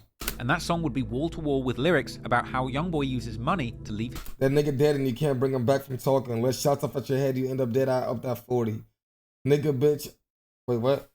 Fucking bitch, I'm rich as shit, and that's a must. I'm gonna kill at them. His rival's dead. And claiming to catch the boy who's been dissing and shoot them in the face. And ending the track with an outro saying they leave stains in front of people's homes. Elsewhere on that mixtape, Youngboy would continue to perpetuate his image as a shot caller, dropping bags on his enemies' heads. On the track Play With Us, Youngboy claims to be plotting the next murder with his hitters, explaining his expectation for somebody to be killed in exchange for a check. That was followed by more lyrics claiming to be giving direct instructions to his shooters to deliver a body before claiming to deny any knowledge if the authorities try and link him to the hit. Then there's the song Valuable Pain, where Youngboy admits his killers look up to him and that he hopes all of the bodies he's responsible for don't catch up to him. But Youngboy would go on to drop much more pointed hints about his connection to Boulevard Quick's death later in his career. A leaked Youngboy track called Impact surfaced in the summer of 2020. It had lyrics where Youngboy seemed to suggest that he had had Boulevard Quick killed in direct retaliation for disrespecting his mother. He would also flip lyrics from Quick's War With Us G-Mix. In that song, Boulevard Quick rapped, "All I say is watch the news because them bodies layin'." Well, 2 years after his death, Youngboy would refer to those lyrics on his murder anthem Dead Trolls, rapping, "That dude dead, tell me did he move, all he said was watch the news, talking Channel 9, I need to turn it to 2, it was 2 victims, ain't make it through." Now this is a deep lyric. It was local news network Channel 9 WAFB that would report on Quick's death both on their website and TV broadcast. And the death of G Money in 2017 was announced on WBRZ News 2, another Louisiana news program shown on Channel 2. Youngboy would also reference putting his ops on Channel 9 again years later in the song Channel 9 on his 2023 mixtape Richest Op, where he claimed once again to be the murder man, and sneak dissing Boulevard Quick, saying his ops weren't quick on their feet. And in one more crazy lyric that seems to connect to this situation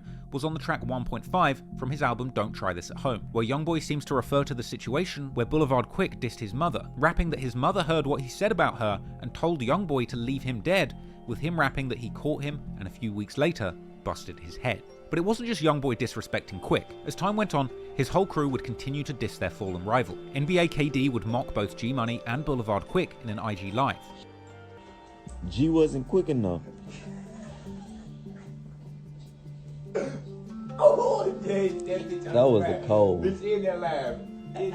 Some people believe NBA Big B to have had something to do with this due to numerous lyrics where he claimed to have rolled up a fat op. On the track Smoke, he rapped, "Smoke in the air, there's a fat dude there. I done messed around and rolled him up, put him in my bag, and drop a bag on his head, I promise I'ma do it." And on the song Op Season, he raps, "He was talking, he got ran down by his front door." And even being seen in an unreleased song snippet saying, "The fat man didn't make it to December." NBA Herm would also tease snippets on Instagram where he appeared to rap that he got the drop on an op's apartment and a fat op dead. And NBA Ben 10 would respond to friends of Quick posting his music, laughing and saying he finds it funny when he sees dead people dissing him on the timeline. So tell me, don't be funny. When you're going down your timeline and you see a dead you. Like, Polar Boy, you dead. Clearly Boulevard Quick was deeply invested in the gang war, and he wasn't going to stop until he killed someone or got killed himself. And in the end, he would wind up being the latest victim of another senseless murder. Another young man whose life would be cut short before he could see any true success in his music. And while Youngboy would be happily moving on with his life after losing his close friend and manager Dump to the streets, with one of his biggest enemies and the person rumoured to have had something to do with Dump's murder now out of the way too, it wouldn't be as easy as simply walking away from the violence back to his rap career. Youngboy too would ultimately be too deep in this beef to simply move on and focus on music, because now friends of Boulevard Quick were grieving and looking for their revenge. And even while seeking refuge in other states, far away from the violence of Baton Rouge, that danger would seem to follow Youngboy everywhere he went, raining death and destruction all around him.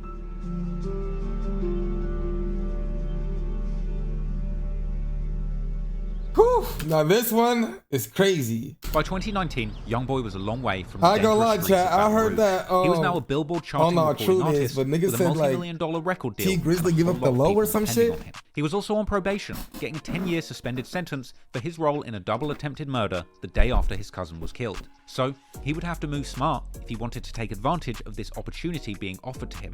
After accepting his plea deal and narrowly avoiding 10 years in prison, Youngboy vowed to leave the dangers of Baton Rouge for Los Angeles. Rapping on his comeback single Untouchable, that he needed to move to a city where he didn't need to stay armed to be safe, with Youngboy even explaining in a previous interview about that lyric that he simply didn't need to worry about people shooting at him in Los Angeles. Youngboy would be seen mobbing in LA surrounded by his NBA brothers in the music video for his 2017 song 41, where he was clearly living the high life, pulling up to the cookout in a fresh Lamborghini drop top. A Lamborghini which he would duly total within a month, leading to him and his manager Big Dump being sued in LA. Youngboy's life was truly chaotic wherever he went, but he'd be better off crashing a Lambo in Beverly Hills than he would be crashing out and gangbanging in Baton Rouge. So his team kept him out of the streets and in the studio where he could focus on making more hits. And those hits would continue to come thick and fast. By this point, Youngboy had dropped an insane 14 full projects, with 8 songs charting on the Billboard Hot 100 and an insane 11 projects charting on Billboard's 200 album chart. At the start of 2019,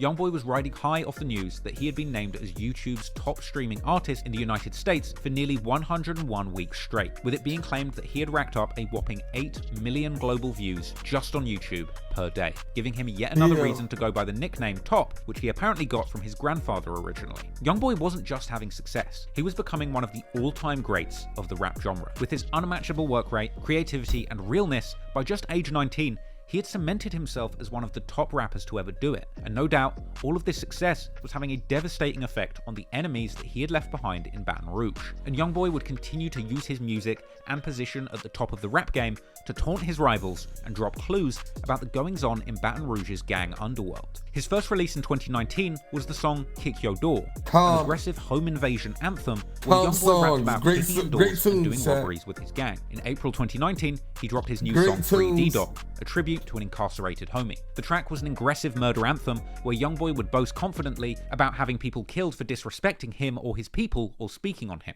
He would seem to diss his former crew turned ops TBG, saying that certain people used to run his city, but now they can't even claim it, and ending the song saying that his ops will become victims and end up on the news. These lyrics seem to be a cloaked reference to G Money and Boulevard Quick, two rappers from rival crew TBG who had been gunned down during their beef with NBA, and no doubt that their surviving friends Fredo Bang and Lit Yoshi from TBG were furious about the ongoing disrespect after losing their close friends. And unfortunately for Youngboy, soon his beef in the streets would collide with his music career with disastrous consequences. In April 2019, Fredo Bang releases his latest project, Big Ape, an album that saw him repping his TBG flag with pride and dropping numerous songs that included cloaked threats towards Youngboy. On the opening track, Shoot, he dropped numerous lyrics claiming to be putting money up for people to be killed, even saying outright, when it's beef, nobody's safe, even if you're rich.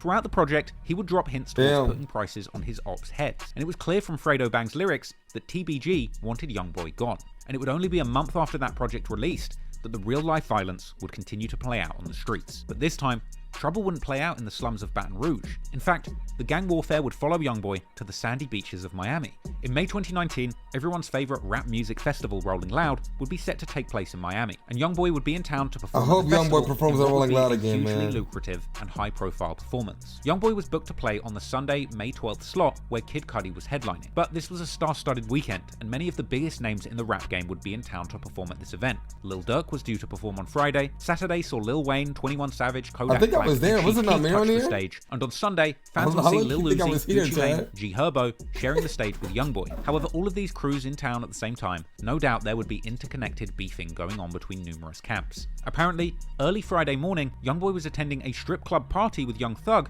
who was due to perform Saturday, where apparently somebody popped off a few rounds at the party bus that was driving between venues, an attack which TMZ reported was targeting Young Thug. I was there too, Barbie. I was there. I became the apparent victims of a drive-by shooting that went down this morning on I-95. The shooting happened on Interstate 95, and Youngboy's TBG nemesis Lit Yoshi would later rap on the song Cutter, which dropped a couple of months later in June 2019, that he caught him on the interstate, 7 swerved, I was bussin', seemingly a reference to the shooting on the interstate and naming fellow TBG affiliate 7 Hardaway as the driver. But unfortunately for Youngboy, that was only the beginning of the trouble, because at this point, it seemed that his ops were in town and on the hunt to try and catch Youngboy lacking. Lit Yoshi would actually be seen on social media that weekend, riding around Miami, listening to Fredo Bang's album, and holding a rifle.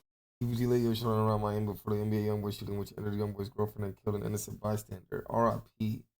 Lit Yoshi had already killed NBA Dump at this point. He was referred to as TBG head Youngin and as the nephew. Seemingly looking for Youngboy. On Sunday the 12th of May, when Youngboy was due to perform, he would make a tweet that was geolocation tagged to Sunny Isles Beach, Florida, warning his ops that he doesn't care who they are or what they did, he will... You can be anything, we're gonna put that iron on your ass. Houston is where the fun at FR.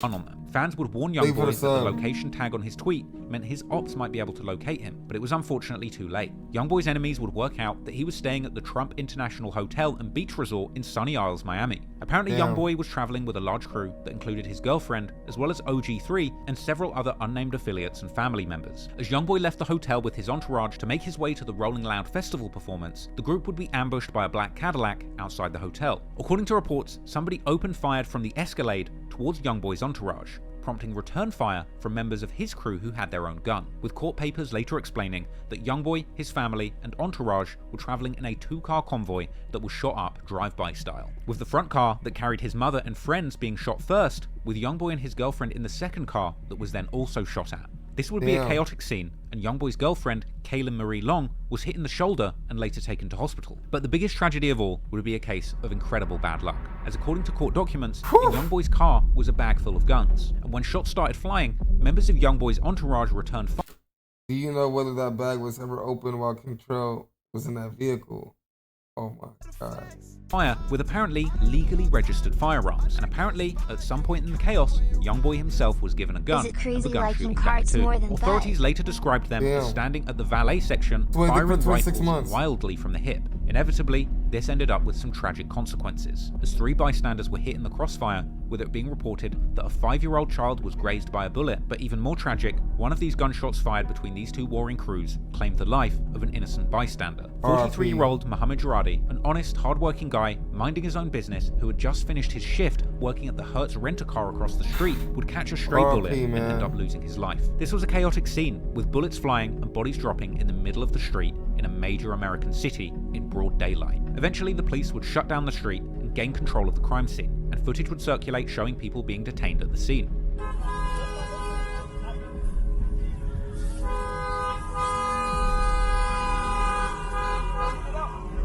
Damn.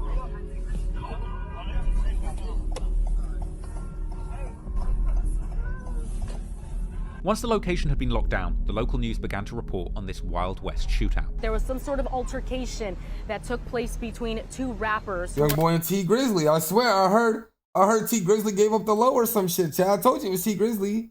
It says Youngboy and T Grizzly exchanged shots at Rolling Loud, includes news clip. I don't know if T Grizzly was unrelated. I don't know, but were actually set to perform at the Rolling Loud. I could have sworn I heard some shit like that. Witnesses say they heard someone fire shots, at least 4 or 5 rounds. A woman was struck and raced to Aventura Hospital. Immediately following that shooting, the fight then spilled over again to the strip mall parking lot where we are at. This is directly across the street from the hotel. A man here, again, was shot and killed. A friend of the victims tells me off camera that he was simply an innocent bystander. He was working at the Hertz rental car company here at the strip mall and just parking a car when he was caught in the crossfire. Now a new and a tragic day for one South Florida family. Their loved one becomes an innocent victim after shots are fired in the middle of the afternoon. This type of behavior in this community is not acceptable. A furious mayor of Sunny Isles Beach speaks out against the violence that erupted in his usually quiet town on Sunday afternoon.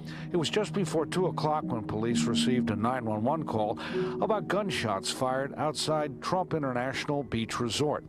When they arrived, they found 19-year-old Kaylin Long of Maryland had been shot inside a black Suburban, and across the street, an innocent man lies dead in the driver's seat of a dark gray van. Long was initially taken to Aventura Hospital.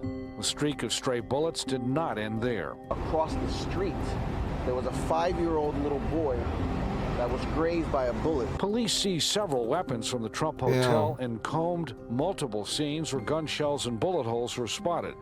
Witnesses tell CBS 4 the people involved were rappers reportedly here for the Rolling Loud musical festival. Despite reports of Youngboy being detained at the scene, in the midst of the chaos, he would actually manage to break free from authorities, being seen in footage later circulated by TMZ showing him giving his wounded girlfriend medical attention before jumping in a black SUV and fleeing the scene. From here, Youngboy made his way to the Rolling Loud festival site, performing his set as planned immediately after surviving this assassination attempt. Breaking free from an active crime scene where you were a participant in a shootout so that you can go and perform at a festival might seem cool on paper, but when Youngboy got off that stage, he would have to face the consequences of what had just happened. However, there would still be some lucky breaks for the NBA crew. Apparently, investigators couldn't even charge anybody in Youngboy's entourage for shooting back, despite the fact that an innocent bystander was killed, because all of Youngboy's crew that was still at the scene claimed self-defense, and the state of Florida has a stand your ground law in place, whereby if an individual truly believes that deadly force is necessary to protect themselves or to prevent a crime,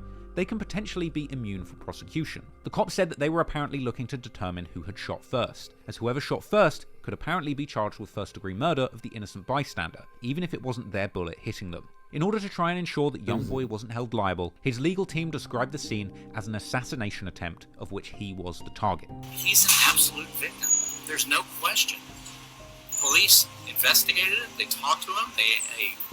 His car was shot up. He was leaving the hotel. He had his mother in the car. He had his girlfriend in the car. And somebody came up, and I don't know what the weapons were. I don't know if it was an AK or what it was, but they opened fire and lit him on fire.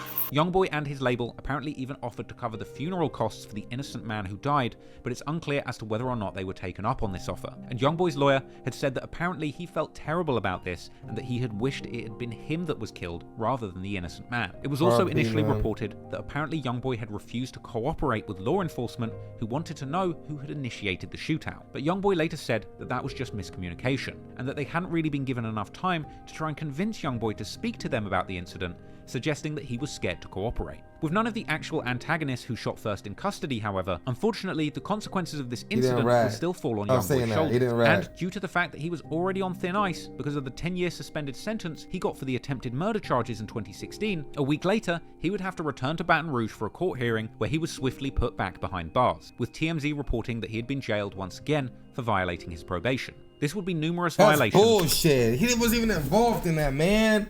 That's fucking bullshit, man. I ain't gonna lie, chat. See, shit like that, that's why I be getting mad. Like, bro, that's bullshit. That's bullshit.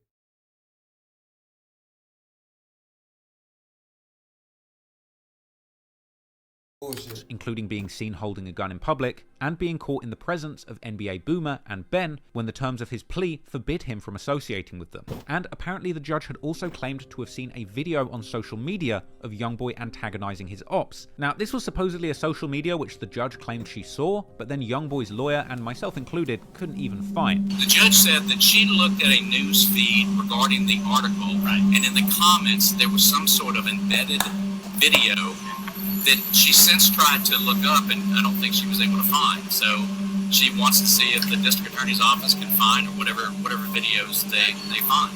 But I don't know what the video is. Yeah. I haven't seen it. But based on some of the things I've read, I'm pretty sure the video they're referring to was a clip where Youngboy actually dissed blog site The Shade Room for covering him negatively. I'm so sick of the Shade Room trying to paint me as a bad person. What the f is wrong with you? I know whoever running this page is grown. What the f is you worried about a teenager for? So it seems the judge kind of misinterpreted what he had done. But I don't think he was supposed to be on social media like that. Anyway, meanwhile in Miami, the police would reveal to the public that they had absolutely no idea who the police on the hunt for 3 suspects they said were armed with an AK-47 and several handguns. Oh my God. And they still didn't hit shit. God is good. They didn't hit Youngboy, his mom, nothing. Just a bystander. That's sick. Shooters were, but that they were looking for 3 suspects armed with an AK-47 and other handguns. Coincidentally, to describe that very social media clip that TBG rapper Lit Yoshi posted just before the shooting when he was riding around Miami with an AK-47, listening to Fredo Beck. So with Lit Yoshi still at large, Yoshi was riding with an AK, bro. In Baton Rouge jail, reflecting on everything that had just happened. Just bystander? No, I said it's bullshit. Like, bystander is worse, but it's bullshit because they're not involved. Away from Baton Rouge, but the violence and death and they grazed his girlfriend him wherever he went. Perhaps it was karma for the violence that he had claimed responsibility for. In the song No Understand from Youngboy's February 2021 project, Still Flexin', Still Steppin', Youngboy even speaks on this shooting, saying that as the bullets flew, he didn't have enough time to grab his own gun, and saying that Baba Osama shot back, a claim that is seemingly confirmed by Girardi's family, who is suing both. Damn, so Youngboy didn't even shoot back. Who knows who killed the innocent bystander? It could have been Baba, it could have been the niggas who spun on them. It could have been anybody. Shit. Youngboy and Baba in relation to the shooting. And then in the next line... Wait, they said they're suing Baba? Enough time to grab his own gun, and saying that Baba Osama shot back, a claim that is seemingly confirmed by Girardi's family, who is... They are suing Michael, who... Victim's mistake is suing the rapper Youngboy and his security guard Osama Eugene Emanuel. That is not his security guard. Suing both Youngboy and Baba in relation to the shooting. And then in the next line, Youngboy seems to pay respects to that innocent bystander who lost his life, as well as the child who was grazed in the shootout, saying that he feels the pain of the innocent, and that when he did his time in jail following the incident, he felt nothing, as he felt that the pain that he went through was suffering that he deserved on behalf of the man who lost his life and the child who was grazed, who shouldn't have been dragged into his conflicts. Following the shooting at the Trump Hotel in Miami, Youngboy would remain in jail for 90 days before being released, but he would be seen in August 2019 looking like he'd put on some muscle, bailing out of jail and being picked up once again in a fresh Maybach. Youngboy would be seen in selfies with his mother, and he would later go on live with family in his garage upon getting home. Say something to the people. Hello. Hello. Huh? I ain't never had 112 damn people in my life. I never go live. I'm so serious. But they want to see it. They gonna be like, oh, Miss Monique, what they saying, y'all? Yeah, that's crazy. You still fine. He is still fine, baby. That's right, yeah. He look like a Mexican cartel. We looking, hey, but we don't work well, Chapo, though. The judge would order Youngboy to remain on house arrest for 12 months following his release. Apparently deciding not to completely revoke his probation, giving him the opportunity to finish out his remaining year of probation without further punishment, in a deal that would not allow him to perform for the entire year either. So no more trips to Miami or California, and no more concerts. So Youngboy, for the first time in his career, would be confined to his home, unable to play shows, shoot music videos, or slide on off. He would remain in his home and focus on the one thing that made him successful: recording and releasing music. Already a prolific releaser of music, now with no distractions, as ordered by the court. Dang, Baton Rouge is crazy though, bro. They trying to get that man killed. Recording an insane amount of music, hell no. Delivering the best bodies of work of his entire career, and going Glad on he a had those security guards. Run of success, hell no. The likes of which the music industry had never seen.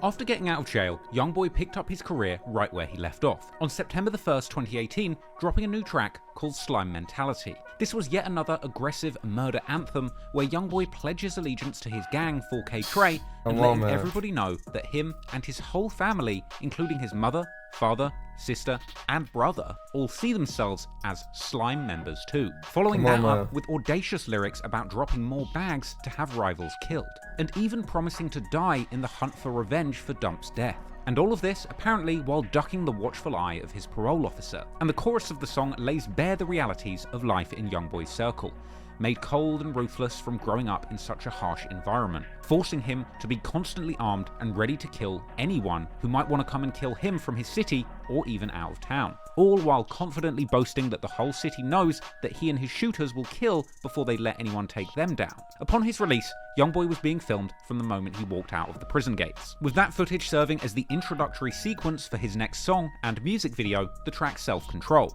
The song came with lyrics where Youngboy reflected on the pain he felt after Boozilla was killed and wanting to avenge Dump's death. On the hook, Youngboy sings a unique melody all about how his chronic smoking habit is a tactic to stop himself from being so dangerous, and describing his entourage as equally dangerous, ready to shoot at the slightest provocation. 20 days after that, he would drop a follow-up song, the iconic House Arrest Ting. That track completely blew up on release, racking up millions of views within days, and to this day, still sitting around 100 million views on YouTube. He would also appear as a feature on the track Richer Than Everybody, with industry heavy hitters Gucci Mane and DaBaby. Youngboy was dropping songs all in anticipation of his next full-length project, which did not disappoint. On October the 11th, 2019, Youngboy dropped his latest mixtape, AI Youngboy 2. This, in my opinion, is Youngboy's best project, and perhaps one of the greatest albums in modern rap history. AI Youngboy 2 is wall-to-wall with some of Youngboy's best songs, and throughout the project he showcases an incredible range as a melodic rapper and singer. The project just oozes creativity, and the songs are really like everything on this bitch was a banger, nigga. Unique. Everything on this bitch. Trademark style to sing, rap, and whine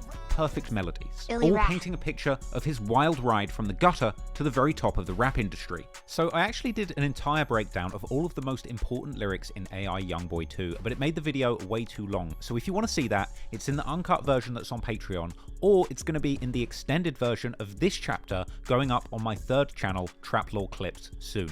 Ultimately, Youngboy, stuck on house arrest, poured his heart into his music, and it resulted in one of the most incredible bodies of work in rap history. AI Youngboy 2 scored a roaring debut, selling an impressive 110,000 units in its first week, and earning Youngboy his first number one Billboard 200 chart hit. But that wouldn't be Youngboy's only chart milestone that week, as the week before AI Youngboy released, Youngboy would end up collaborating with Chicago pop rap star Juice WRLD on the song Bandit. The pairing of Juice WRLD and Youngboy made for an incredible duo, with Juice's vocals and love song ideas elevating the track conceptually, contrasting with Youngboy's verse, a classic aggressive murder rap, where he raps openly about having problems and getting rid of people for $20,000, once again painting a picture of his lifestyle, surrounded by killers and sliding on their ops with guns. This track no doubt introduced Youngboy and Juice WRLD to big audiences that they might not have previously accessed. That track was released on October the 4th, 2019, and this would sadly be the last single released by Juice WRLD before his unfortunate death from an overdose on December the 8th, 2019. Bandit would peak at number 10 on the Billboard Hot 100, becoming Youngboy's highest charting song of his career to date, and it also became an international hit, charting in 20 countries. And by the end of 2019, Youngboy had cemented himself as one of the greats in the rap game. He wasn't just taking over the rap game, but he was influencing its direction going forward, and in the coming years, Youngboy's influence would be undeniable. However, time and time again, the thing holding him back would be legal issues. But luckily, soon Youngboy would catch a major win, shaking free of a case that had been dogging him for years, and paving the way for him to follow up AI Youngboy 2, eventually going on one of the most impressive runs that the rap game had ever seen. Fresh off the success of AI Youngboy 2, Youngboy wasn't taking his foot off the gas. He would continue releasing new music. Oh my God, like bring him out. Yet another murder anthem, wall to wall with lyrics about contract killings, dropping bags on cops, and even their mothers. And Youngboy himself was still fighting for his own freedom in the courts. After being sentenced to a year of probation following his involvement in the broad daylight shootout outside the Trump Hotel back when he was in Miami for the Rolling Loud Festival, but it wasn't that shooting that got him in trouble. It was the fact that he was involved in it whilst on a 10-year suspended sentence for the 2016 double attempted murder charge he caught trying to avenge his murdered cousin Boozilla. On December the 13th, 2019, Youngboy would be back in court where he would score a rare legal victory regarding that case, when the judge ultimately granted a request to terminate his probation early, since apparently he had completed all of his conditions to date. NBA Youngboy was in court today. He's no longer on probation and says he plans to leave Louisiana. A judge today ended his probation during a hearing. Lawyers for the rapper, whose real name is Kentrell Gaulden, had argued that he followed all of the court's conditions. Gaulden was arrested back in May after a deadly shootout in Florida. His defense had argued that he was actually the target of the shooting, but he was already on probation in connection to a 2016 shooting. Nah, this nigga's LeBron in big cases. Come on, baby. This nigga's LeBron in big cases. I got double law. I got big day. I got me. How you gonna do it? Yeah, dude. Congratulations, bro. Yeah. How do you feel right now? Good, bro. Nah, he is LeBron. This was that nigga's LeBron. That nigga's beating cases back to back, bro. After all, it was plain. How the fuck you get a suspended 10-year sentence, house arrest, violate your probation, then beat the probation, then catch 3 fat charges after that and spank all of them? Nah, this nigga is LeBron. I ain't gonna lie. Lil Top, man. This nigga is fucking LeBron. Lil fucking Top, man. Oh my God, bro. This nigga is LeBron. How? How does he do it? How? Rouge wanted him dead, and it would turn out that the conditions of his probation were actually creating potential danger for him. Apparently, a court-approved music video had actually put Youngboy's property lease in question, and with limited rental properties available in Baton Rouge where he could genuinely remain safe and anonymous, moving out of the city would be his best option. However, prior restrictions relating to his probations would force him to keep coming back to Baton Rouge, where he would indeed be a huge target for his ops. Atlantic Records would even write a letter to the judge claiming that his personal and financial safety were at risk in Baton Rouge, and the judge actually agreed. So, after being granted his freedom, Youngboy called Judge Jackson a blessing, saying that she saved him and saying that she had given him opportunity. Judge Jackson, God bless her, chat. At this point. And honestly, it seemed like this judge truly had Youngboy's back, apparently previously denying numerous attempts by the district attorney to revoke his probation and send him straight back to jail. She ultimately told Youngboy that she felt that it was the people around him that didn't have his best interests at heart and that they were bringing him down. And while the judge is clearly trying to give Youngboy helpful advice from her perspective, realistically, it was the same people bringing trouble into Youngboy's life that were also putting their lives on the line to protect it. I would personally argue it wasn't Youngboy's friends bringing him down, but his enemies in the rival crew TBG that kept trying to kill him that were truly bringing him down. And right or wrong, it was the NBA members that were willing to kill, die, or serve life in prison, all in the pursuit of protecting their provider Youngboy. And oh boy was he providing, because by 2020, Youngboy had now released 15 full-length projects, and off the back of the success of AI Youngboy 2, he was now clocking in a total record of 17 songs charting on the Billboard Hot 100, and 13 projects charting on Billboard's 200 album chart. In February 2020, the Wall Street Journal drops an article saying that Youngboy is the biggest music star you've probably never heard of, pointing to the fact that despite not being a household name globally, he had continued to dominate on YouTube as the top artist, and soon Youngboy would be ready to follow up his prior success with another full-length project. On February the 21st, 2020, Youngboy released his first project of the year, Still Flexin', Still Steppin'. This project had the hit single and another of my personal favorite Youngboy tracks, Lil Top, which would end up peaking at number 28 on Billboard's Hot 100 songs chart. with this being the highest charting solo hit of his career to date. But the overall content of this project was very much still gangbanging, which certainly fit in with the title, Still Flexin', Still Steppin'. The project sees Youngboy describing his life very much still adjacent to the streets, with lyrics all about taking $50K cash out of the bank to fund more hits in the streets. But he would also open up about still feeling depression on the project, along with numerous tributes to his fallen manager Dump,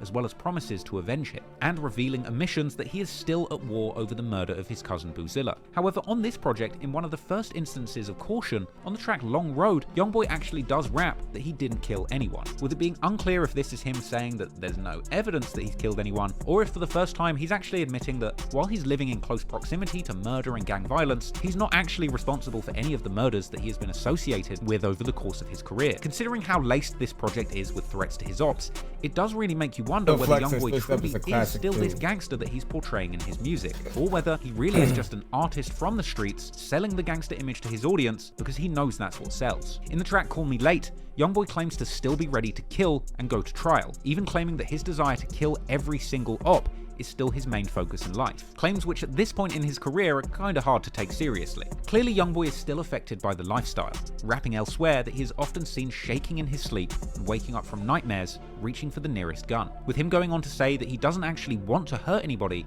and that he just wants to be left alone, by his ops, by the police, and by the devil. On the final track of the project, titled No Understand, Youngboy reflects on his life of crime, saying that he doesn't feel shame for all of the people that died in his beefs, but admitting that he still cries at night over it, as well as reflecting on feeling guilt for the innocent people who were hurt or died during that shootout at the Trump Hotel, and reflecting on whether or not he's going to have to be the person in his community who breaks the cycle of gang violence, going on to acknowledge that his young shooters who have lost their parents don't know what's important in life yet and are simply programmed to kill. Still Flexin', Still Steppin' was the latest chapter in Youngboy's story, and he continued to have his fans captivated. This project earned him an impressive #2 debut on the Billboard albums charts, narrowly losing out on the top spot to K-pop sensations BTS. But clearly not content with the #2 slot, Youngboy would do what he does best and continue dropping music throughout 2020. Only 2 months later, on April the 24th, Youngboy released yet another full-length project titled 38 Baby 2. This is where it just starts going down.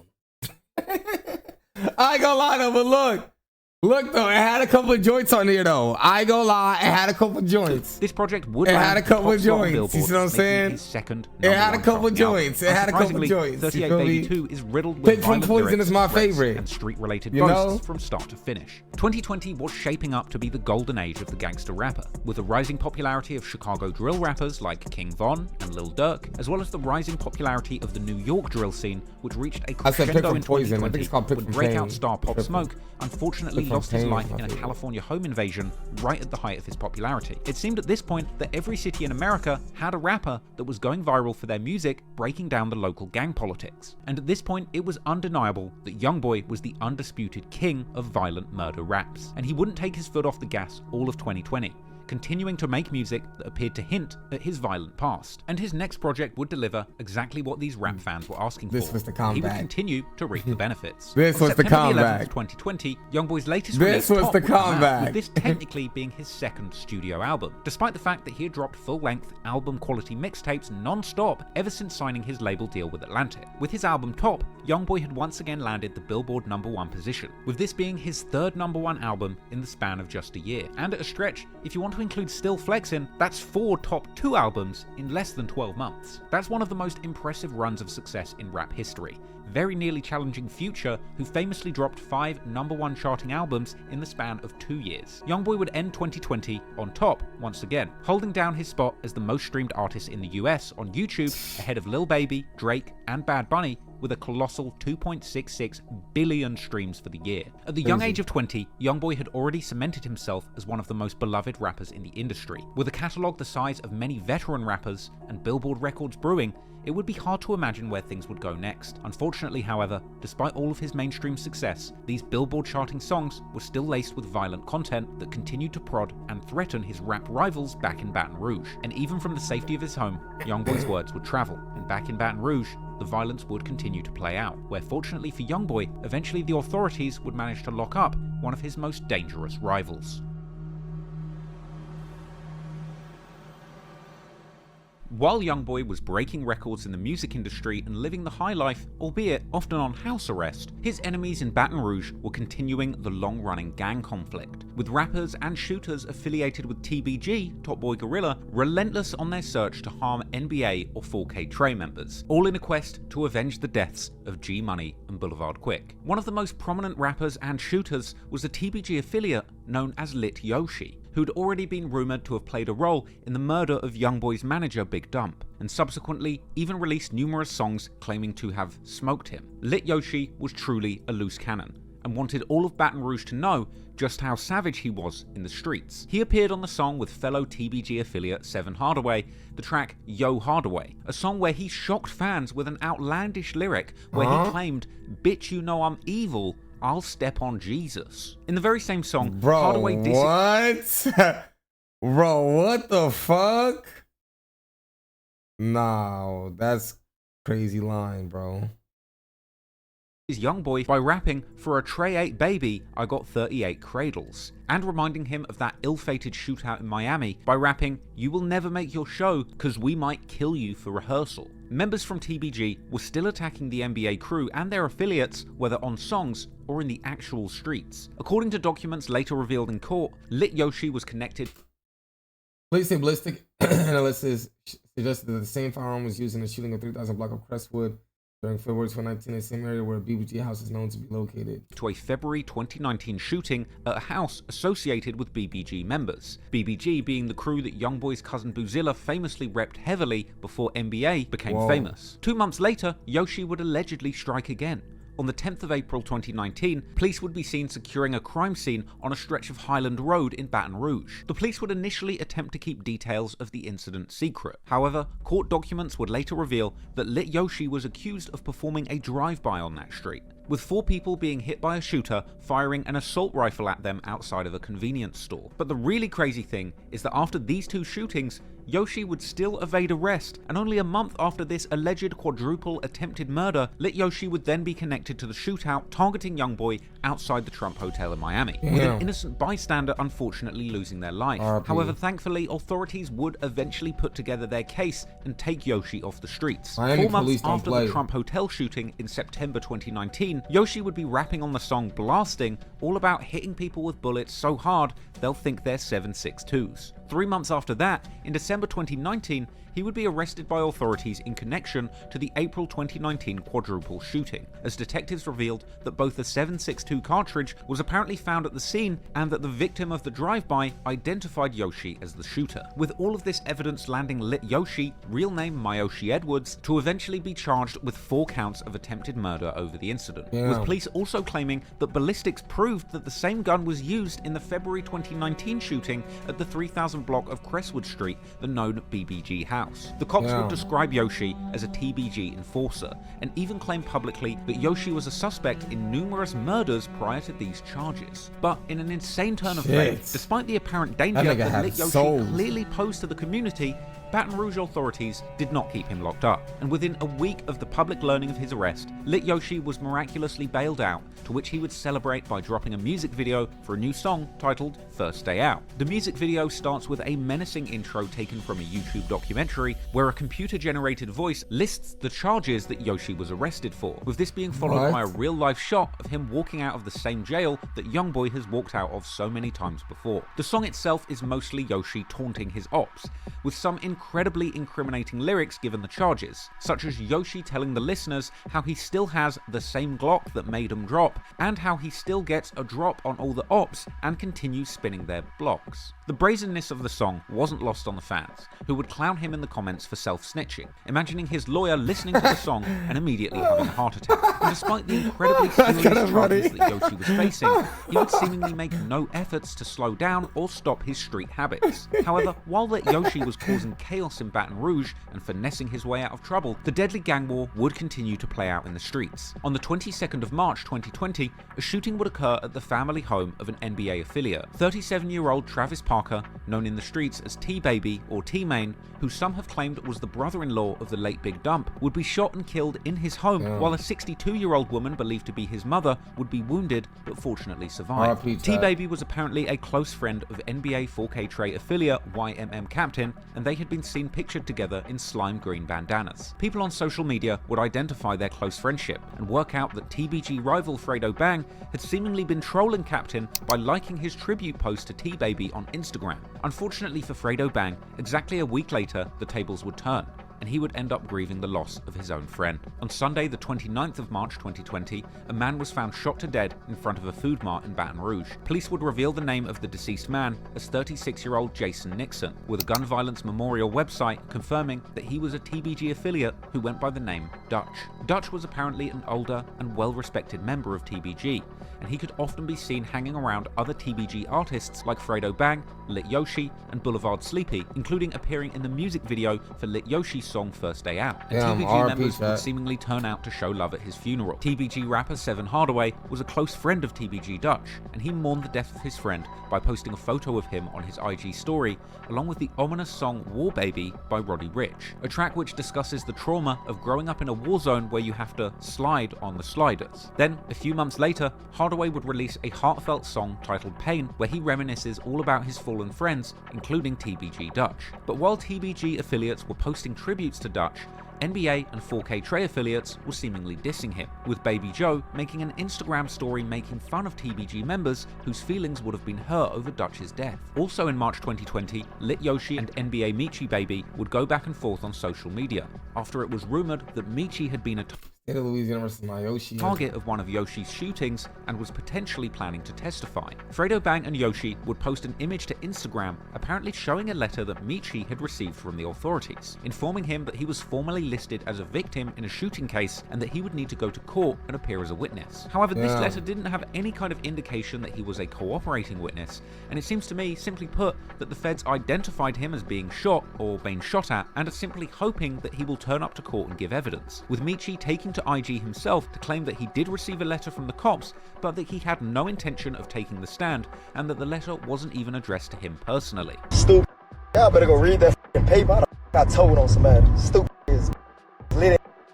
The paper is on Instagram. Read the paper. Stupid. The got told on my. You don't see no statement with Lawrence Wilson back. Ain't my name and ain't my address. So stupid. Over sound me too. Bitch, read the them turn. Y'all this boy. Turn. Let's turn. Read. What is that? I told on. Oh, bitch. They was me up. It's the piece of paper. Didn't say done and flow. Big dog, man. Hey, that's say done and flow. He would go on to admit that Yoshi did shoot at him and that the cops took him to jail and then sent him the letter. Shot at me, and the people they sent a piece of paper to my house. They sent a piece of paper to my house. They shot at me, I ain't leave that. The police pulled up, I went to jail at night and everything, man. Stop playing with me, man. However, that didn't stop Yoshi, who would continue to mock Michi on Instagram, even tagging him directly in a post, asking him not to come to court on him. And he would also post another story calling Michi an informant just because he received that letter and saying that they have no evidence on Yoshi, and that he's being taken to court purely because of Michi's statement, and suggesting that Michi did this to get off probation himself. Get on here, talk about some fake.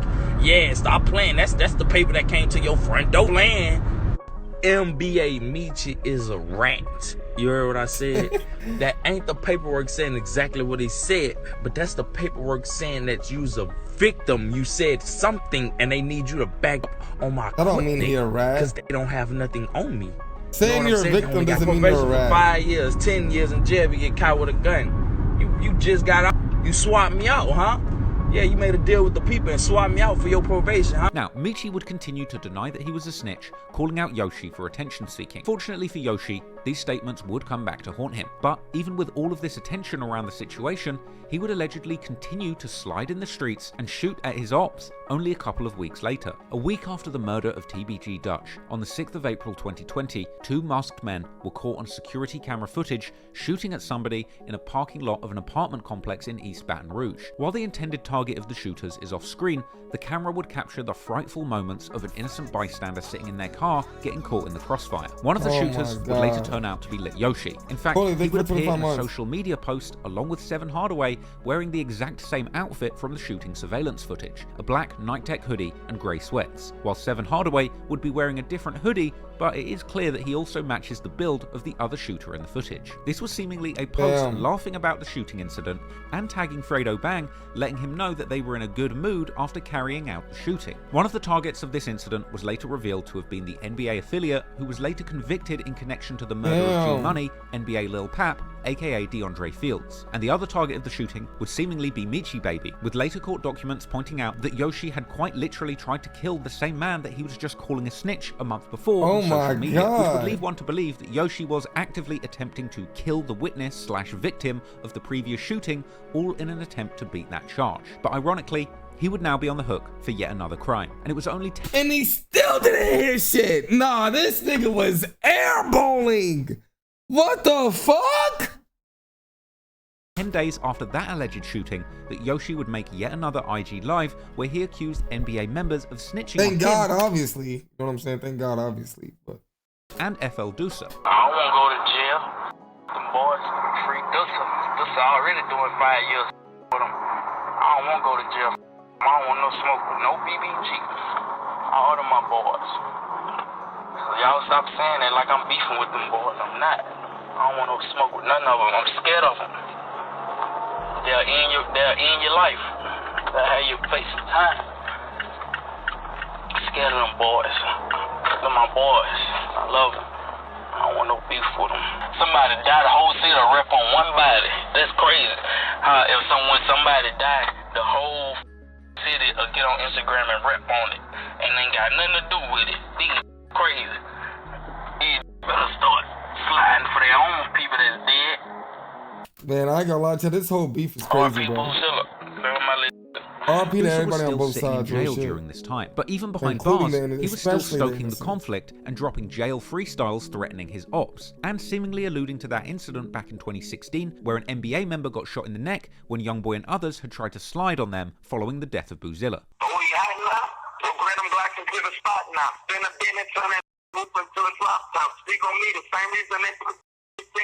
Elevated soul up to God to a sky to wake his whole family. Yeah, I'm living like I'm Big Meech. Cross me and I'm a burn to the 50 degree. The tendency with ease, I'm a squeeze till he bleed out. With that barrel in his mouth, a fifth they let talk. I'm posting in my city with them birds and that glitter. If my house, they burned it down, them killers trying is real now. They shot his brother in his neck. And even though I got no respect except for him and around him, I have no regret. Altercation with that other. He gonna die for that. My shooters even twinkling, they like, come on, cut the check.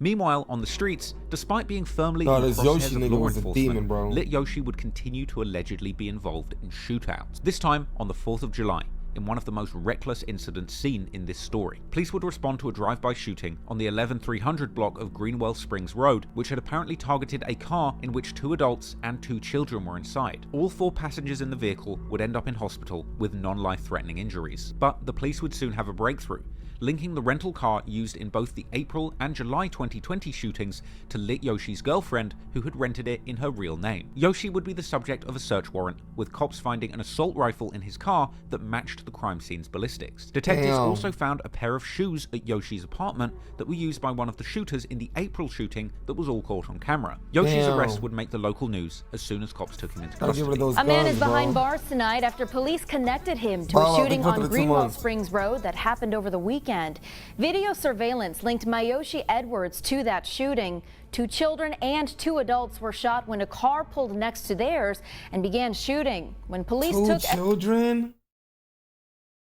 Bro, what? Edwards into custody, they actually realized he had an active arrest warrant for a shooting that happened back in April that sent 1 person to the hospital.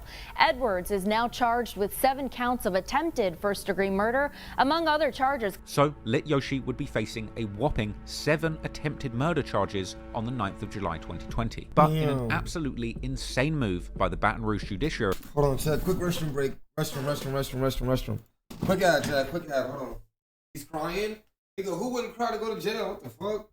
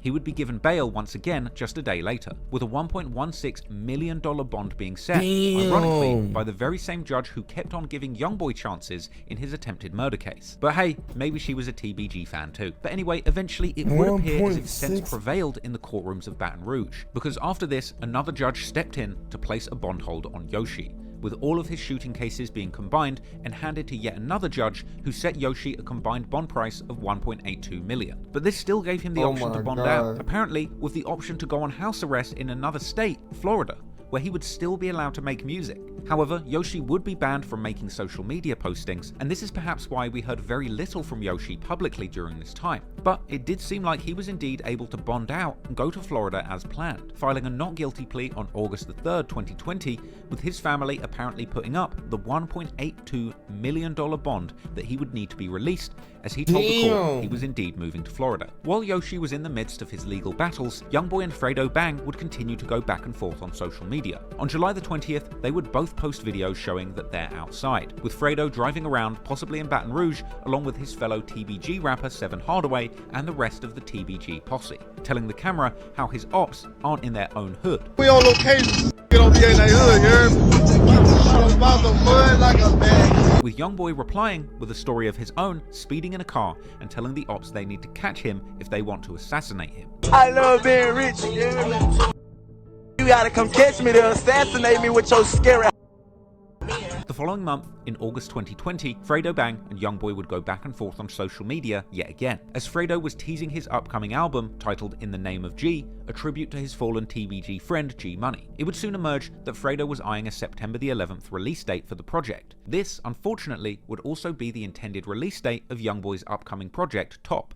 Fredo would post on his Instagram story saying how it seems that they'll be both dropping their albums on the same day and calling Youngboy his son, to which Youngboy would reply with a furious video rant, along with a caption telling Fredo that he's going to catch him and shoot him, and even going as far as to tell Fredo he's not a killer and that he should go and dig all 3 of his dead friends up, a reference to the deaths of G Money, Boulevard Quick, and TBG Dutch. Youngboy would also say that he's not in competition with Fredo and that Fredo wants to do everything he does, even bizarrely accusing Fredo Bang of wanting to be just like Youngboy and trying to smash every girl that Youngboy smashes, and strangely saying that if he smashed Fredo's mum, Fredo would probably try and do it too. Hey, you a bum, you ass. Go dig all 3 of your brothers up with your scary. You a stop running from me. I ain't in no competition with you. Stop writing me. You a. You ain't no killer. You won't be like me. You write me all day. You a. Man, I could double back. Hey, I could any gonna try to double back and I could your mama. You gonna try to your mama. You a pure. Fredo would soon reply with his own video, where he would act much more calm and collected than Youngboy, telling viewers to go and help Youngboy with his anger issues. Fredo would then diss Youngboy's fallen friend Dump, making fun of his weight and his death, saying that he needed an extra large coffin, as well as mocking NBA member KD, who had reportedly become paralyzed after being shot in yet another shooting in April 2019, a fact which is apparently a closely guarded secret in the NBA camp. Man, somebody go help little brother out, bro. He angry, dog. He angry. Talking about dead partners and shit. Like I'm on this talking about Fat Boy and that extra large coffin he got. You hear me? Or Professor X, I gotta push his half dead around. I'm not on this talking about that. I said I was sell more albums. You drop it every time I drop. Fredo would also address Youngboy's claim that he tries to smash all of his girls by saying it's not his fault that the girls send him DMs. Then you mad about it ain't my fault all your bitch in my DM. We share 2. Now all of a sudden I'm just everything. You stop playing, man. Meanwhile, even with TBG's main shooter Lit Yoshi exiled to house arrest in Florida, NBA members would still live in constant danger in Baton Rouge, and there would be back-to-back shootings in November. At around 7 p.m. on the 20th of November 2020, Baton Rouge police arrived to the racetrack gas station at the 8,000 block of Airline Highway, amid reports of a shooting nearby. Cops would find 2 people shot at that gas station, with one person surviving, but the other person passing away en route to hospital. It's unclear if this incident was related to the rap feud in Baton Rouge, but what happened next absolutely was. The following day, at around 11:30 p.m. on November the 21st, 2020, at the Z Quick Mart gas station store on Hooper, Baton Rouge police would report a shooting where the victim had returned gunfire and survived, with fans capturing a heavy police presence at the location immediately after reports. Over the following days, hip-hop news media would report the shooting of a prominent NBA member, Big B, and it would later be reported that Big B was in the hospital after taking a shot to the leg. And after some time, he would begin to be seen on social media showing off his injuries and mobility aids, even posting a picture to Instagram supposedly at the Z Quick Mart gas station, pump number 8, where he was apparently found after being shot. Interestingly, after the shooting, reports would also circulate suggesting that the person who shot him was now dead. However, it was unclear exactly who this supposed deceased shooter was. It seemed logical that perhaps the man at the scene who that's a failed drill. was shot when Big B was returning fire was the original shooter who may have been hit. Conversely, according to one wild fan theory, an apparent revenge attack had happened all the way in Houston, citing a double shooting at a North Houston motel, the Green Chase Inn, on November the 21st, where a man was found dead. That would turn out to be false, however, as that man was found dead at 9 p.m. the same night, 3.5 hours before Big B was actually shot. I actually believe that people are confusing the November the 20th gas station shooting the day before Big B got shot, which as far as I'm aware is completely unrelated to the Big B situation, and actually was related to a home invasion where somebody got killed in self-defense. Also not related to this incident. And Big B himself would even come out to deny having killed the person who shot him in a Fuchsia's TV interview. You got shot in your leg, right? Yeah. At the gas station. And I was doing my research. It said that I guess the person that shot at you or something, that he died. Is that true? Nah, but people, they just making stories and all kinds of shit. Regardless of whether or not revenge was carried out, this was clearly a major incident that affected the NBA camp. What do you mean, why would he confess that? It's a standard ground law. I mean, I don't know how Baton Rouge is, but shit, they get self-defense. If it's self-defense, it don't even fucking matter. Incident would soon make its way to music. Later on, in the song Soul Snatchers that was released in June 2022, Big B raps how he didn't have time to aim but still shot back when he was shot at, which many people believe is a reference to this incident. Youngboy would also rap in his song Lost Soul Survivor, released in August 2020, how someone shot his brother 5 times, but he didn't die and in fact shot back. Only a few weeks after Big B getting shot, in December 2020, TBG rapper Seven Hardaway would come out with a diss track titled Treason, seemingly aimed at NBA and specifically Youngboy himself. Hardaway begins the song by rapping about Youngboy's early days and how he used to coach him when Youngboy was still friendly with TBG. Then, he expresses his disappointment at Youngboy's beefs with Floyd Mayweather and Jay Prince, calling him stupid and illiterate, while also telling how NBA are always dissing TBG but are hiding when Hardaway and Lit Yoshi come out into the streets, and going on later in the song to diss Youngboy's use of auto-tune, a lack of street cred, and his hunger for clout. Meanwhile, back in Miami, videos of Lit Yoshi enjoying life on house arrest would eventually make their way to vlogs on his YouTube channel, documenting the months that he spent on house arrest, where he would openly shout out his gang as he prepared to spend big money on his case, and telling the world that house arrest ain't stopping anything. TBG Gorilla Gang, bang biz. Court today is up at the court. I should be hearing good news. We got the racks. They think I'm broke, man. That house arrest shit ain't stopping, boy. And clearly, Lit Yoshi had become a big fan of Chicago rappers King Von and Lil Durk, rapping some of Von's most violent lyrics whilst walking around his house. Plus no beef. We into it till you die, real street. At your funeral, I might just slide. Rest in peace. I never knew this. I ain't gonna lie, this is good detail because it kind of this kind of like connected. I ain't gonna lie, I never knew this. I ain't gonna lie. This is some good detail right here. I ain't gonna lie. Lyrics whilst walking around. That's crazy. Plus no beef. We into it till you die, real street. At your funeral, I might just slide. Rest in peace. You know I know, my like Greta Faro. And also singing along to Lil Durk lyrics about shootings on the way to court. Yoshi's vlog would show him preparing for court, with him apparently highly confident of the judge giving him even more freedoms, telling viewers how he had been on his best behavior for about 3 months now, and complaining that staying in the house doesn't fit him as he likes to move around. TBG Gorilla Gang, gonna go to court, everything should be looking good, boy. Hop in that farm. I ain't worrying about nothing in my city. You know what's down. I've been good for 3 months, baby. They gotta let me do something. Been killing me, boy. I've been stuck in the house 2.5 months, man. I couldn't even leave out there.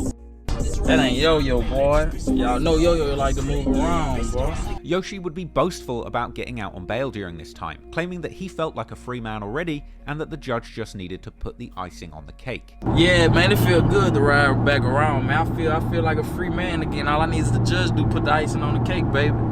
Hear him, so I eat my cake like anime. Now, this bravado turned out to be misplaced, as it would turn out that at this hearing in November 2020, the judge actually admonished Yoshi for having too much fun on bail, even going as far as to claim that he was treating his house arrest as a paid vacation, since Yoshi was amongst friends, having fun, and making music. With the district attorney complaining that Yoshi was violating curfew by moving around Miami late at night on jet skis and relaxing on the beach. As a punishment, his curfew was extended from starting from 8 p.m. to starting at 6 p.m. and running to 6 a.m. the next day, and telling him specifically no more jet skis or visits to glitzy Miami beauty spots like Biscayne Bay and South Beach. And even in his vlog, we would soon see a stressed out Yoshi after court, where he claimed that they tried to keep him locked up in court and that his situation might not be improving. I almost sent my back to jail. What? Just talking about stupid misunderstood and last coordination. Man, boy, I thought I wasn't about to leave out that, and I still can't do nothing though. I still can't do nothing. They had me in that bill about 4 hours. These, I thought I wasn't coming out that. How they was talking. Thought everything was gonna go better than what it did, but it didn't. Sit back again. Yoshi would even open up, saying that prosecutors had actively tried to completely revoke his bond, with fellow TBG rapper Seven Hardaway trying to put a positive spin on things, saying that that's not a problem because they got money and they could put up another $2 million bail. They're trying to revoke my bond. I ain't even get a chance to talk about me back working. You hear me? Look, they trying to revoke my partner bond, but so we got money. On a strict house arrest. So you know, look. I don't know, $2 million bond. Which I want another $2 million? Ain't no money. Got plenty of money. After being briefly humbled by almost losing his house arrest privileges, in time, Yoshi would revert back to his cocky attitude, perhaps as a result of that big stack of money truly going to his head. Yoshi would continue to record and release music during this stint on house arrest, with lyrics giving us a peek into his mental state during this period. In the song Get Back, released late in December 2020, Yoshi showed no signs of giving up his violent lifestyle, a track coming laced with pointed lyrics about dead op boys and taunting his ops, asking what they're gonna do about it. An insane lyric when you consider the fact that this guy seems to repeatedly target his ops with no care to the innocent people or children who get in the way, and the police just can't seem to keep him behind bars. In the song Bust Down, released 5th of February 2021, Yoshi tells how some of his friends did him wrong during his house arrest, rapping that some of them thought it was over for him, but they got it wrong because he's still making lots of money on house arrest. He also threatens to put a $10,000 bounty on someone's head, just like he did to their brother. Ironically, it would seem that around the times Yoshi would be at his most brazen, the courts would deliver bad news in his case. 20 days after that song, about putting money on people's heads, the judge in his upcoming case would deliver yet another devastating blow to his defense, by ruling that the jury would be allowed to hear evidence about his alleged involvement in the Miami hotel incident that targeted Youngboy in 2019. And this announcement would come with numerous revelations that spelled disaster for Yoshi's case. Allegedly, phone records from the time of the shooting in Miami gave investigators lit Yoshi's approximate cell phone location, which turned out to be on the same street as the Trump Hotel where Youngboy was shot and an innocent man died. In fact, Yoshi was allegedly on the phone to an unspecified incarcerated TBG member who was in jail while at the location of the shooting. Not only that, but prosecutors... Why would you do that, bro? Like... would also use his Instagram lives against him, where he had publicly claimed that NBA members had ratted on him in the June 2019 drive-by shooting case. But even more crazy than that is the fact that in spite of all of the mounting evidence against him, Yoshi would continue dropping music that continued to incriminate him. In his song Together, released on July the 16th, 2021, Yoshi would take the self-incrimination to a whole new level, rapping that his ops are going to die together and alluding to doing a drive-by shooting, saying that he will pull up next to his ops' car and try and make them fly. Even going as far as to say he doesn't care if his ops are with their families, he will shoot them wherever. Yoshi also raps about catching someone slipping and shooting him and then killing a couple more people. Outrageous lyrics when you consider the fact that at the time this released, he was on house arrest for numerous shootings, including including a car-to-car drive-by that targeted a family with 2 children in the car. Ultimately, it would seem that finally, the judge, prosecutors, and police had eventually seen enough, and Yoshi's stint on house arrest in his plush South Florida home would come to an end on the 22nd of July 2021. While Lit Yoshi was staying at TBG label mate Fredo Bang's house, federal agents would suddenly burst in using smoke bombs, assault rifles, and tactical gear, with cops presenting outstanding warrants in Baton Rouge for both Fredo Bang and Lit Yoshi, arresting them both. This would apparently be the result of probation violations, as the terms of Yoshi's release stated that he wasn't allowed to appear in music videos, post on social media, or possess firearms. And Fredo Bang was also on probation for pleading guilty to a weapons charge relating to a 2015 shooting in Baton Rouge. Unfortunately for Fredo Bang, during the raid, guns were also found inside his home, along with a stolen car parked outside, and the presence of these firearms would mean big trouble for Yoshi too. Just days after the raid, authorities would announce that they were adding another attempted murder charge to his case, the April 2020 shooting where he had allegedly tried to kill NBA Pap and NBA Michi Baby the month after accusing him of snitching on him. Things had turned for Yoshi, and it would only get worse from here. His bond was officially revoked by a Baton Rouge judge on September the 9th, 2021, with federal agents who conducted the raid testifying that 5 guns, ammunition, and a bulletproof vest had all been found in Fredo's house while Yoshi was there. And Yoshi's March 5 guns and a bulletproof vest? Nah, this nigga was ready to just slide on shit, like. 20 social media posts calling the victims of one of these shootings NBA Michi a snitch was also used against him. Nah, I ain't gonna lie though. You gotta think about it though. Sliding with a bulletproof vest is actually smart as fuck. Like, yo, chat, really think about it though. Like, that's actually smart as fuck. Like, you know what I'm saying?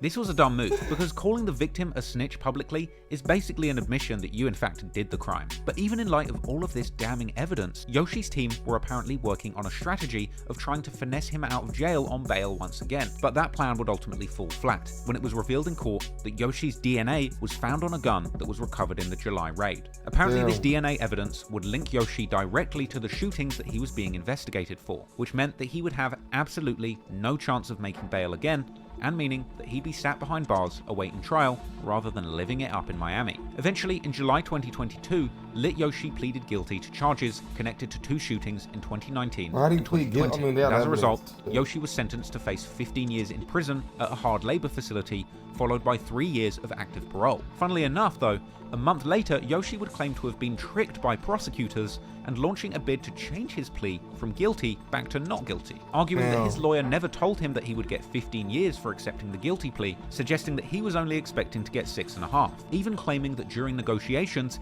his lawyer had actually been suspended from practicing law. It was a long shot, but it was the best that Yoshi could hope for. And while things were getting very serious for Yoshi behind bars, Hardaway was still upping the ante on the war back in Baton Rouge. Is crazy. In August 2022, he released an EP titled Transition, where he would take numerous shots against Youngboy, NBA, and 4K Trey. In the song Sinister, Hardaway disses Youngboy, saying that while his albums are going #1, his friends back in Baton Rouge are getting killed. After hearing about these lyrics, Big B would actually comment, "Who died?" insinuating that nobody from their side had been killed recently. The following month, unfortunately, someone would indeed lose their life, but it wouldn't be an NBA member, because on the night of Tuesday, the 20th of September 2022, at around 8 p.m, Seven Hardaway, real name Stanley Wright, was in the parking lot of the building where he lived, the Sherwood Place apartment complex in Baton Rouge. Here, he was approached by unknown assailants who shot him from close range, leaving him on the pavement, where he would ultimately lose his life, being laid to rest just days later, where he would be seen surrounded by TBG members. Police were quick to determine that this homicide was gang-related, and specifically targeted Seven for his affiliations to TBG and connection to Lit Yoshi. With that in mind, it was no surprise what happened next. TBG's enemies would soon begin commenting on Hardaway's death on social media. 4K Trey affiliates would be seen on IG Live laughing and saying that they were smoking on number 7. We got them lagging. New iPack? What new iPack? On the dead, now they talking to him. You got a chance to say it to their face. Say it with your chest. Huh?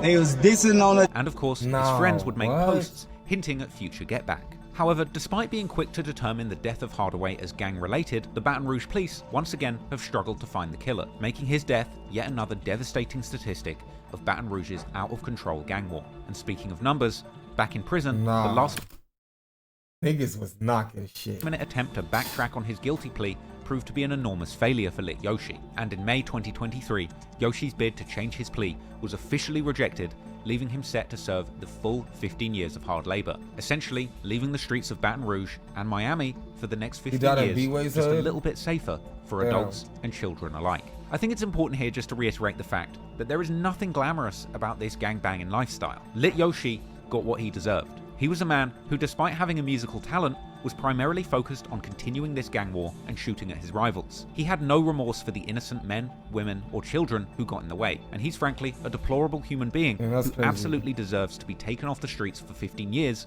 because of the things he did. But that doesn't mean that his ops aren't without blame either. But there's no way of looking at it. Lit Yoshi was clearly a danger to society and absolutely should have been put away sooner. However, his absence from the gang war wouldn't mean bliss or safety for Baton Rouge's most famous rap crew.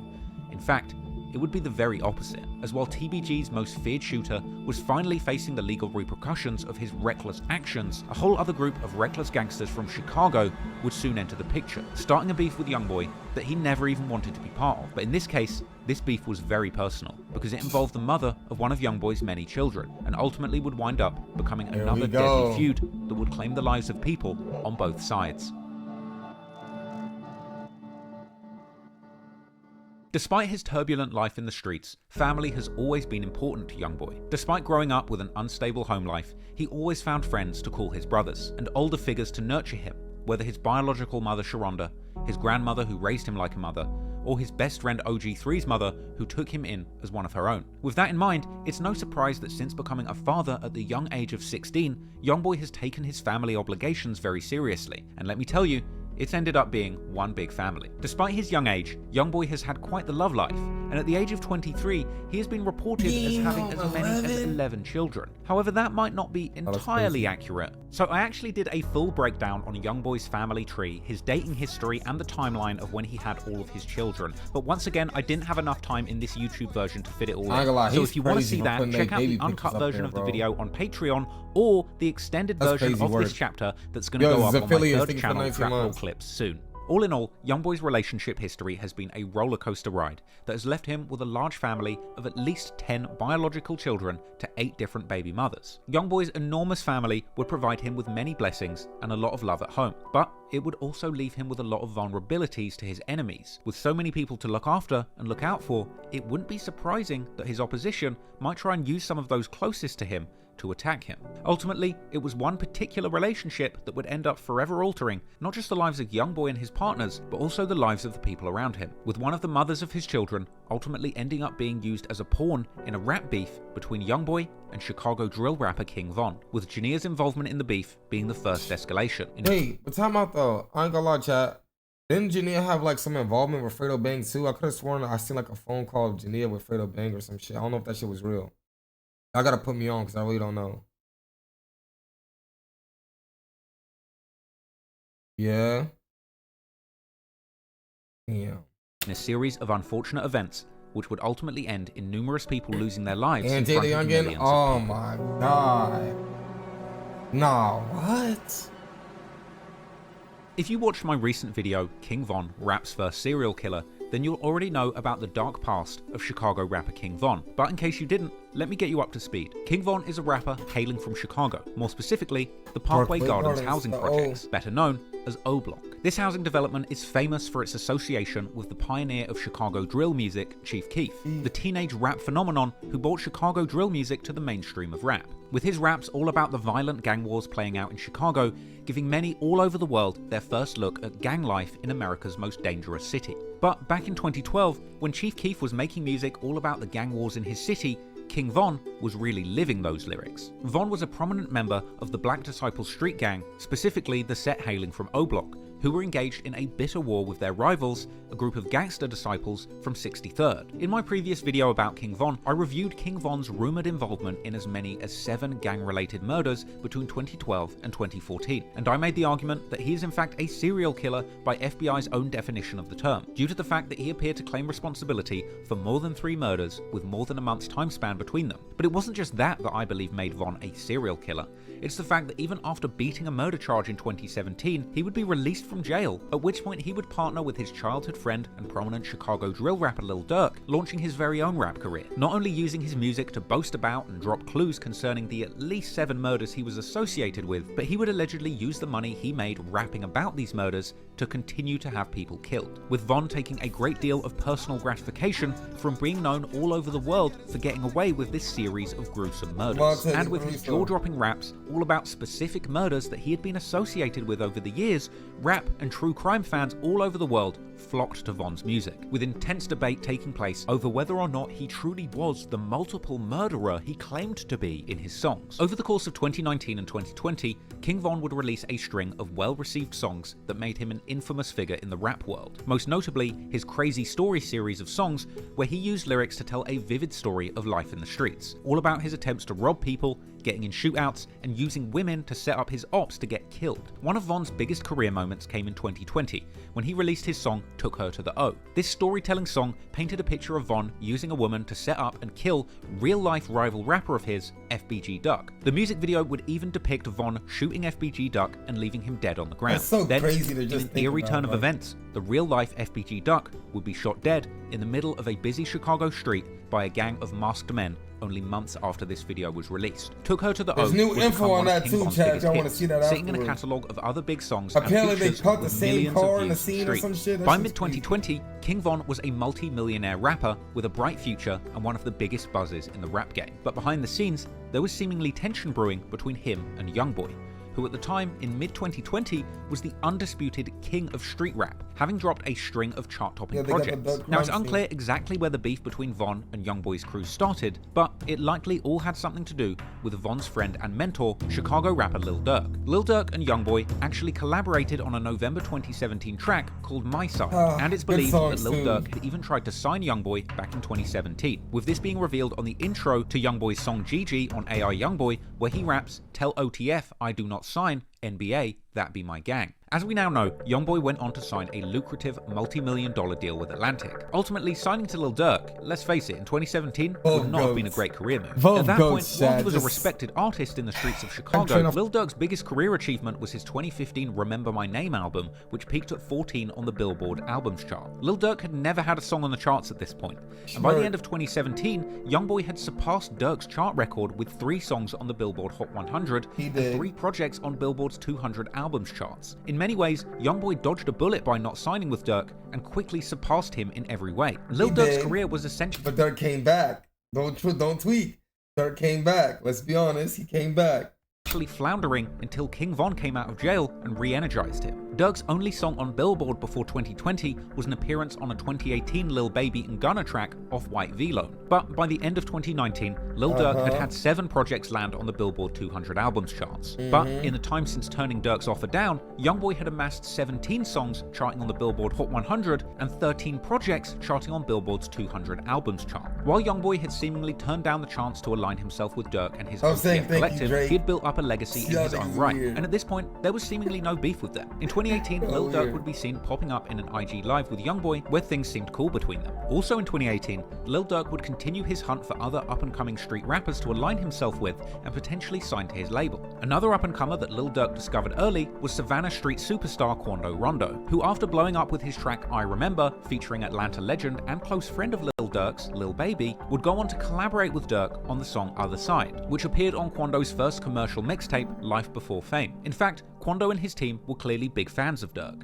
with Quando's cousin and close friend Lil Pab tweeting his love of Lil Durk's song This Ain't What You Want way back in 2013, saying that this song is better than everything. After the success of his first major single and mixtape, the rap industry was buzzing around Quando Rondo, and there would be intense competition between labels trying to sign him. But he would eventually catch the attention of fellow singing gangster rapper Youngboy, who commented on his video asking Quando for his number. All of them are amazing artists, man. Video and wanted my number and stuff. Youngboy and Quando would connect and hit it off behind the scenes. And in June 2018, Quando would officially sign to Youngboy's label, Never Broke Again, announcing it to Instagram with a post attracting congratulatory replies from NBA heavy hitters. And days later, Quando would be seen on stage with Youngboy and the NBA crew, where he received his NBA chain from OT3 and throws up Rollin' 60 Crip gang signs for the crowd. Never broke again, too. Oh! Yeah. Stop playing like game night. On the count of 3, everybody Everybody say NBA never broke again. 1, 2, 3. NBA never broke again. Neighborhood. Appreciate that bit, bro. He say neighborhood. Neighborhood. Put that on right quick. You know neighborhood. Hey, say 3. Make sure you bang on him before you walk off the stage. You hear me? God, I'm finna bang on him.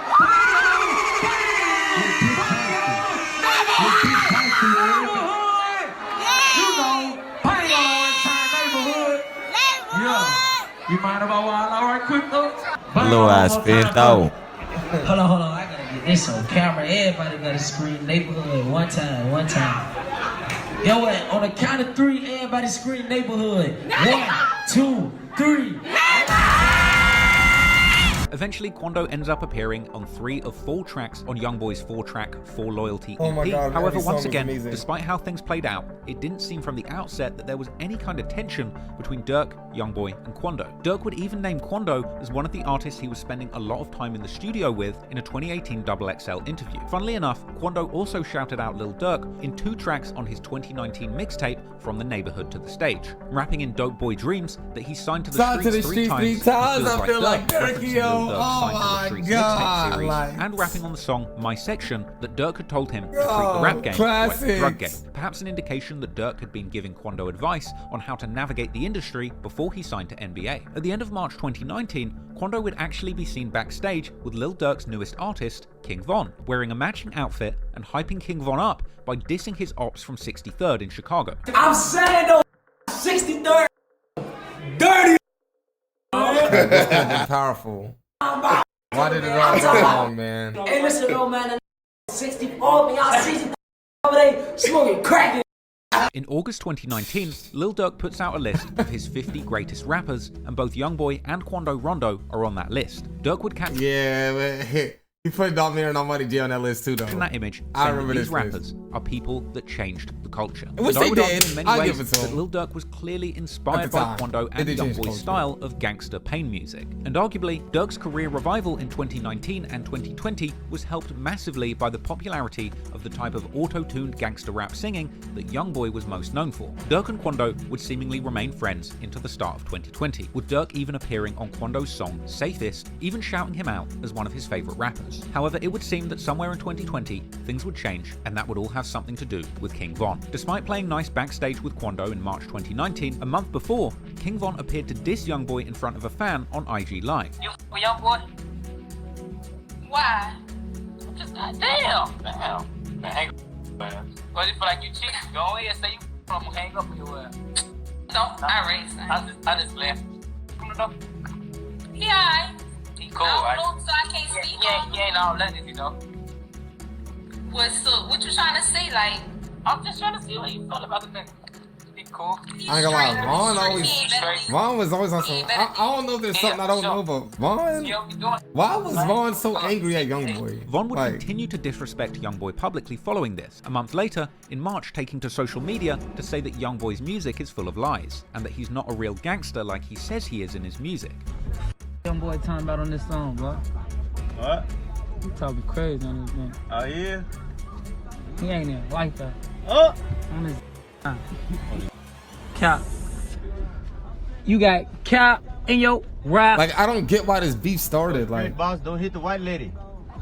You got Cap in your raps. Now, this is interesting because it says He was to me listening to that Youngboy, perhaps though, Von's so I problem don't- with Youngboy is that he felt he wasn't worthy of his reputation. We've already discussed Youngboy's numerous lyrics over the years where he appears to infer that he's killed over 7 people. However, this supposed body count has been heavily doubted and debated, with it really being believed that when couldn't get a Youngboy verse? says he has bodies, he's really referring to the many people around him who have lost their lives over the years, or a push that Youngboy is perhaps responsible for these killings through either paying assassins to kill for him, or simply the fact that these people end up getting killed when they try and beef with him. The idea that Youngboy has 7 or more bodies is ambiguous, enshrouded in mystery and misdirection. However, when it comes to King Von, the situation is the complete opposite. King Von has rapped repeatedly that he has 7 bodies, and in my video, King Von raps for serial killer. I ain't gonna lie.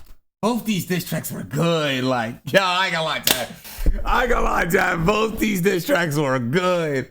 Talk about bodies. I got a few 4 plus 3, 3 plus 2. I'm King Von, nigga. Who are you? We gon' buy them all when they free dudes. Oh my God. To make a very compelling case that Von did indeed personally murder at least 7 people. Von was a killer, and he wanted everyone in the rap industry to know it. And perhaps he was upset at the idea that a man much younger and richer and more successful than him could reach the very top of the gangster rap game without demonstrating that he is truly capable of committing murder firsthand. With Von seemingly deciding that the fastest way to the top of the rap game would be to punk Youngboy and expose him as a fake killer, proving to the rap game and the world at large that Von had personally committed the murders like he rapped about, unlike Youngboy, and therefore Von felt he was more worthy of the top spot than Youngboy. But initially this beef was just petty sneak disses being sent from Von. When Youngboy was released from jail in August 2019 after he got caught up in the Trump Hotel shooting that violated his probation, Von would welcome him home with a snarky tweet that ended calling him ugly. And over the course of the next year, Von would even be seen copying Youngboy's mannerisms and beginning to quote him during his Instagram lives. Boy, as my grandma raised me,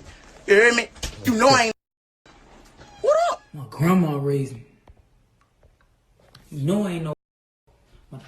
Whether there was any real beef between OTF and NBA at the time is unclear, but the two crews were clearly competitive. In October 2019, when DJ Academics would claim that Youngboy was the realest street rapper to appear since the original Chicago. Man, y'all talking that bullshit though. NBA Youngboy drops tonight. The nigga might be the realest rapper since the Chirac drill era. Name another rapper with the blank in the name in real life other than him. I'll wait. The baby don't count. He's stupid. King Ron. Go drill scene. No, it had to be a deeper meaning, bro. It has to have a deeper meaning, bro. We ain't never gonna know.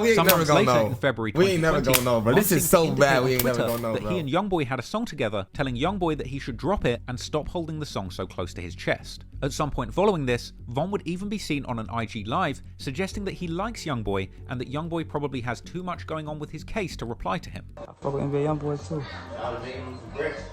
They just got a lot of going on. You just can't be fucking nobody when they got all this going on.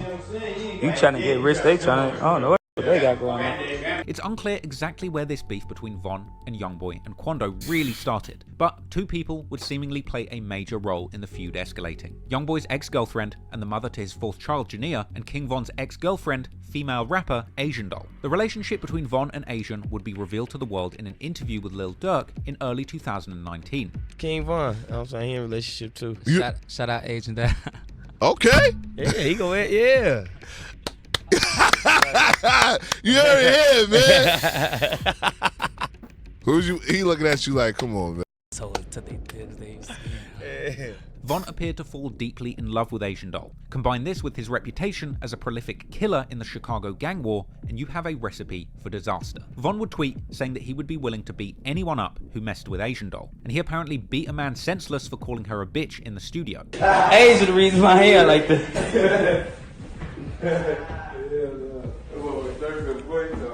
Somebody called my girlfriend a bitch yesterday. And you ain't gonna smack one of them out of his. Tell him what happened to my hand, bro. Folks overbeat his. Call my girlfriend. Woke her back up. Hello? I'm looking for a car. Yeah, you can let him in. Where you go? That was quick. Everybody do that. I'm doing like y'all finna overdo it. I'm not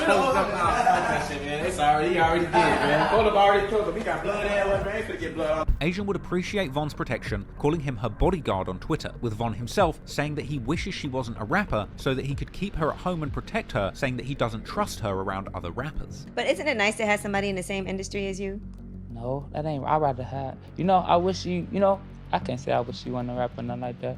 But it'd be better if I knew like she's at the house instead of going around all these people that ain't around and damn, what's going on? Now I'm just thinking, damn, what you doing? Why she answering the phone? And that's how she be feeling. She feel the same. I just said that. No, I understand. That's what I'm saying. Like, I wish my was at the damn house. Yeah. Oh, so it's been times when you didn't like it, she had to work with her. I'm not gonna say nothing because you gotta be. Feel like y'all gotta be for sure with yourself, man. I know I'm that So Von was clearly very possessive still about be Asian here, Doll, man. even tweeting Fuck. that he would kill somebody for messing with her. However, things would eventually get complicated between Von and Asian, and during the summer of 2020, their relationship appeared to go through an on and off stage, where Von would sometimes indicate on social media that the couple had broken up, while at other times they seemed to be back together. Von was apparently a single man again, and after his high-profile relationship with fellow industry rapper and social media star Asian Doll, he would be looking to get into a new entanglement that might grab some headlines. But his next move would be incredibly bold, and seemingly out of nowhere, Von would make a declaration of war against Youngboy. In mid-August, Von would post a cryptic tweet saying that he had just made a hit song with a female that people won't believe, and that it was going to be crazy. That very same day, images would surface online showing Von spending private time with none other than Jania, the mother of Youngboy's fourth child. And later, speculation would begin to swirl off the back of tweets made by Von and his Jania and I seen this of you getting fucked, bitch. Stay off my dick. Thank you. sister Kayla that Von and Jania might have even created a sex tape during their time together. And these rumors would later be strengthened.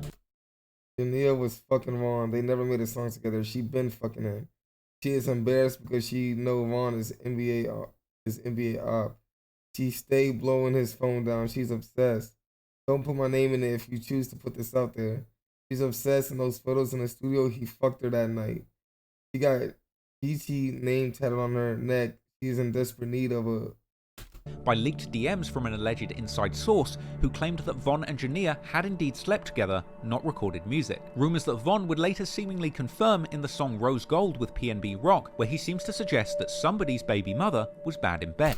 And your little baby mama looked real good, but that bitch pussy weak. However, Jania would deny the rumors, saying that they had in fact just made music together so that she can make money for her son. We walked to the table to play the... That song ain't never come out.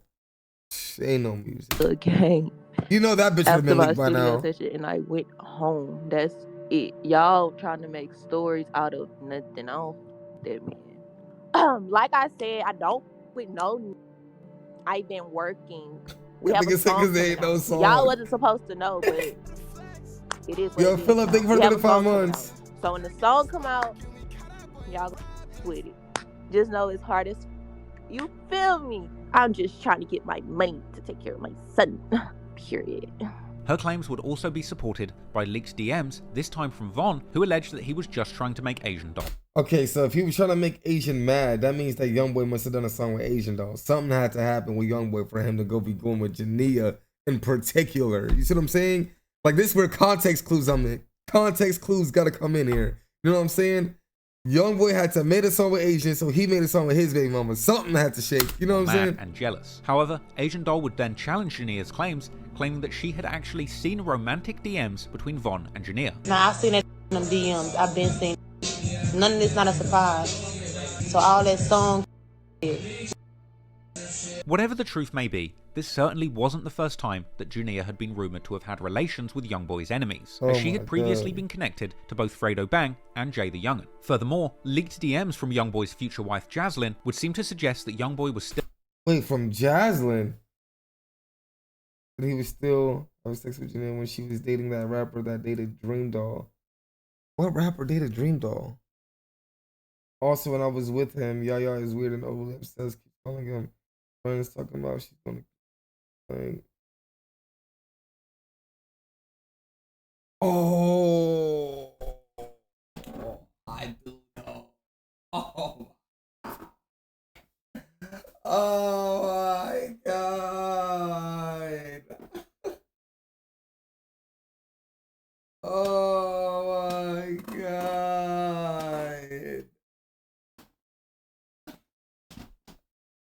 Oh my God.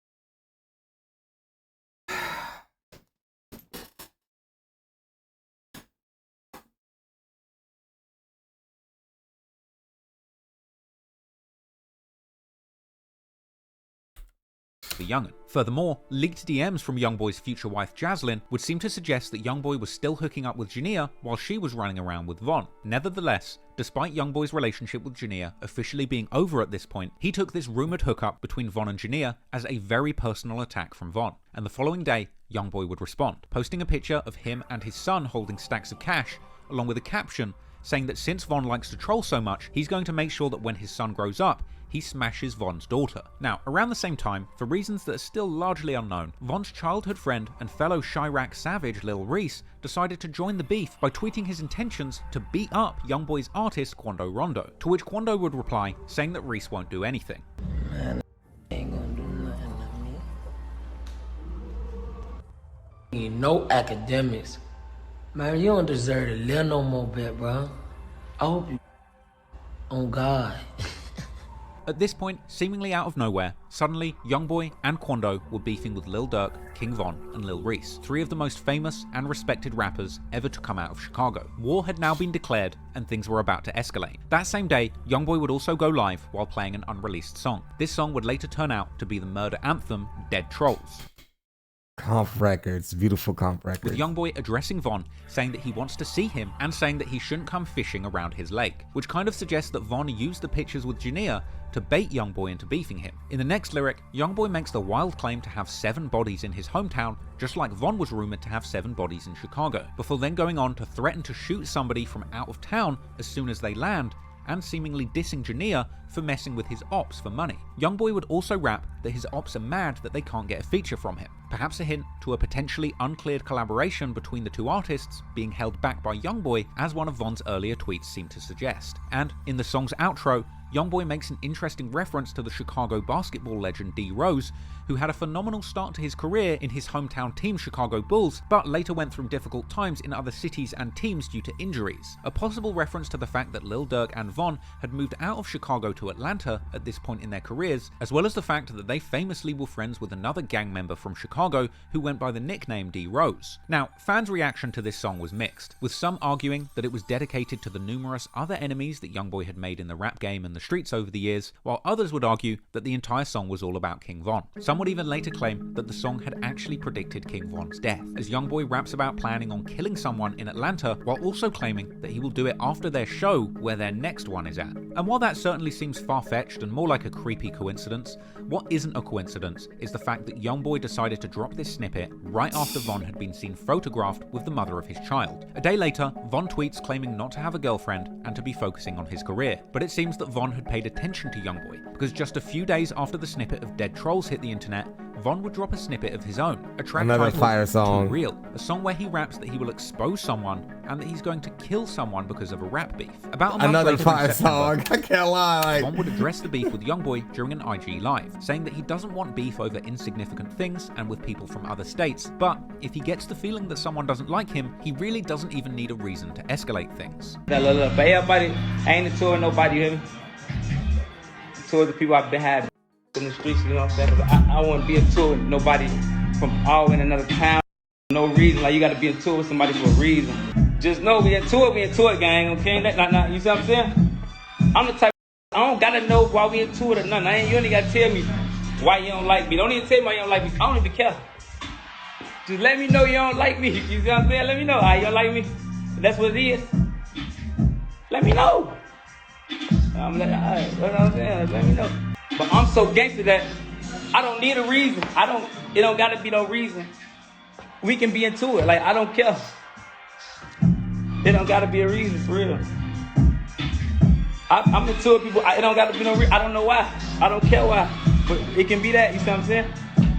Well, I like to know why we into it. I like that. I need to, because I ain't no goofy. Like, what the Nah, then you can tell Von loved them. I ain't trying to lose. I can't lose to nobody. Lose to who?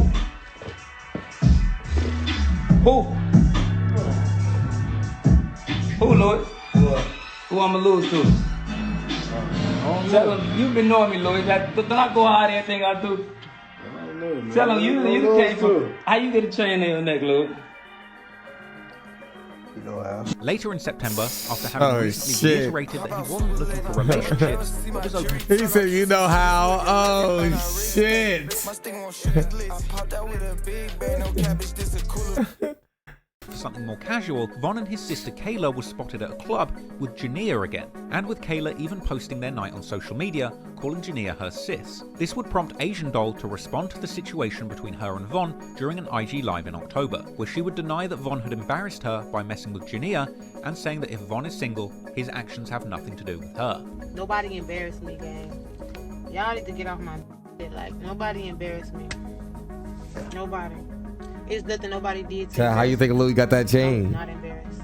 Y'all I'm just asking the question. A tweet, like, y'all, like, dude don't even know you f***ing clowns. The f*** y'all hoes get left. How you think he got his chain, Chad? I was just asking.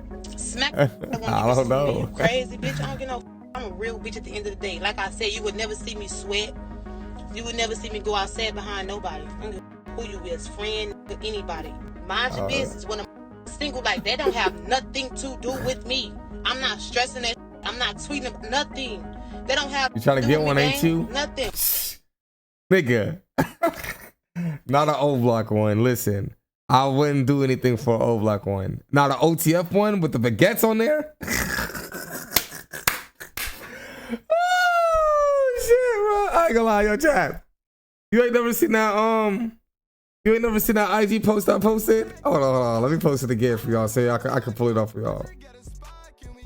Let me pull it up for y'all. Let me find it for you. Hold on, chat. Hold on, chat. Let me pull it up one more time. Let me pull it up one more time. Let me pull it up one more time. 1 second, chat. Now look. Chat, just look. Now the OTF one, I mean, now the O Block one, I don't know. You see what I'm saying? Because the O Block one is like, it's an O Block one. So it's like, okay, it's the O. You feel me? I'm not O Block. You feel me? Now that OTF one, chat. The OTF one, 1 second. Give me a second. I'm going to play the vid. Hold on. Give me a second. Give me a second.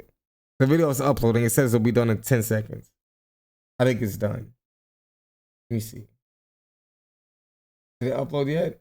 Oh, yeah, it uploaded. A chain.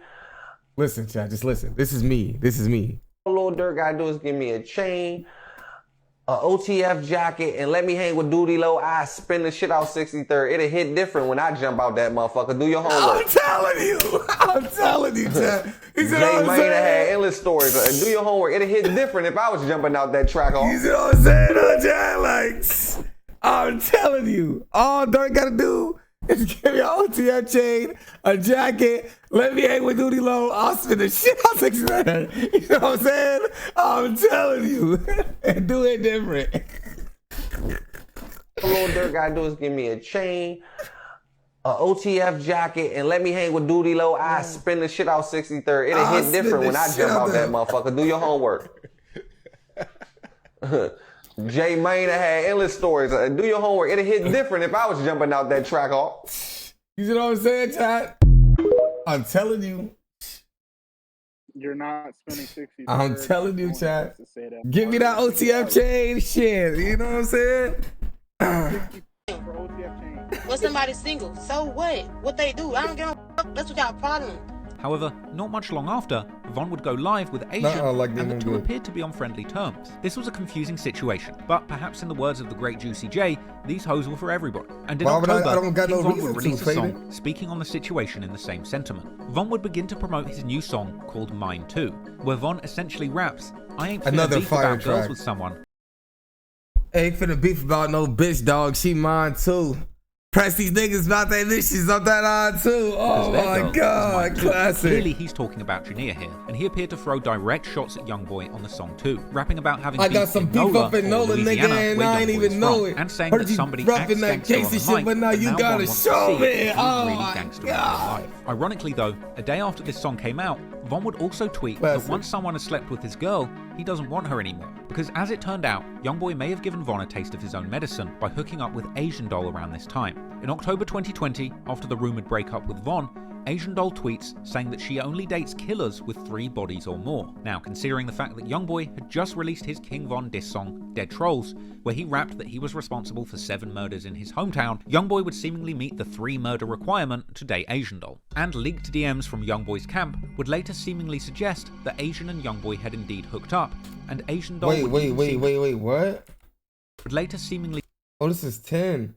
I'm pretty sure Asian big feet ass sucked by B dick. She did. Oh, no. He suggests that Asian and Youngboy had indeed hooked up, and Asian Doll would even seem to admit the affair in her song No Exposing. Youngboy's producer would further... Wait. And Asian... Fuck that bitch. Fuck that bitch twice. Dumb bitch ain't no exposing me. Doll would even seem to admit the affair. Wait, suck that dick twice. Dumb bitch ain't no exposing me. Oh, nah. Yo, Asian Doll is just in her song No Exposing. Youngboy's producer would further feed the rumor mill by posting screenshots of messages that Youngboy had allegedly sent him from Asian Doll's Instagram account. Things were getting petty, and now Youngboy was proving that the sentiment behind King Von's song Mine Too was true both ways. But things would only get more and more personal as the days went on. On November the 4th, 2020, only days before King Von would end up losing his life, Youngboy posted a snippet of a new song that he apparently made with Asian Doll, the song with the ominous working title, Meet the Reaper. Von would quickly respond by tweeting that the song is trash, and he would continue with an all-day tweet storm, during which he would once again allude and joke about a sex tape existing between him and Jania, and claiming that he is actually happy for Asian Doll, but that the song is still trash, before rehashing a lyric from his song Mine Too, once again indicating that Asian is still his girl too. This all went down on November the 4th, 2020, about a day before he would lose his life. Von was incredibly active on Twitter this day, and he would continue throwing shots at Youngboy, tweeting that rappers are and that he's not one of them, and he would warn people to approach him with caution, and saying that his ops are acting gangster, but that's not what they're really like, whilst also trying to convince his audience, and perhaps himself, that his feelings weren't hurt and he was simply providing entertainment, with Von eventually saying in another deleted tweet that he's going to lead by example because he's older than Youngboy, and saying that he's quitting the beef because many wars have started over a woman and that he's not beefing Youngboy. He said that they're sharing the same women and these women don't even matter and aren't all that. And then, in the very last recorded interview before his death, King Von told DJ Academics that there was no real beef between him and Youngboy, saying that they just had the same girl and claiming that things were just being exaggerated by people on the internet. People told me you and Youngboy was beefing or something like that. You said something about what happened, Von? What's going on with you, man? They be saying that a lot. It's like we got the same interests, and then you know how the internet will try to make it. Don't tell me I got problems over girls. No, it's the internet, gang. It's the you know, they'll try to make it like that because it's the internet. You see what I'm saying?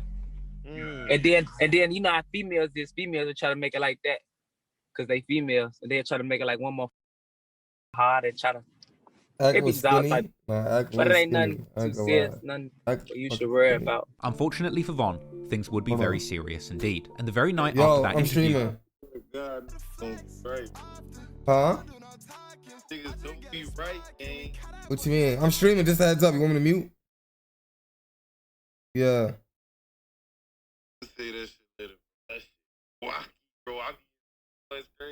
What happened? Bad, bro. This shit bad. Bro, hit me when you get on stream. Bro, text me. I'm gonna text you. Von himself would escalate things out of his own control and ultimately wound up getting more than he bargained for. Just after midnight on the 5th of November 2020, Von tweets his location for the evening, a show at Atlanta club Opium. Von would go live on Instagram on the way to the club in good spirits, rapping along to his own music. He would go live pre-show with the name of the club pinned, and he would be seen on Instagram posted up smoking hookah with his entourage of O-Block natives. He went on to play that concert at Opium, where he would be seen jamming out on stage at the club. Just after 1 AM, Von retweeted a Young and Ace lyric with a caption saying his crew are going to catch someone and he sees let go, you know folks them gonna catch you. Huh?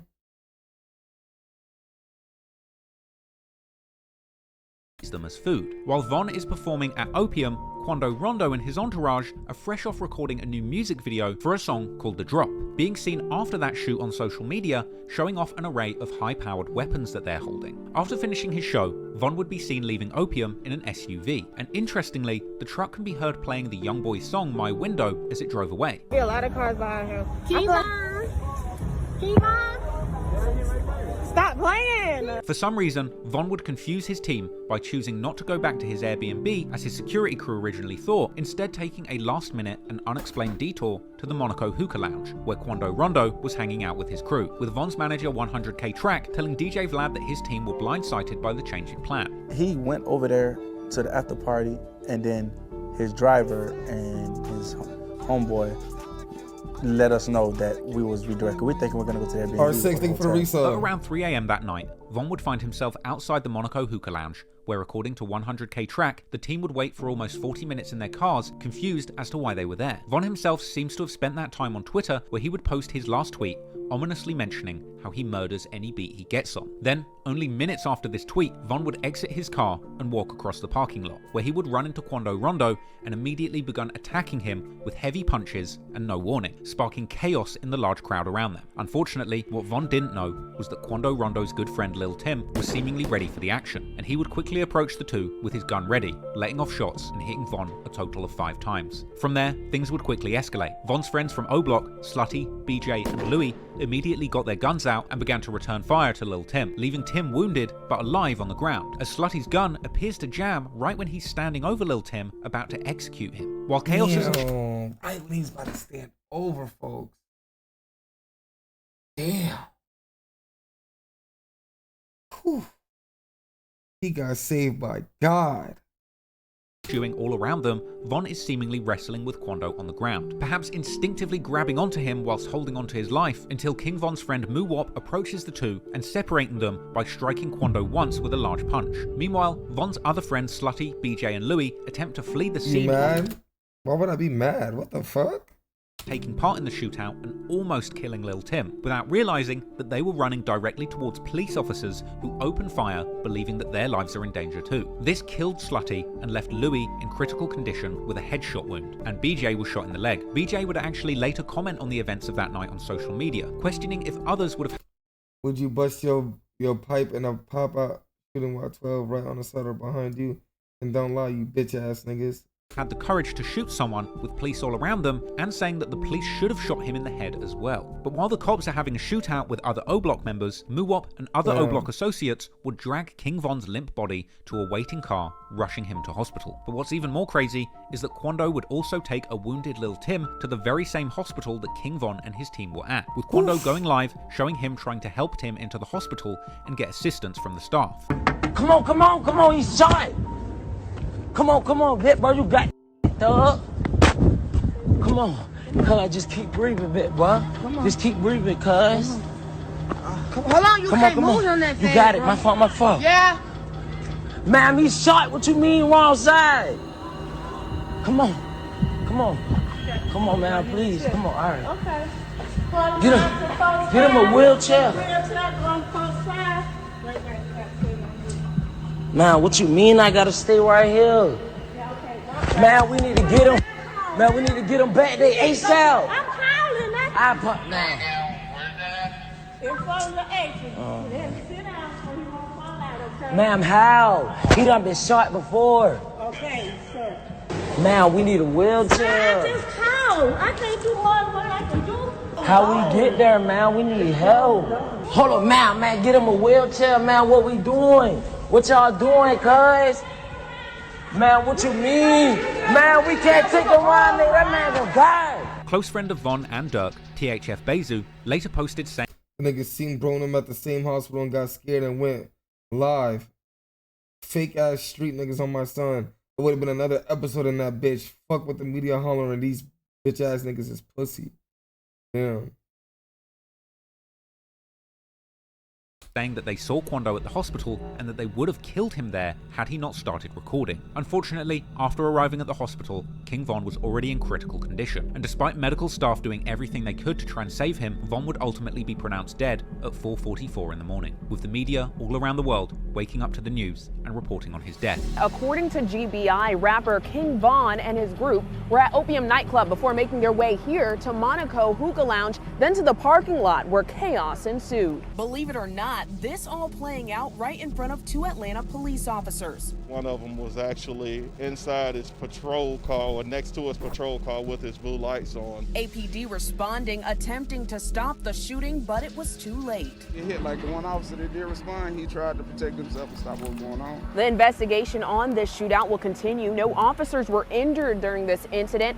According to GBI, this is the 82nd officer-involved shooting that they've been requested to investigate in 2020. Lil Durk would seemingly find out about the shooting whilst being on IG Live and listening to his own revenge anthem Back in Blood, with the live ending abruptly when he realized that all of the comments were full of people asking about Von's shooting. After the news of Von's passing would be properly confirmed, Dirk would post a tribute image of Von to his own Instagram, saying that he had lost his twin. Meanwhile, Asian Doll, who despite perhaps not being on the best of terms with Von at the time of his death, reacted to the news on Twitter, claiming that she wishes that she was dead. However, over in Baton Rouge, Youngboy's brother Big B appeared to be in good spirits, as he would mock Von in an IG story, saying that it was funny that Von was the one who started the beef, dissing NBA Youngboy. Now he's the one dead. The joke's on you, you diss, now you getting rapped on. Yeah. Yeah. Meanwhile, one of Youngboy's biggest ops, Lit Yoshi, who was still on probation in Florida at this point, would pay tributes to Von in a vlog. Long live King Von, man. More block boys. Right. Von's friends and associates would naturally have a strong response to his death, seemingly taking it as a full declaration of war between them and the NBA camp. 600 Breezy claimed to be headed from Chicago to Youngboy's hood at 150 miles an hour with the Steppers. BJ, who was still probably being treated for his leg shot wound, would also respond, saying that their ops are now cursed and that they don't stand a chance against O-Block. Meanwhile, Youngboy affiliate Michi downplayed these declarations of war, saying that real gangsters only slide in silence. Right there, all ain't doing no hell, scary, doing all that capping, get on that, man, real. This is a war. Hey, if you go do something, man, do something. You don't come to the city and annihilate you in the city, man. You was supposed to slab out that, man. In a bittersweet turn of events, just a few days after Von's passing, his album Welcome to O-Block would become his highest charting project ever, debuting posthumously at the unlucky number 13 on Billboard, ironically one position above Youngboy's top album, which at that point had already spent 8 weeks on the charts after going number 1 on debut. What should have been a major career victory for Von was now unfortunately the final chapter in his short but impactful career as a gangster rapper. However, sadly for Youngboy, this wouldn't be the end of the beef. In fact, it was only the beginning, because despite Von being the one who provoked both Youngboy first by taking intimate pictures with the mother of his child, and Quando by punching him for no reason outside the Monaco club, the unintended result was Von being shot dead in front of his entire crew. And unfortunately for Youngboy, Von wasn't just any rapper. Von was, in his own words, the most dangerous killer to ever emerge from O-Block. And Von was backed up by an army of friends, gang members, and killers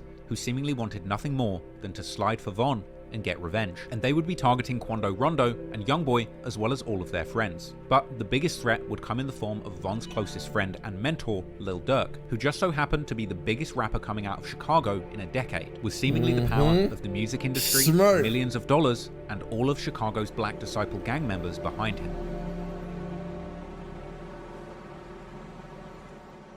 When King Von and Youngboy had gone back and forth in the summer of 2020, it was hard to imagine that their rap beef would become something deadly. But the unfortunate truth of street life is that if you're constantly armed and around other groups who are armed, it's very easy for a small disagreement to escalate into a Wild West style shootout. It's hard to believe that Quando Rondo could have possibly wanted King Von dead when he was seemingly blindsided by Von punching him in the first place. Ultimately, Quando's friend Lil Tim was simply protecting his people's best interests when he fired on King Von. Perhaps it was an overreaction, but in the capacity of Quando's muscle, he's supposed to take action and protect Quando from danger. The unfortunate circumstances of that night created a situation that nobody wanted to be in, but it is what it is. And when Lil Tim pulled that trigger, this escalated things from an industry rap beef to an interstate gang war where blood had been shed. King Von was a beloved figure in Chicago drill, not just because of his hit songs about Chicago street life, but also for his reputation as a gangster in the streets, being associated with at least 7 murders, which he seemingly confesses to in numerous lyrics. Von was the baddest gangster in Chicago history,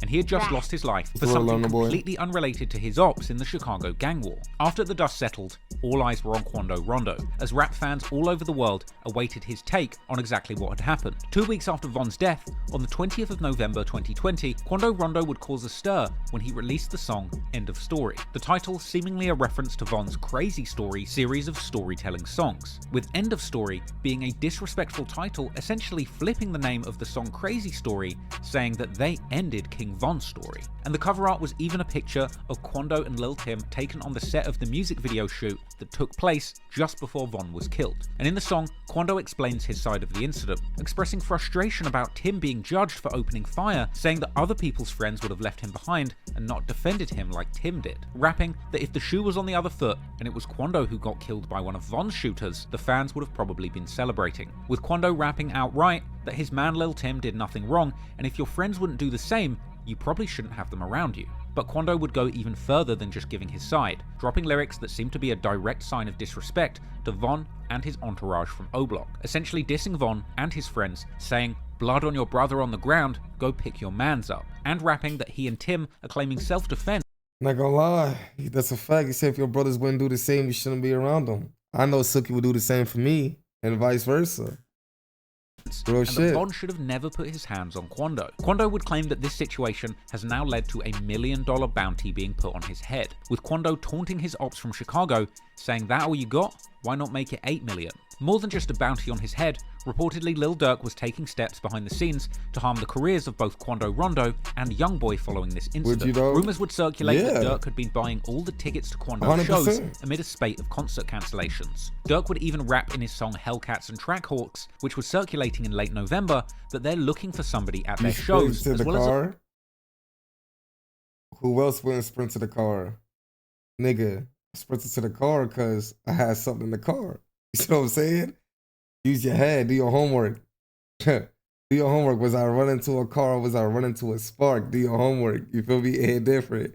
You see what I'm saying? The line towards Quando it hit different. You see what I'm saying? They're not feeling your favorite rapper. Clearly, Durk was devastated by the loss of Von and placed the blame squarely on Quando Rondo and Youngboy. Moving forward, Durk would make grand gestures towards Von, using his career to memorialize his fallen friend. A few months after Von's passing, Durk would release his new album, The Voice, which he would dedicate to his fallen twin, Von, with a picture of them together on the cover. But next, Durk would do something that was aimed directly at Youngboy. In his January 2nd, 2021 music video for the hit song Back in Blood with Pooh Shiesty, he would call in a cameo from none other than Youngboy's biggest surviving enemy from the Baton Rouge gang wars, TBG rapper Fredo Bang. And then, 2 weeks later, on January 15th, 2021, Fredo Bang would release a new song and music video of his own. This was a remix of a song called Top. This was an interesting title for Youngboy's biggest surviving op to make, considering Youngboy's nickname is Top. The official remix of the track Top would feature Youngboy's newest op, Lil Durk. Every day I wake up, rapped about how he felt when his cousin Nooski died. But not only that, but the music video for the Top remix, I ain't gonna lie, chat. No. We gotta play this song after. This song's amazing. Damn near a summit for Youngboy and Quando's ops. NLE Chopper made a cameo in the music video, and if you didn't know,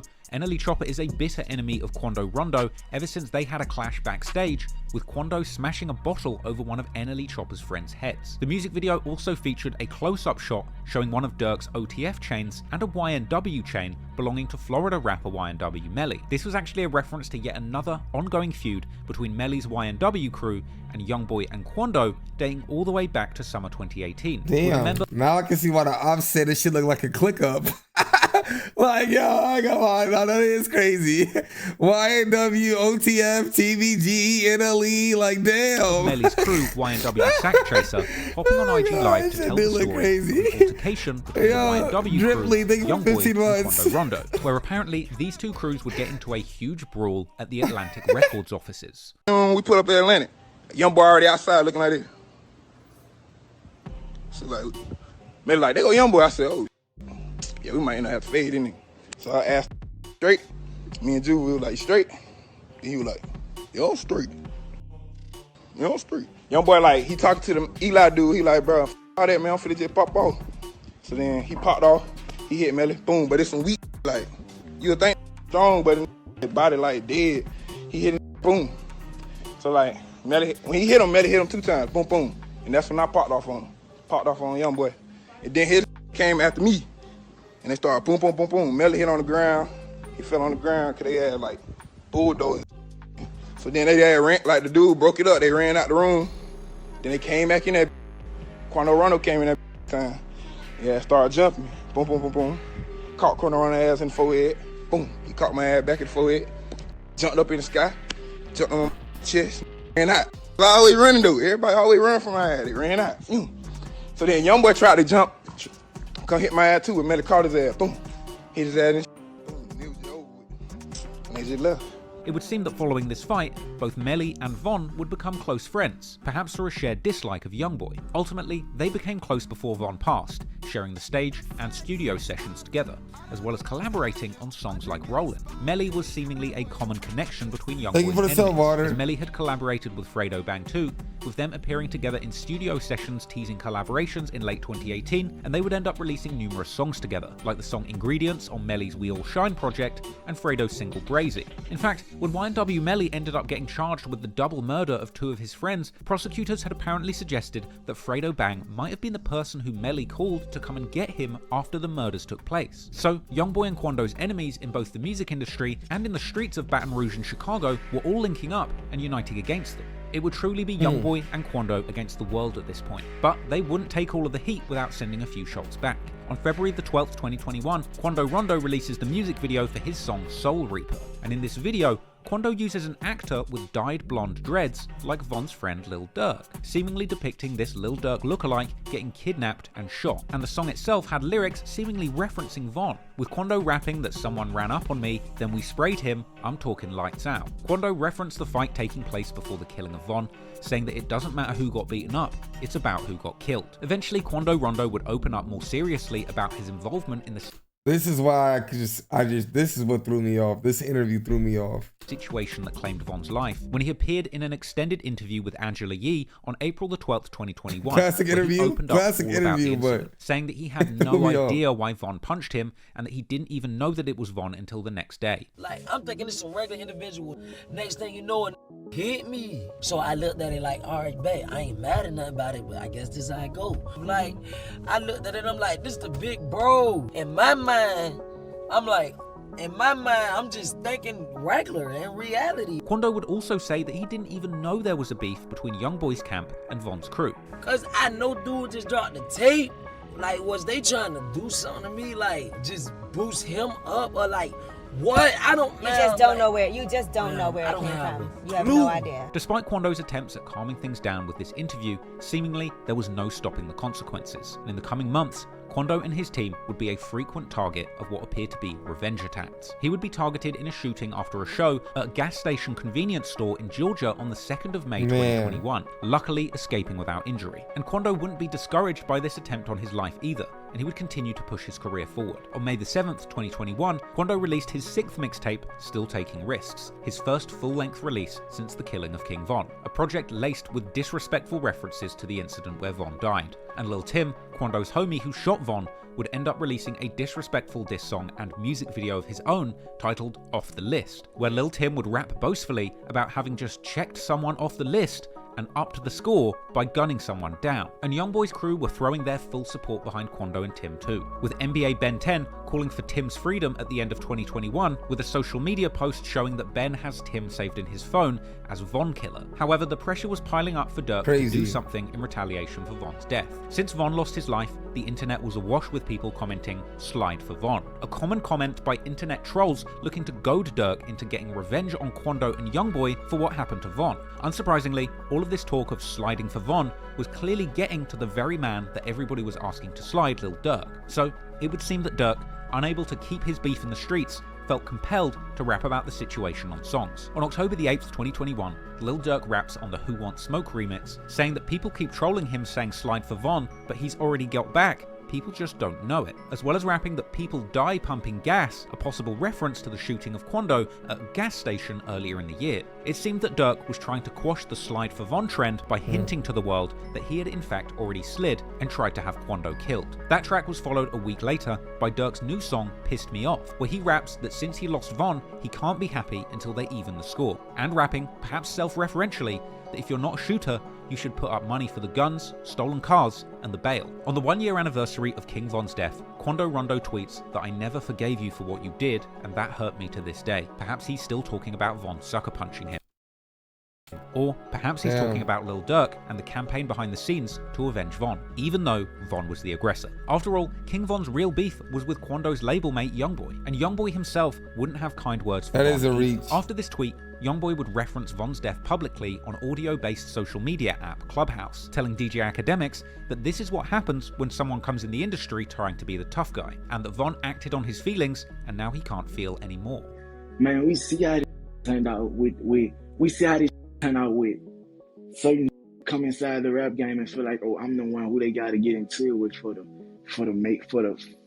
reach this certain point of what, man, boy, you can stunt like your ass a gangster, boy.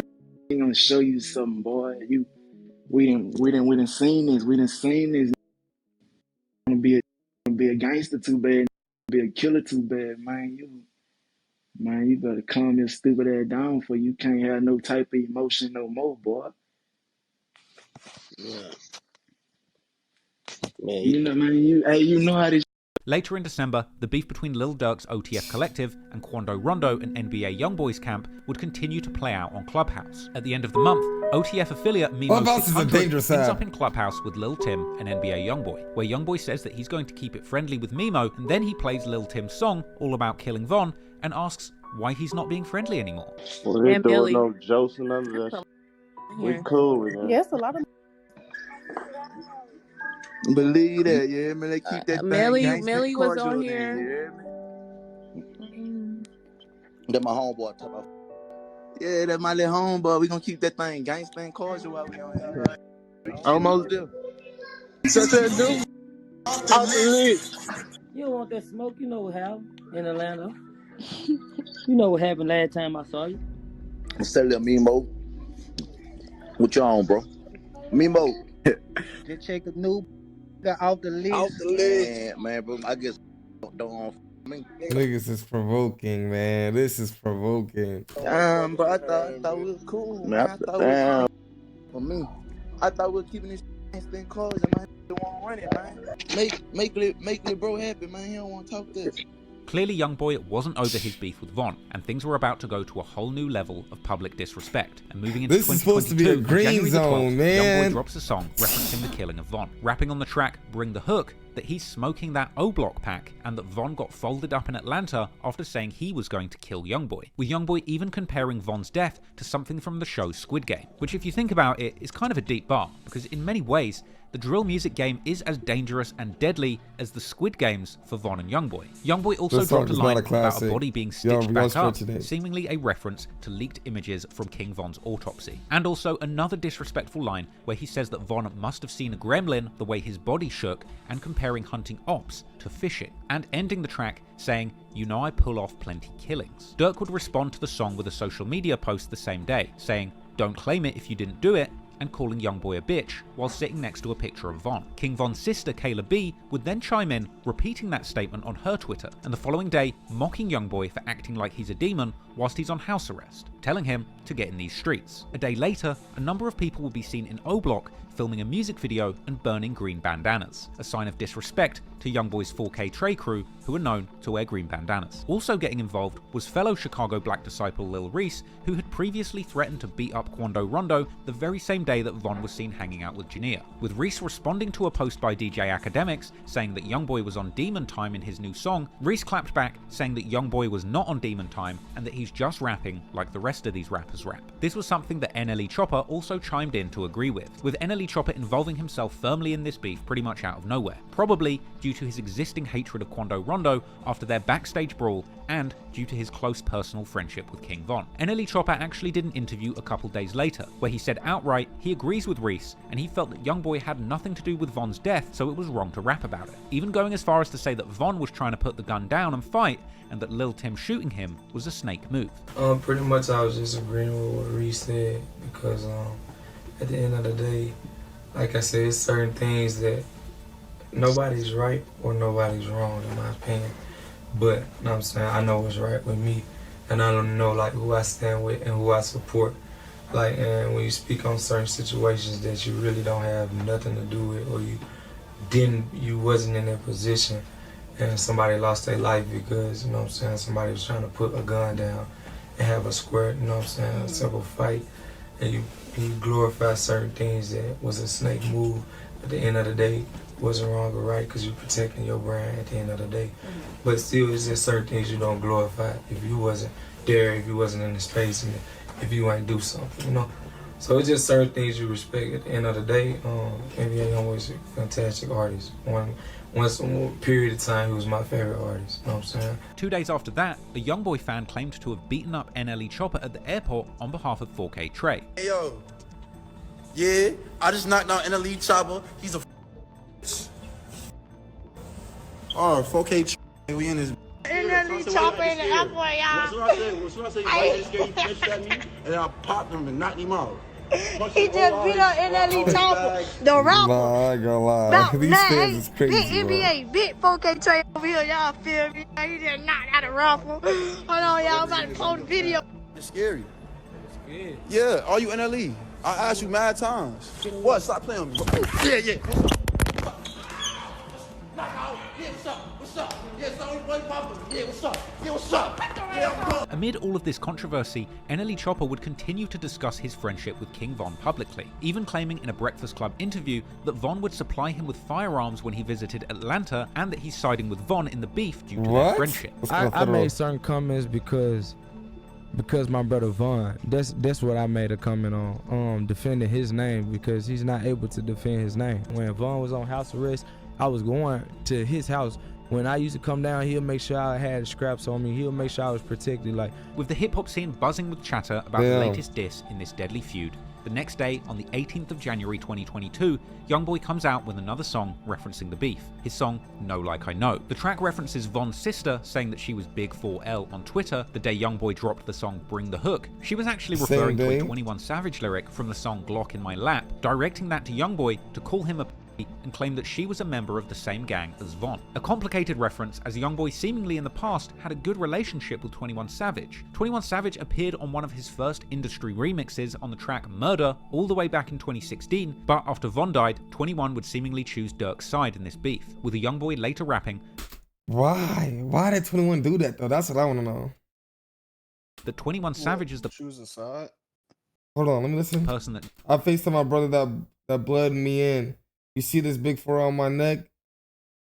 Nigga had the nerve to text it back and say, who the fuck is this? Jumped him into the blood gang, and that's the reason why he got a 4L tattoo on his neck. But after the beef with Von, Youngboy says that he called 21 for support and that 21 turned down the call and denied knowing who he was. But back to the song Know Like I Know. Other than the damn, what?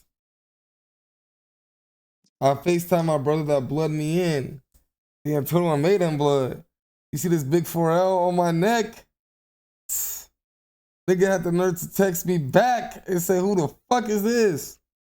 The 21 turned down the call and denied knowing who he was. But back to the song Know Like I Know. Other than the line about 21 Savage and Kayla B at the start, the majority of the opening bars on the track were actually aimed at NLE Chopper, with Youngboy saying that he will kill him for picking sides with Lil Reese on Twitter, telling him he's a real demon, saying directly that he saw Chopper's interview in bed and thought to himself, he doesn't even know Chopper, but Chopper wants to see him dead, as well as lines that could be aimed at NLE Chopper or Dirk, rapping that you can get killed like your friend and that they're not ready to see brains lying around the club, with me leaning towards thinking that this lyric is actually aimed at Lil Durk due to Youngboy rapping that he plays for keeps, a reference to the famous Chicago drill song Play for Keeps by friends of Lil Durk, LA Capone, and Rondo No. 9. A day later, on January the 19th, 2022, Youngboy posts a picture on Instagram saying that his ops are going to die, along with another picture telling them to stay safe. Seemingly this was a reference to earlier alleged leaked DMs between Dirk and Quando.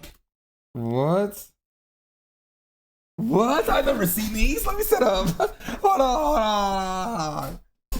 We need to talk, cuz this is going too far. I can't even do shows. I gotta feed my people. Stay safe. Come on, cuz you know me. I ain't fearing shit, but we could dead this shit. The social media shit. Let's talk this out in person. No cap. Do a show. You good, folk. I don't believe that, big bruh. What you on? What's your number? Call me.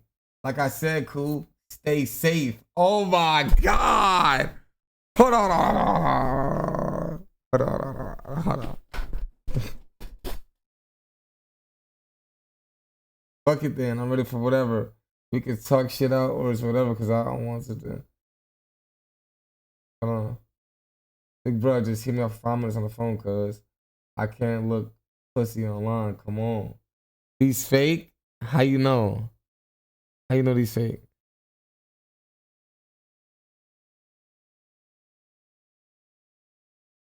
I guess Smirk is saying cool.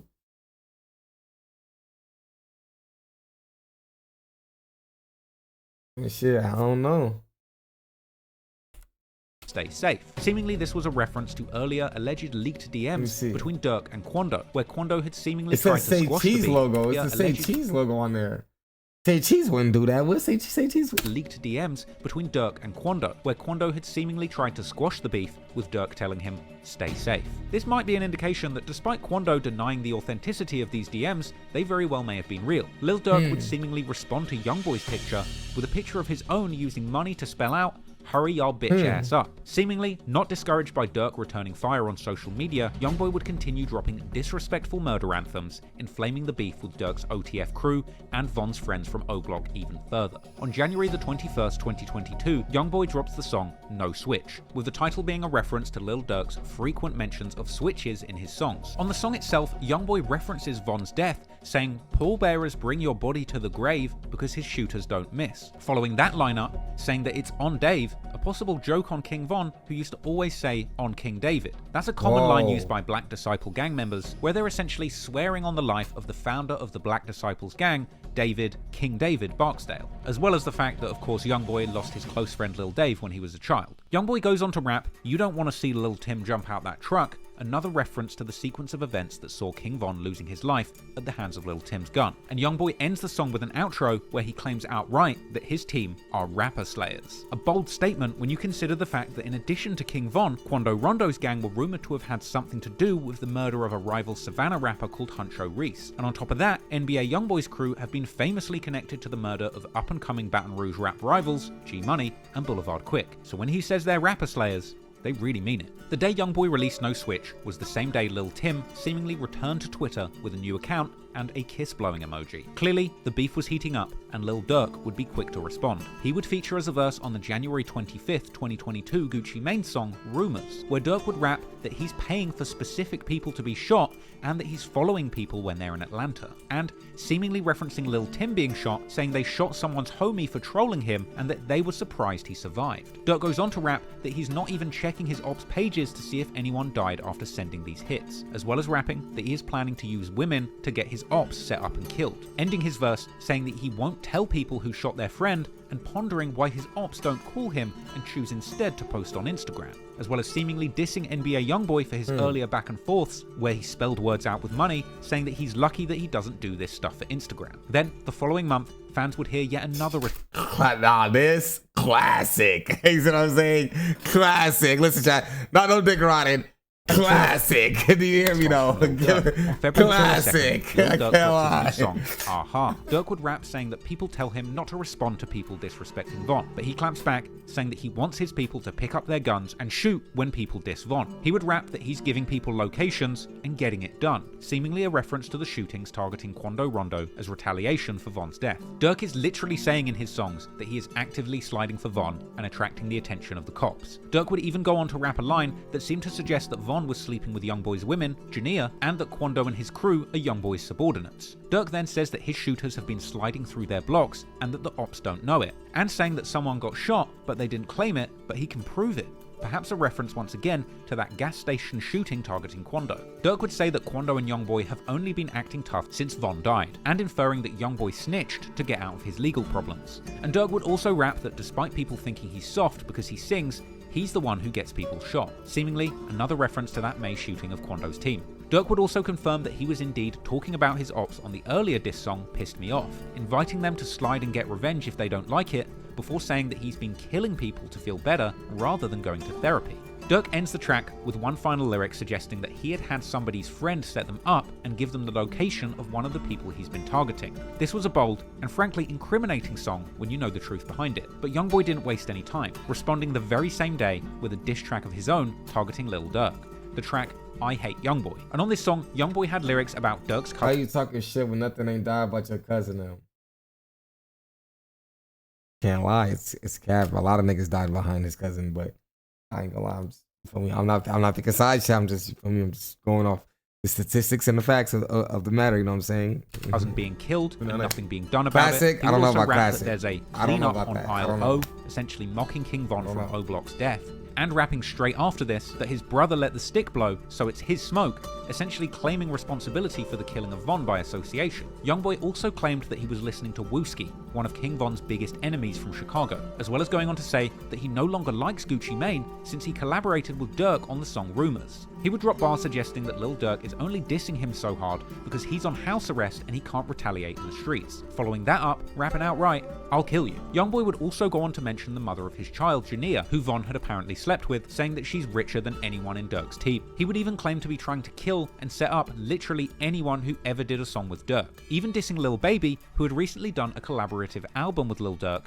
Voice of the Heroes. Youngboy would call Durk a pussy and claim that Durk was only dissing him because he's mad about Von getting killed. He would even diss Lil Durk's father, referencing Big Durk, who spent time in federal prison, saying he's a bitch and telling him to comfort Durk's grieving auntie, a reference to the death of Durk's cousin Newski. Youngboy would also diss King Von's sister Kayla B, once again for claiming she was 4L, and Youngboy would even call out fans who diss King Von's sister Kayla B, once again for claiming she was 4L, and Youngboy would even call out fans and YouTubers for hating on Tim and Quando Rondo and acting like they were wrong for killing Von, with a bar telling YouTube streamers not to react to him no more, seemingly pointing the finger at the king of Twitch streaming Kai Cenat, who had actually been seen with Lil Durk that very same day. There were also lyrics mentioning Apple Music. This you? I mean,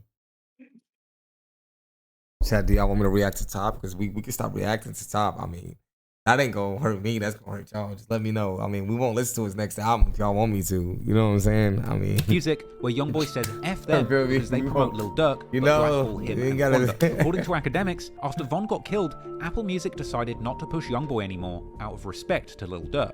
The whole Quando Rondo and whatever. Quando fuck with me. I fuck with Quando.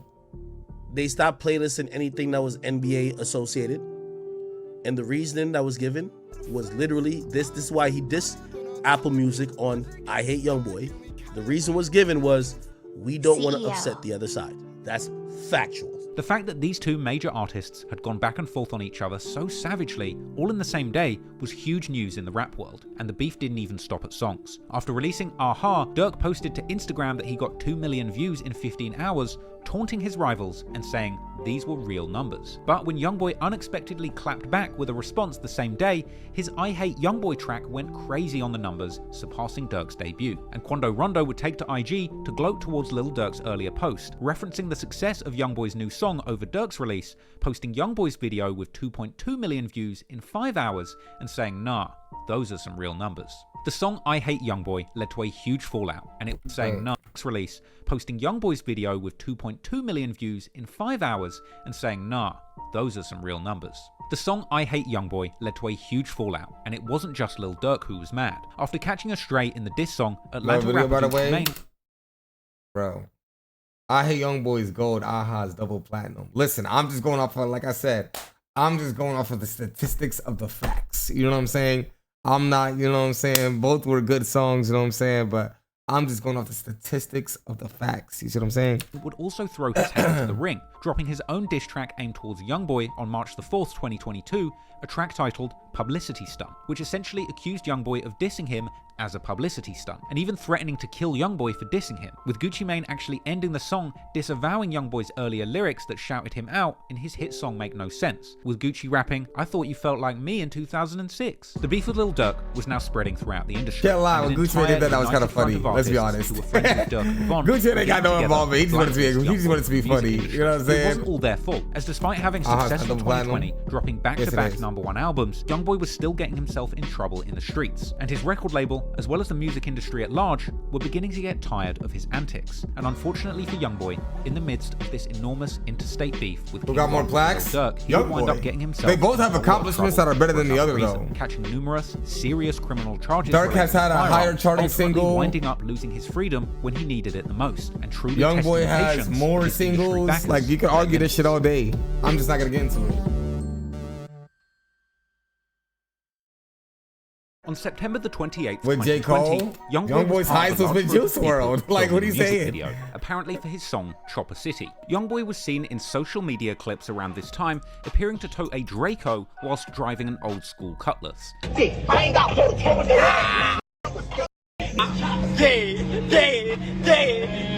was talking And another shot where we would see his car is filled with green bandana waving. This video never came out, right, Chad? And this day, Youngboy was live on his videographer Rich Porter's Instagram, recording himself and NBA Michi Baby toting firearms and rapping the song Chopper City.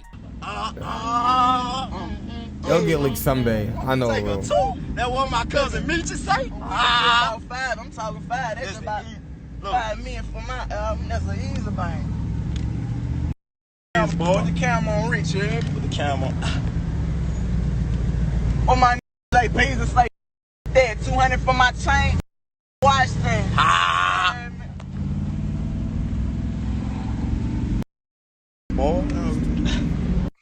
Boy, stop playing, man. Stop playing, man. What's the...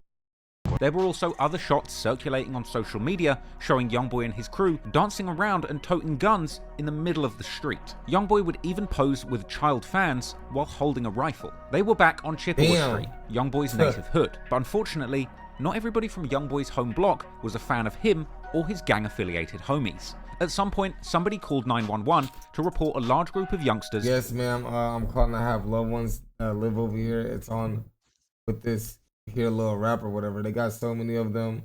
They're with Uzi and AKA guns and AK guns just walking up and down the street.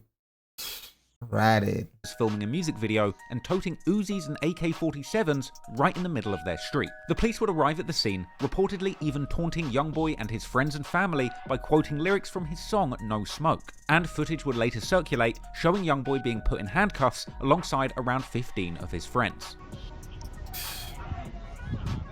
Something you would do? What are you saying? It was probably some old lady. Yeah, it probably was. That's not snitching either.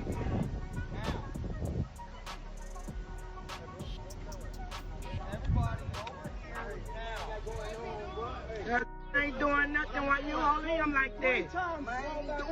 He ain't doing shit though. A motherfucking thing. Damn, man. Already.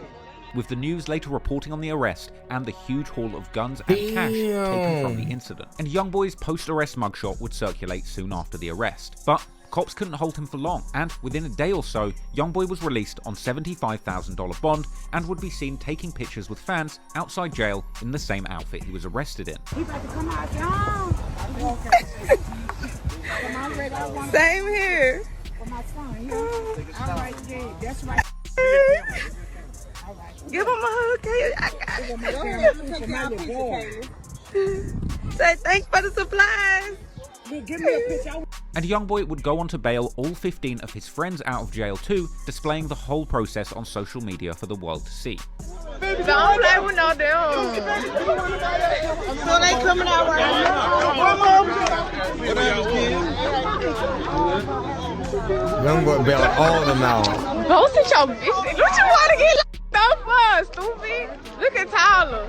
Tyler had me in the backseat stand with money on the plate. I tell fans, I tell you, the fans, who y'all know? I tell I don't know him in 4K truck. The cops would claim to have recovered 14 guns and $79,000 in cash, and Youngboy would post on social media letting the world know that the cops had also taken the Chopper City music video footage away from him. The cops would eventually attempt to use this footage against him. In fact, the state would even use stills from the social media clips of Youngboy toting a chopper in the street as evidence, and Youngboy's attorney would take to the media to assure the world that case. Oh my god, and fucking beat that case, bro. Oh my god, bro. That his client was not guilty, and that he did not have a gun on him at the time of the arrest. A broad daylight drug bust, landing 16 men behind bars tonight, including Baton Rouge rapper NBA Youngboy. It's crazy. Good. Yeah, the Youngboy is in jail. Tonight, his attorney calls this arrest ridiculous, saying there's nothing in the report that indicates he did anything wrong. They arrested several people, and there was no indication that he had any guns or drugs on him at the time of the arrest.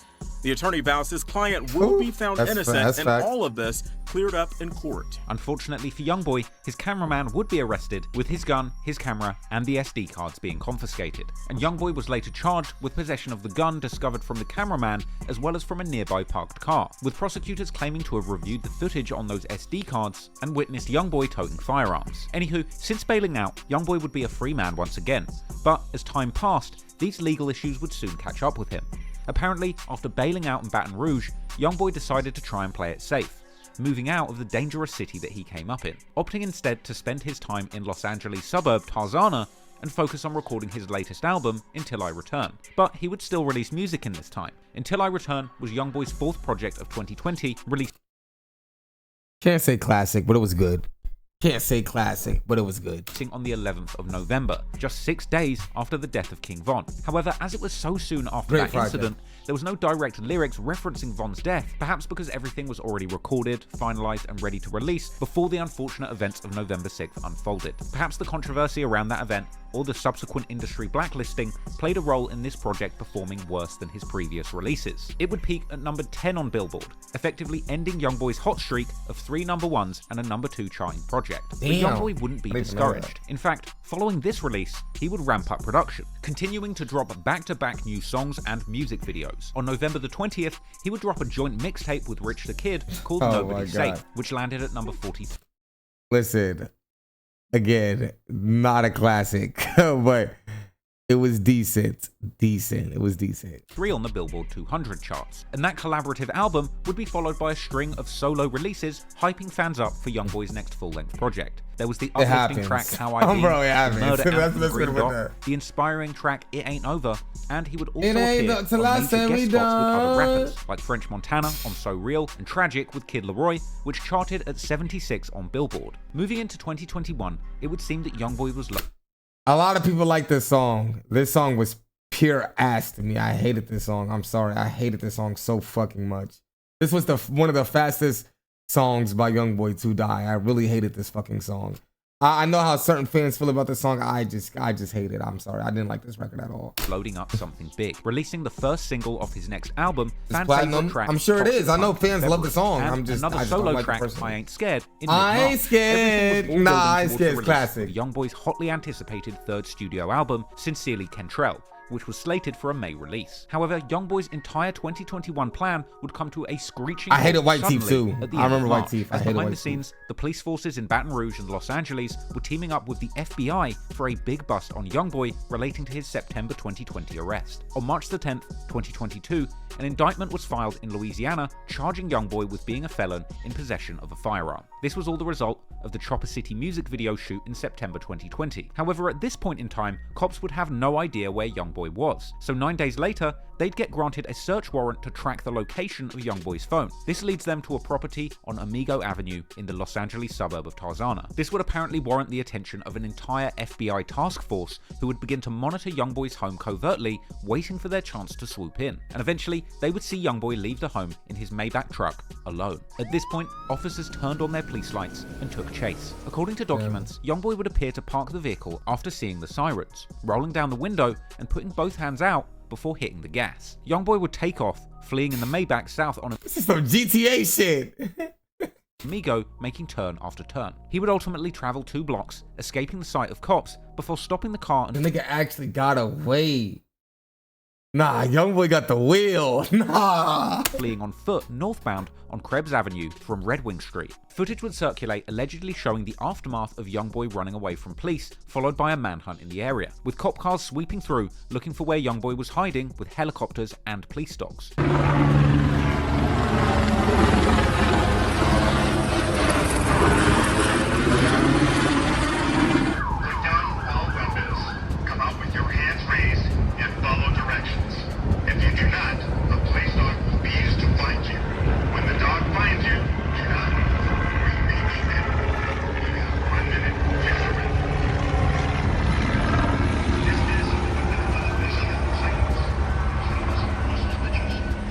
And the Maybach's crazy, bro.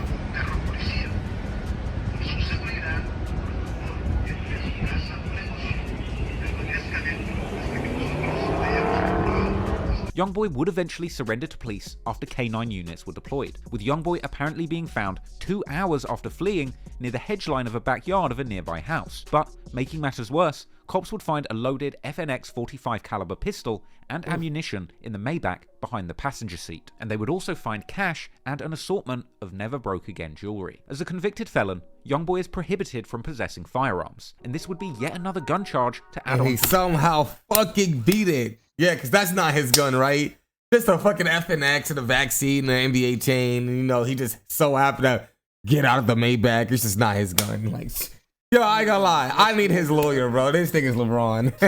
The existing warrant. Youngboy was then taken into custody for the September 2020 Baton Rouge arrest and given a fresh new charge for the gun found in his car during the LA arrest, with Youngboy's ex Yaya Mayweather telling the world that her day was ruined when she found out the news of the arrest. As a result of this incident, Youngboy ends up in a Louisiana jail for most of 2021, leaving his team to pick up the pieces with regards to his music. But thankfully, his prolific recording schedule left them with a lot of material to work with. So while Youngboy is in jail, big releases continue taking place. In May, they released the second single of the album, White Teeth, and in July, the third single, Nevada. All of his singles charted on Billboard and provided the perfect conditions for his album to release. So on September the 24th, 2021, Youngboy's third studio album, Sincerely Kentrell, drops. The album's opening track, Bad Morning, is a standout Youngboy song, and the inspirational anthem would captivate the wider rap audience, leading the song to chart on the Billboard Hot 100 Songs chart at 28. This was a tie with Youngboy's previous chart record on the song Lil Top that also hit 28 on the Hot 100, with those two songs at 28 being Youngboy's highest charting solo positions to date. Elsewhere on the project, Youngboy was continuing his usual brand of melodic murder music. One particularly eyebrow-raising song is the track Forgiato. In it, Youngboy seemingly admits to having used contract killers over 7 times, warning his ops that they will be killed before the end of the year, and claiming to be known in his town as the Murder Man. He would seemingly diss Lil Durk and King Von, rapping that rappers want him gone, but he's going to take their soul. He would also respond to Lit Yoshi's earlier comments, where he claimed that all the members of the NBA gang all claim responsibility for the same one murder. Somebody died, the whole city rip on one body. That's crazy. When somebody died, the whole city will get on Instagram and rip on it, and ain't got nothing to do with it. With Youngboy rebuffing those comments on Forgiato with an outrageous chorus, saying that in spite of Yoshi's claims, he's had over 7 people killed, and rapping that once he's completed 10 killings, he will have to start counting his bodies on his toes. This was a bold lyric that sparked intense speculation about whether or not Youngboy's claims of having had over 7 people killed was true or not. Some would argue that he likely has paid for 7 murders and perhaps even carried out some himself, while others would assume that it's all lies, suggesting that perhaps murder is murder to me, man. You know what I'm saying? If the nigga is saying that while having an attempted murder charge, I believe the nigga got bodies, bro. I'm gonna keep it. perhaps Youngboy was just talking about kills on the game Call of Duty. Ultimately, at this point in his career, Youngboy's name had certainly been associated with the deaths of over 7 people. If you simply consider his lyrics and the number of people whose deaths have been associated with him over the years, there's 9 suspected lives lost at this point. But that doesn't mean Youngboy is physically or legally responsible for any of these deaths. Perhaps he's just trying to hype up the mystique around his music, or perhaps he truly does see himself responsible for close to 10 deaths at this point in his career. It would be an irresistible riddle for rap fans to try and unwrap. Pitchfork would summarize Youngboy's album Sincerely Kentrell accurately, saying that it painted a portrait of Youngboy as a tragic figure who blurred the line between fact and fiction, and ultimately saying the mystique around Youngboy combined with the project itself was a brilliant creative body of work. And all of the mystique around Youngboy and his past, combined with his talent, contributed to huge record sales, with the project being Youngboy's biggest album debut of his career, selling an enormous 137,000 copies first week. This saw Sincerely Kentrell going #1 on Billboard, all while Youngboy was still in jail. This made him the 3rd rapper in history to have a #1 album whilst in jail, coming after Tupac and Lil Wayne. But Youngboy would go on to have back-to-back victories. As the month after Sincerely Kentrell topped the charts, in October 2021, Youngboy was granted release on a $500,000 bond allowing him house arrest whilst he awaited trial on his gun charge. The conditions were that he had to stay on a strict lockdown in Salt Lake City, where he had recently bought a home, and he would be set to live with a whole security team whose job it is to protect Youngboy and enforce the terms of his house arrest. This includes a limit of 3 pre-approved visitors at all times. His release would reportedly take place on October the 26th, 2021. However, unlike previous releases, he would keep a low profile and not go live immediately after coming out of jail. He would reportedly be whisked away to Utah, where he would be held on house arrest as he awaited 2 trials. One for the gun case from the Chopper City music video shoot in Baton Rouge, and the other from when he fled the FBI when they came to arrest him in LA. While Youngboy would be stuck at home, making the most of his house arrest and recording an ungodly amount of music, behind the scenes, his lawyers would be going back and forth with prosecutors, laying the foundations for an enormous legal battle. For some reason, Youngboy would first face trial in LA for the gun found in his car, rather than for the original gun charge in Baton Rouge. His lawyers argued that he was panicking when the FBI swooped in, calling it a heavy-handed arrest, and claiming that he didn't even know there was a warrant for his arrest or a gun in his car. Investigators were apparently unable to find his fingerprints on the gun. Look at this, bro. It's just crazy to me, bro. Which helped his position massively. Prosecutors even tried to use lyrics from Youngboy's songs that mentioned firearms as evidence. For example, in the song Gunsmoke, Youngboy raps lyrics naming numerous models of guns, like FNs, Glocks, and Mac-10s, which the prosecutors wanted to use to show that Youngboy had familiarity and knowledge of the brand FN, the make of gun that was found in his car. They were also trying to use Youngboy's NBA jewelry that was found in the car to tie him to the gun that was found alongside it. And they would also attempt to tie Youngboy to a Philadelphia-based jeweler, Shine, who had made his custom NBA pieces, even bringing in lyrics from his song Life Support, where he rapped that he shops at Shine. But Youngboy's lawyers argued that these songs were simply entertainment and not an admission of bad acts. In fact, Youngboy's lawyers in this trial were extremely shrewd and creative in their methods of combating the accuser's attempts to use his lyrics against him. Youngboy's lawyers even made the judges aware of a study carried out by Adam Dunham from the University of California, Irvine, where 2 groups of people were asked to react to lyrics from a country song, A Boy Named Sue by Johnny Cash, which came out in 1969. Lyrics of the song included, "Well, I hit him hard right between the eyes and he went down, but to my surprise..." Get the fuck out of here, bro. I ain't gonna lie, bro. Get the fuck out of here. Oh my god, bro. Oh my god. Adam Dunham from the University of California, Irvine, where 2 groups of people were asked to react to lyrics from a country song, A Boy Named Sue by Johnny Cash, which came out in 1969. Lyrics of the song included, "Well, I hit him hard right between the eyes and he went down, but to my surprise, he came up with a knife and cut off a piece of my ear," as well as the line, "But I busted a chair right across his teeth and we crashed through the wall and into the street, kicking and a gouging in the mud and the blood and the beer." Now, they're not quite Bronx drill lyrics, but they're certainly violent lyrics. And in the study, the first group were told that the song was a hip-hop track, but the second group of people were told that it was a country ballad. The results of the study showed that the first group of people viewed the song in a negative light, whereas the second group of people seemed to have a favorable impression of the lyrics, thus proving a general negative bias towards rap, perhaps stemming from some kind of underlying racism or biased judgment of rap music as a genre. Now, using that study, Youngboy's lawyers managed to successfully convince the judge that using lyrics from Youngboy's songs against him was unfair and futile, so all the lyrics were thrown out. It was also revealed in the lead up to trial that the operation to arrest Youngboy was apparently titled Operation Never Free Again, an insanely biased name that seemed to paint a picture of federal agents doing anything they possibly could to take Youngboy off the streets. Youngboy would eventually face a trial for this gun charge in an LA court in July 2022, and during the trial, Mo Ganga, aka Lawyer for Workers, truly had his time to shine, as the budding social media lawyer would attend the courthouse and do full-blown court reporting on this case, revealing to the world fascinating details related to proceedings in the courtroom. For example, Mo reported that a juror was dismissed for being a huge Youngboy fan and telling the judge that she was planning to let him off no matter what. Mo would take to Instagrams regularly throughout proceedings to give fans detailed updates. Youngboy jury has been picked. There were 12 individuals picked. There's 1 alternate. There was a total of about 50 people who were potential jurors. This one guy said, "I love Youngboy. I follow him all the time. I'm definitely going to rule in his favor." He was excused. There were people who talked about being victims of gang violence that sent them to the emergency room and that they would have trouble ruling fairly in a gun case. During the trial, Youngboy would even be seen taking pictures with fans outside the courthouse, where he told reporters that he was feeling confident. Oh, that's your entertainment lawyer. Okay. Hey, man, you got a great legal team over out here. You got top in the game. How you feeling? You feel confident, right? Look, I mean, look at your fans. Your fans are all out here. And he would regularly be mobbed by fans on the way into the building for trial.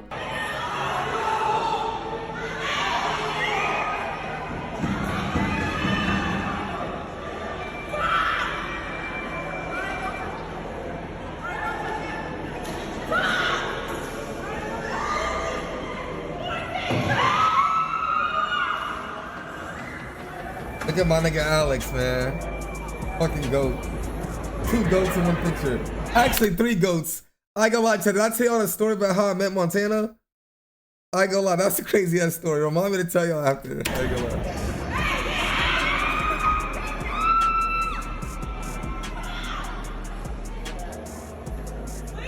You met Montana? Yes!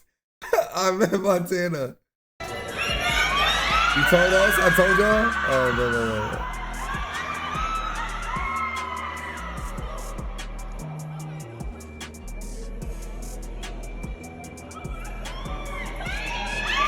Random link up? It was random.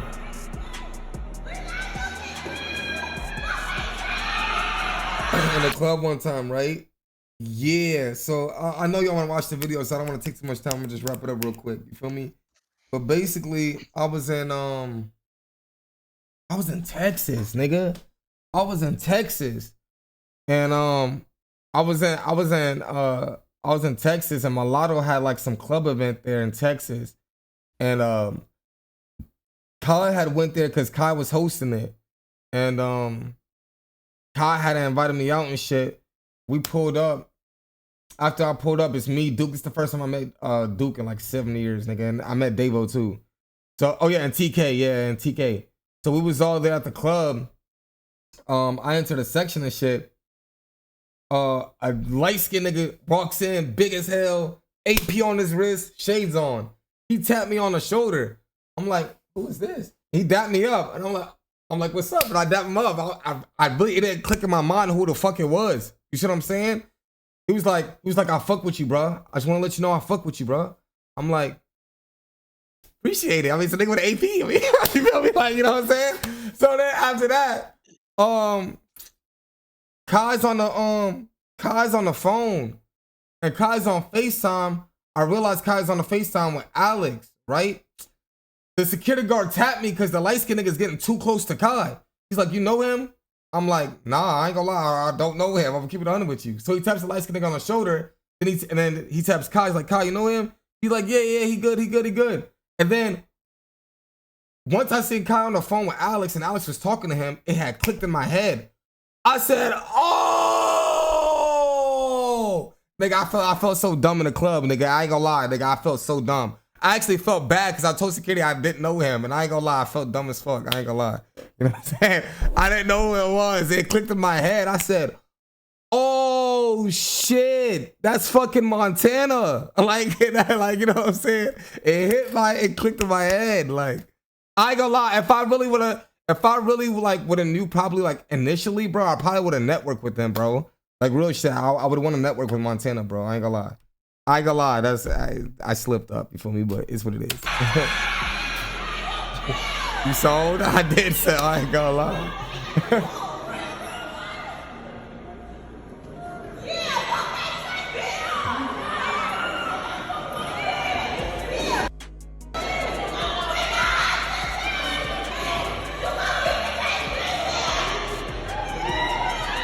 Yeah, it was DreamCon. We were all in Texas.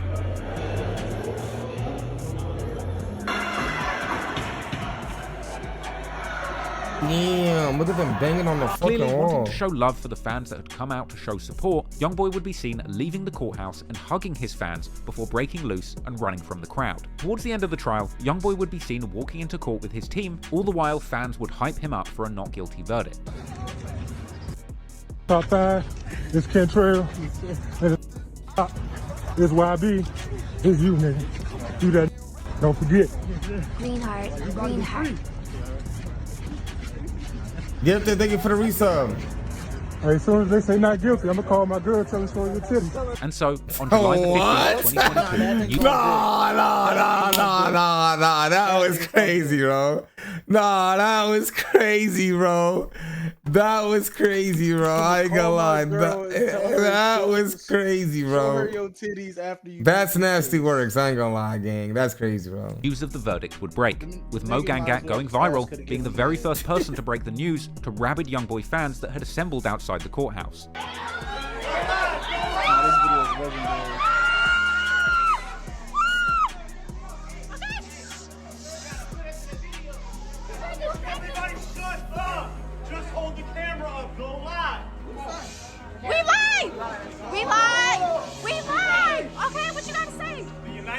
America versus Kentrell Golden, aka Lil Top, aka YB.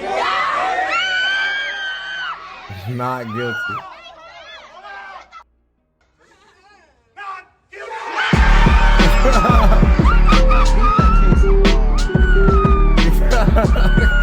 Nah, that shit is crazy.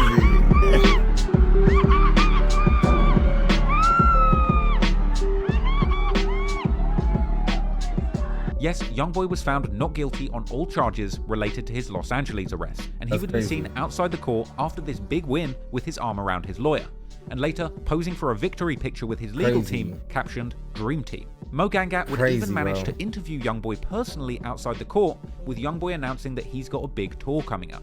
Before this trial started, what did you think about your chances of getting the jury to return a not guilty verdict? I had some strong. I had a confident feeling about some things inside my heart, but you just beat the feds. What would you want to say to your fans about what's next for Youngboy Never Broke Again? Tour. What tour is next? So, with that big legal win checked off the list, all that would remain for Youngboy is to beat the original gun case that he caught at the Chopper City music video shoot in Baton Rouge. Now, Youngboy has yet to face trial for this, and he still remains on house arrest in Utah as he awaits his day in court. But perhaps when the time comes, he will beat this case too, as his success rate in the courtroom is nothing to be trifled with. Or perhaps... And he's already on house arrest, so even if he doesn't beat the charge, he's already served his time. However, what is known? How long he been on jail for? He been on house arrest for like 3 to 4 years. Nigga, what you gonna give him, 5? And despite his ability to diss his enemies let the boy free, from nigga. Baton Rouge or Chicago without consequences, others wouldn't be so lucky. And soon, the rap beef that claimed the life of King Von would turn deadly once again, this time leading to the tragic death of one of Quando Rondo's closest friends. They want to give him 7 to 10. After going number they one ain't giving a nigga 7 to 10 for a gun case. And being released bro, they're gonna give him probably like 5 years, Youngboy bro. would get back to doing what he does best, recording. Bro, they ain't gonna give him. They ain't gonna give him 7 to 10 for one gun, bro. Bro, I'm telling you. Realistically, they'll probably give him 5. He's already done 2, so he's gonna get time served. Then he's gonna get out on early release, nigga. The max he gonna serve is 3 to 4. Let the boy free. He's a repeated felon. It don't matter. It don't matter if he's a repeated felon or not, bro. He's gonna get free off that from time served and good behavior, bro. They gonna let the boy free, bro. They holding that boy for no reason, bro. He's been on house arrest for how long? How long, gang? 2. It's that nigga been on house arrest forever. That's what I'm saying, bro. I'm trying to go to a YB show. I ain't gonna lie, cause I know. I ain't gonna lie, bro. If he was free, I ain't gonna lie. That should have been crazy. I'll go to Rolling Loud. Rolling Loud is the only show I feel the safest at attending. But look, you see what I'm saying? I'll be there though. I'll show my support for YB because I love Kentrell. You know what I'm saying? I love Youngboy. I ain't gonna lie. Youngboy. I ain't gonna lie. There's 3 rappers who I really, you know what I'm saying, think that they got me through my times of life. You know what I'm saying? Dirk and Youngboy. Drake. 4. Drake, G Herbo, Dirk, and Youngboy. Those are my top. Those are my top 5 all time. The last one I would say Chief Keef. But look, you see what I'm saying? With all that being said,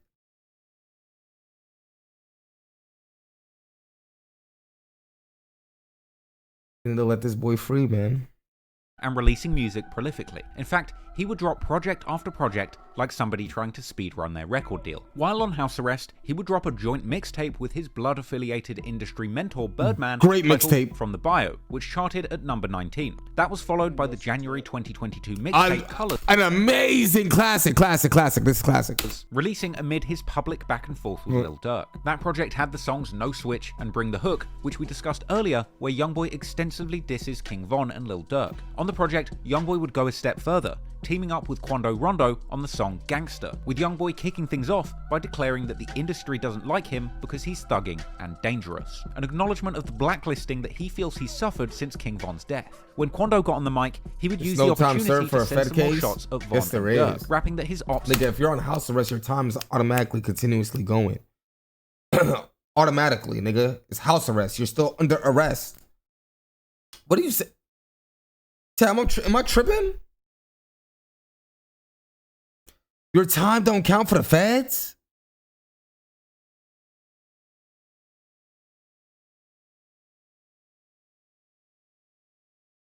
Nigga, this is not a fed case. This is a state case. Isn't a gun case? It's in Louisiana. That's a state case. Nigga, his fed case was the one in LA.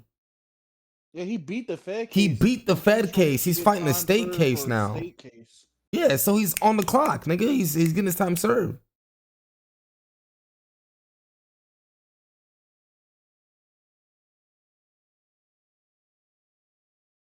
They both fed cases? Feds picked up the case. They're saying feds picked up the case. They really trying to put him in jail. But time still don't count? There's no way. I would have to look into that. I honestly don't know. Time has to be counting. There's no fucking way it don't. There's no fucking way.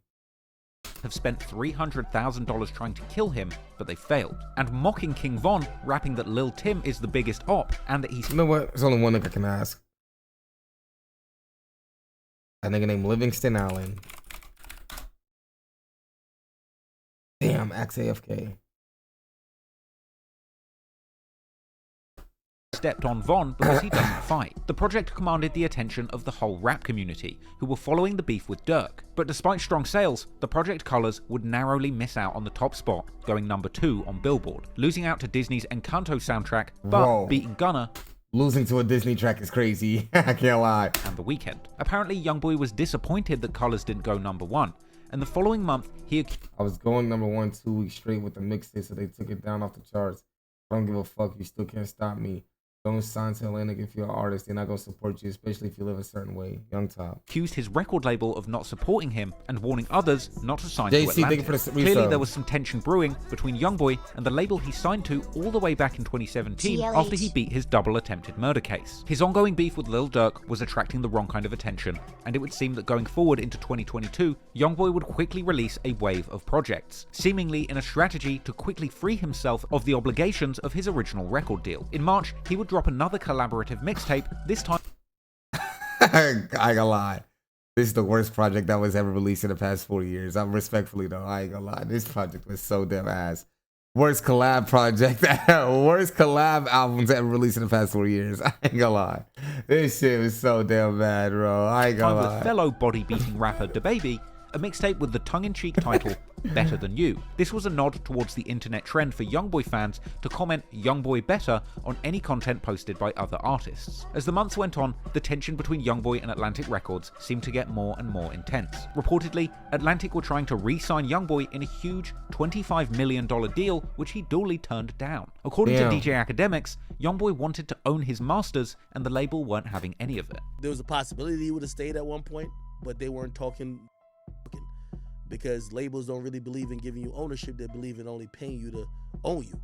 Again, Youngboy wanted to partner. 25 million not enough though. I'm gonna keep it on and not for Youngboy. We partner, but I own my work. Youngboy needs at least Atlantic said we'll give you more money. 40. We'll never own you. Plus. Not over here. And all of this label politicking was clearly having a negative effect on Youngboy's mental state. In May 2022, a DM leaks where Youngboy seemingly says that he feels he's headed to jail or the grave soon. But in spite of his depression and collapsing relationship with his label, he would continue to drop music. In June 2022, the NBA crew released their group album Green Flag Activity, which not a bad project, was back-to-back with lyrics from Youngboy's crew, boasting about how they're armed and ready to kill for him. In August, Youngboy would announce his 4th studio album, The Last Slimito, along with an Instagram post that seemed to suggest that this would be his last project with Atlantic, as well as describing himself as a Bro, it's cause look, y'all don't understand, bro. In the streaming world, it's different because we get they get sponsorships and shit too, but we show our face more. You feel me? So I feel like Youngboy is kind of like off the net. You know what I'm saying? Like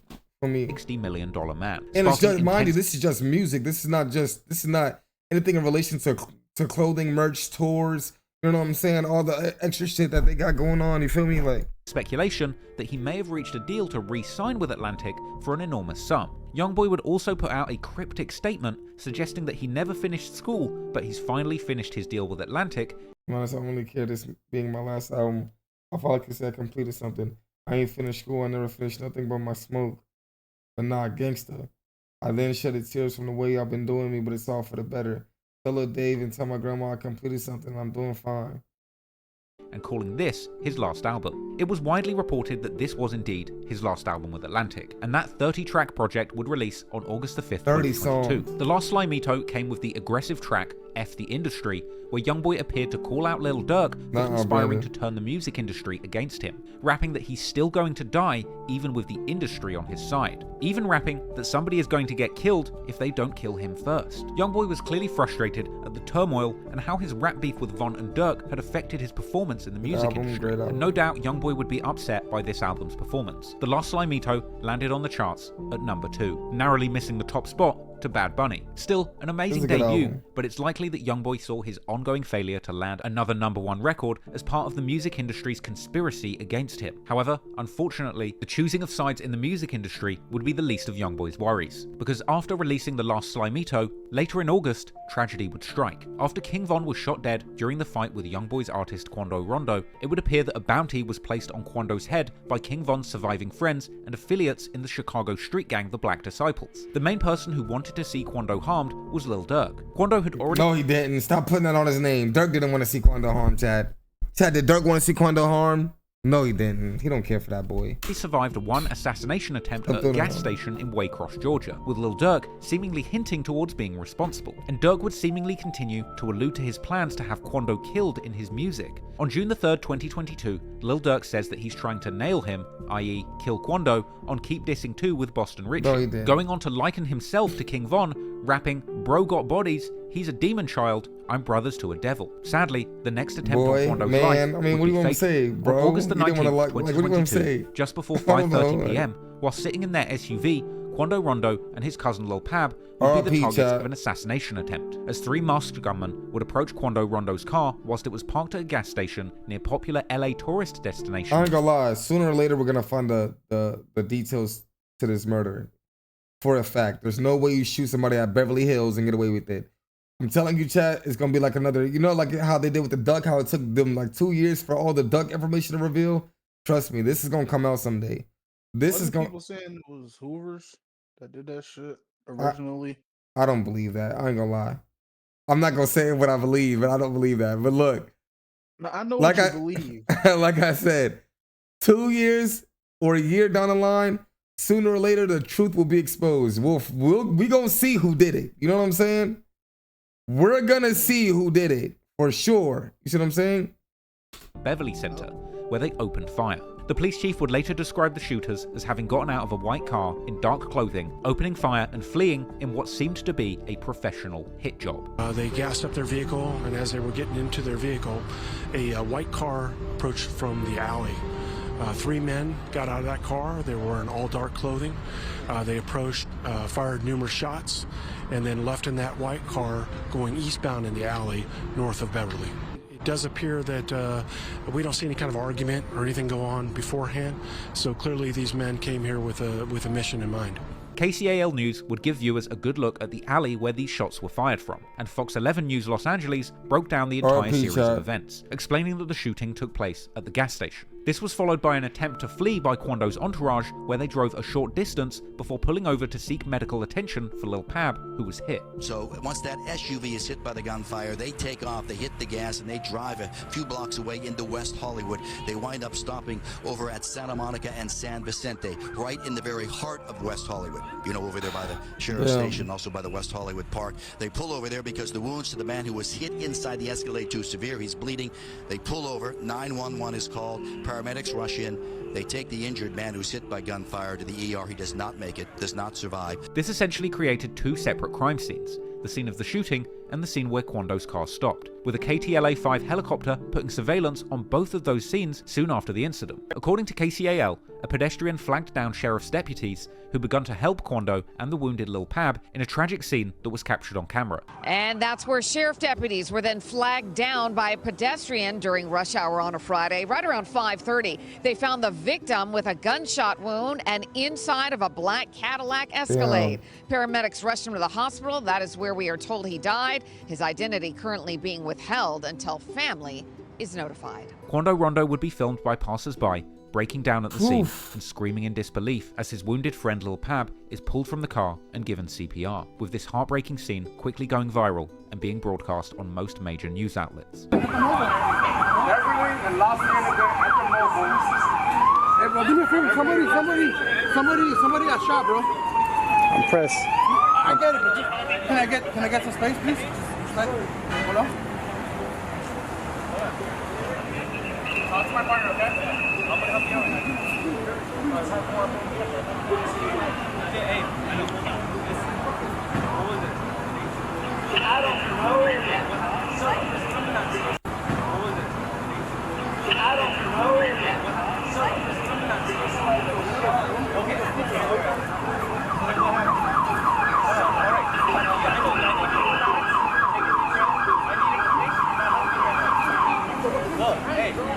Damn, he's shaking, bro.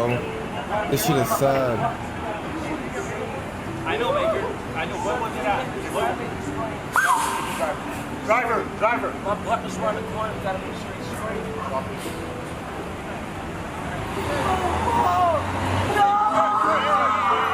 Unfortunately, Lil Pab would pass away in hospital as a result of his injuries, leaving Quando devastated, not just at the scene, but in later social media posts memorializing his close friend and cousin. Reporters would immediately attend the scene, reporting details and filming the scene whilst crime scene investigators continued to work. The news would later report that the police were looking for 3 shooters. Right now, the search is on for 3 people who police say shot at a Savannah rapper, killing a member of his entourage. It all started at this mobile gas station. See, like, the police just know too much. They know it's 3 people. They know it was a white car. They know they were in an alley. I'm telling you, it's gonna come out, bro. At 5:30 Friday evening, LAPD says witnesses heard multiple gunshots, then watched a couple cars zoom off. 3 people in 1 car shot at this black Cadillac Escalade. It's unclear if those inside shot back. They're getting gas when all of a sudden the windows are blown out by gunfire. They're under attack by bullets flying all over the place. See all those white evidence markers on the ground? Each one of those is by a shell casing. Gives you an idea how many rounds are fired. Police say in that alleyway the white vehicle pulls up, 3 men get out. 12 rounds, 13 rounds. Oh my God. Start firing at will, blasting away, targeting that black SUV, the rapper and his second person inside. It ended at Santa Monica Boulevard. Deputies found it peppered with bullet holes and a shattered window. 1 man inside, a member of Ronto's entourage, had been shot. The 23-year-old was taken to the hospital where he died. A scene left with remnants of the fight, shoes left in the street, doors flung open. The suspects still on the run. We still don't know what spurred it all, but LAPD says it started at a gas pump. It would be friends and associates of King Von who were celebrating the hardest following the killing of Lil Pab. Friends of Von would post pictures of him on Instagram following the shooting, with some going as far as saying, "Ain't no time frame on that get back," and posting pictures of Quando saying it should have been him. Lil Durk himself would go on to get back and posting nigga Goofy is that pictures of Quando saying it should have been him. Lil Durk himself would go on to release numerous songs where he appeared to mock Quando for screaming "no" after his friend was murdered, with these lyrics painting a picture of Durk seemingly accepting personal responsibility for organizing this murder. Like on the track Wonderful Wayne and Jackie Boy, where Durk rapped that his shooters told him they have someone's location and that he gives them the green light and tells them to go, and later looks at the news to see someone screaming "no." As well as in the track War Bout It with former Youngboy ally 21 Savage, where Durk once again did an impression of Quando screaming "no" after Pab died, rapping that since Von died, he wants Quando and Youngboy to come outside and go to war about it. And he would rap that when he saw Quando screaming "no" on the news, he thought it was a woman who set him up, ultimately ending the hook dissing Quando, asking "where did Pab go?" and responding that the morgue has him. Even OTF affiliate Lil Vani, who had gone back... No, you can't stop the rain when it pour. Long live gang. My CH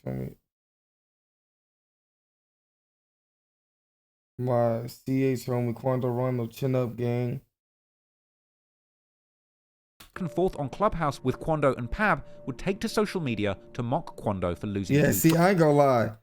Like, this is what I mean, though, Fredo. You see how many OTF niggas is mocking them niggas, bro? Like, it's too many niggas. It's too many niggas, bro. It's too many niggas, bro. They didn't do I don't believe that Hoover shit, gang.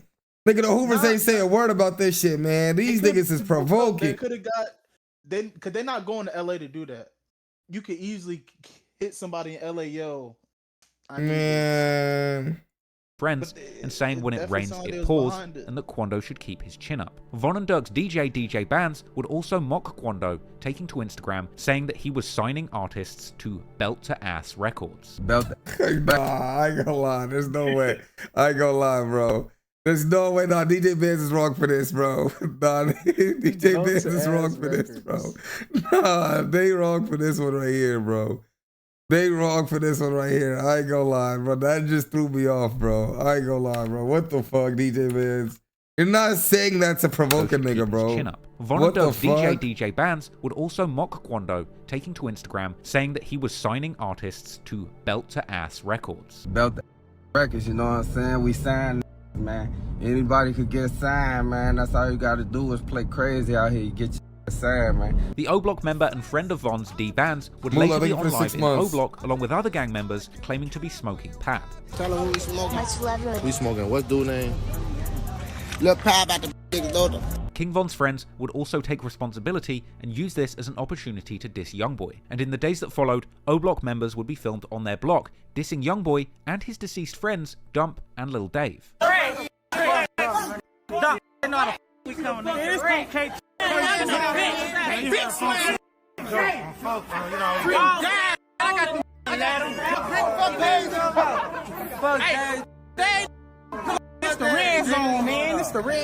Despite the disrespect, Youngboy would clearly be hurt by.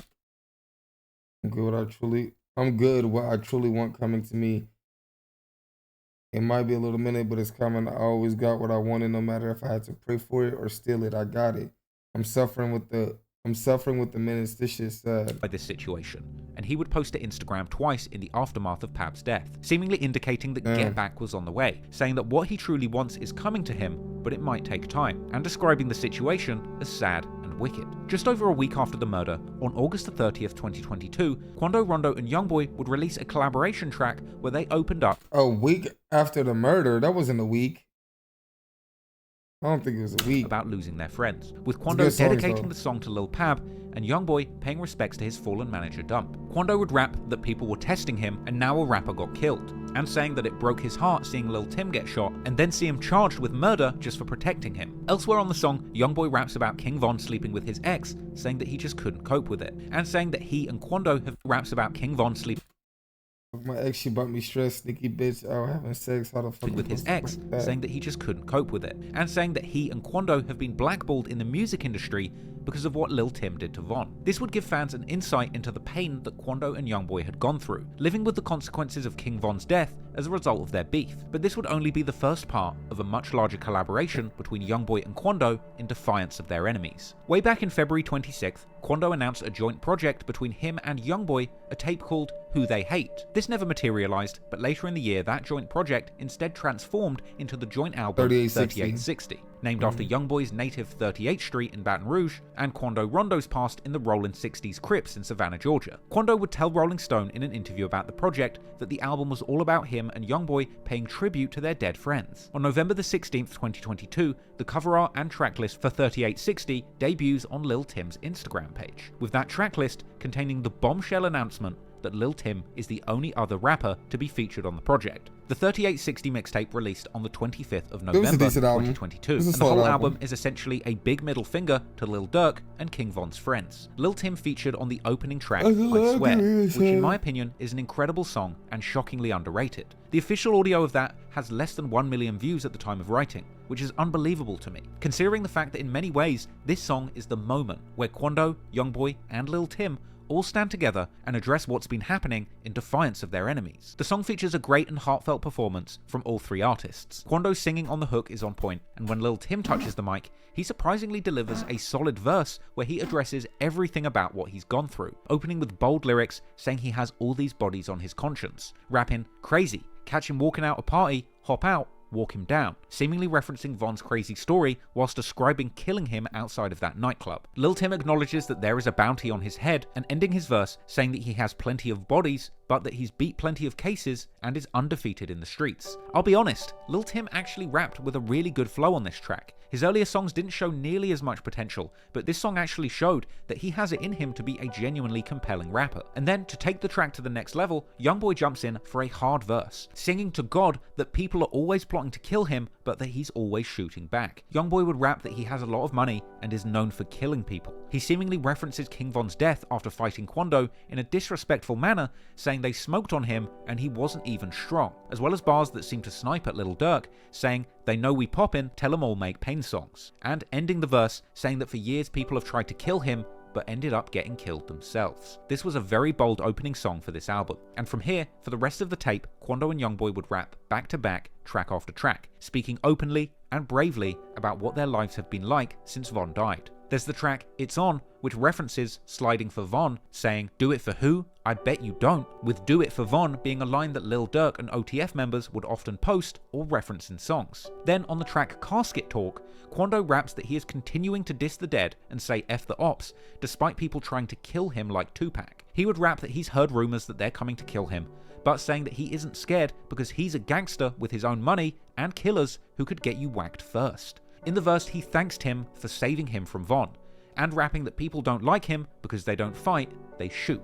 On Youngboy's verse, he raps about people wanting to beef about their dead friends, and saying that people now describe him as a rapper slayer who has anyone that disses him killed. Then there's the song Want Me Dead, where Quando disses King Von and his sister, saying his favorite op dead and his sister talks too much. This was a reference to King Von's sister Kayla B tweeting about the situation when Quando and Youngboy were going back and forth with NLE Chopper. Quando also raps that Lil Timmy rolled her brother up and stepped on him. He would diss Lil Durk, referencing his song Aha, rapping, "Aha, I don't think it's funny, we stepped on your brother," and mocking Lil Durk for failing to kill him and Lil Tim for an entire year. He would reference the shooting in Waycross, Georgia, saying they shot 100 times and missed, and he would diss Von again, saying that they're smoking weed from O-Block and that Von was a stepper, but he got stepped on. Even ending the verse by dissing famous Chicago set 300 and pledging allegiance to Youngboy's 4K Trey crew. While in Youngboy's verse, he would rap in reference to Von, F that rap boy, and saying that his hit squad are now trying to kill another. There's the song No Mercy, where Quando raps that he hangs with the killer who killed Von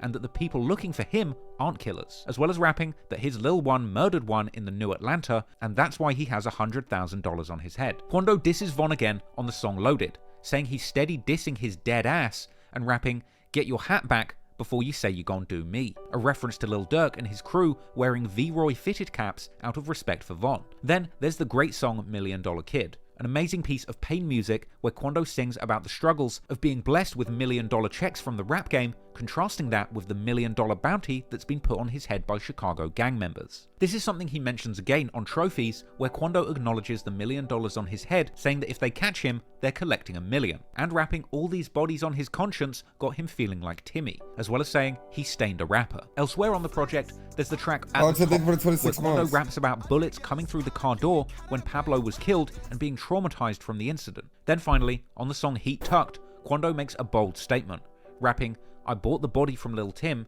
it's both of ours, rest in P," 3860 was a bold and brazen statement, flipping the middle finger to King Von, Lil Durk, and whoever killed Lil Pap. Quando and Youngboy wanted the whole world to know they were outside and not scared. The album was described by one critic as hard as nails with ruthless lyrics. But it would turn out that when it came to releasing this project, things behind the scenes were a little more complicated. Perhaps these lyrics were too ruthless, as Youngboy would later claim that him and Quando mutually agreed that content on the album was too demonic and they wouldn't release it. According to a statement by Youngboy, they begged the label not to release the tape, even going as far as to say that he spoke to religious missionaries who said that they will judge him for releasing this violent tape, and saying that the label is blocking his Stop the Violence message because they only care about making money. Youngboy would go on to say that people are terrified of him and that he doesn't play. However, despite the lack of promotion and attempts not to release it, the project did come out and ended up landing at 62 on Billboard. Strangely, despite the earlier announcement that The Last Slimito was his final album with Atlantic, 3860 was released under Atlantic Records. It's unclear exactly why, but following The Last Slimito, Youngboy dropped numerous projects which were technically classified as mixtapes and seemingly owned by Atlantic Records. There was the September tape Realer 2, which charted at number 6 on Billboard, and just 1 month after dropping Realer 2, Youngboy releases yet another mixtape, 3800 Degrees, on October the 7th, 2022, which charted at number 12. And before that month ends, on October the 21st, 2022, he drops another project titled Ma I Got a Family, which charted at number 7. Then you get to November, that's when 3860 came out, and that went 62, even with the industry blacklisting. And then, to cap off Youngboy's insane run, the final project with an Atlantic Records sticker finally arrives on December the 23rd, 2022, the Lost Files album, which is a release consisting mainly of a compilation of already leaked tracks, which still charted at number 45. Once the dust finally settled on Youngboy's Atlantic deal, he was a free agent, and finally in a position to move on to his next move, later announcing a huge deal with Motown Records. Now, the details of this deal have not been made public, but DJ Academics would hint at having spoken to industry insiders who confirmed an 8-figure deal that was bigger than anything anyone in this generation of rappers could attract. The deal has him getting paid handsomely up front. It's obviously an 8-figure deal. 8 figures? It's one of the biggest deals that anyone in his generation of rappers would be getting. So he's getting paid handsomely.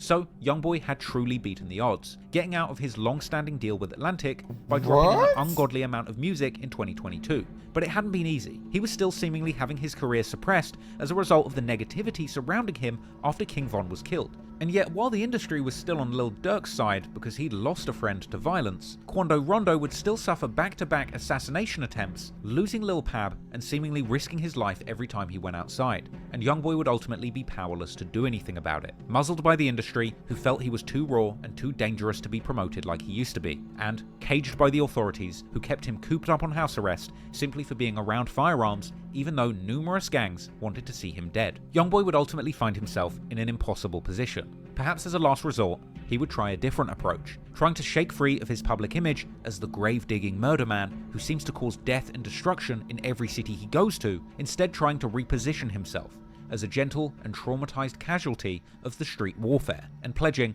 to stop the violence and change his ways going forward.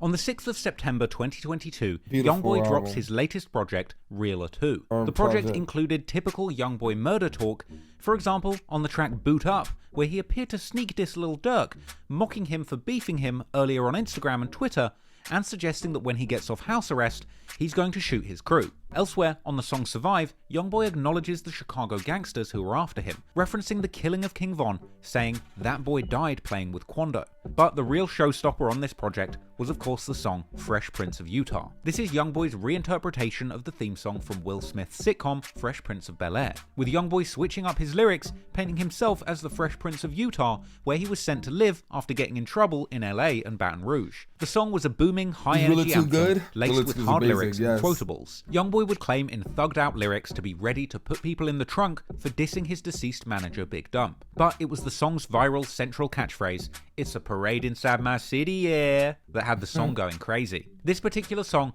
became a favorite of Ja Morant, a player on the Memphis Grizzlies basketball team playing in the NBA. That's the National Basketball Association, not Never Broke Again. But hell, you would struggle to tell the difference, as Ja Morant would seemingly adopt this lyric as his personal catchphrase in countless media appearances. It's a parade inside my city, yeah. It's a parade inside my city, yeah. Floor. It's a parade inside my city, yeah. Parade inside my city, yeah. Parade inside my city, yeah. It's a parade inside my city, yeah. Good to hear you. It's a parade inside my city, yeah. Coach told you it's a parade inside my city, yeah. So he jumps in the middle of it and he quotes a rap lyric. It's a parade inside my city, yeah. It's a parade inside my city, yeah. Youngboy would even himself eventually be seen on social media encouraging Ja and his team to win games using his catchphrase. And he knows in fact, throughout 2022, Ja Morant would be seen rapping Youngboy songs word for word, and rumors would circulate that the Memphis Grizzlies would practice to nothing but Youngboy songs. Coming here made me realize why he's #1 consistently, because all they do is listen to Youngboy all day, from morning to night, from shoot around to the game. It's NBA Youngboy. It's been claimed that the Grizzlies would spend 90 minutes listening to as many as 50 Youngboy songs to get hyped up during pre-game warm-ups, with all the players seemingly banging 4K Trey both on and off the court, with Ja Morant and Kenny Lofton named as the biggest Youngboy fans on the team. He said they listen to it all day from morning to night to shoot around to the game. It's NBA Youngboy. Yeah. But I've heard that you're like Mr. Youngboy. Like you have all the lyrics to every song. Me? Yeah. It's not true? I mean, it's a couple that I know all the lyrics for, but Who's started it here then? probably, I think it's been a thing. Job, he listens to Youngboy a lot, but Kenny Lofton, that's really Mr. Youngboy. Yeah. Ja would claim in interviews that Youngboy is the reason that they have won so many games. And as crazy as that sounds, when the Grizzlies had a great regular season, leaving them ranked #2 in the Western Conference with 56 wins, people were saying that Youngboy was actually the man responsible, with deeper analysis suggesting that all of these players had actually connected and built chemistry through their shared love of Youngboy's music, and that this shared interest actually made them a more cohesive and effective team. However, if Youngboy gets responsibility for the positive side, he would also end up catching heat for the negative influence too, as in March 2023, Ja Morant would hit Colorado strip club Shotgun Willie's, yet another venue that seemed to be blasting nothing but Youngboy anthems, and it seemed that Ja got a little too carried away and forgot which NBA he was a part of, deciding to let everyone know that he had that iron on his belt, flashing... No, that was dick riding. No, that was dick riding. He forgot. No, that was dick riding. He forgot what NBA he was a part of. To be blasting nothing but Youngboy anthems, and it seemed that Ja got a little too carried away and forgot which NBA he was a part of, deciding to let everyone know that he had that iron on his belt, flashing a pistol to his followers whilst in the club and broadcasting his fun to the world on Instagram Live. From there, 4K Ja would go on to rap a number of the Youngboy's more bloodthirsty lyrics about having his ops killed, all while throwing gun fingers and gang signs. According to dancers who were there that night, the presence of the gun in the club terrified some of the girls there.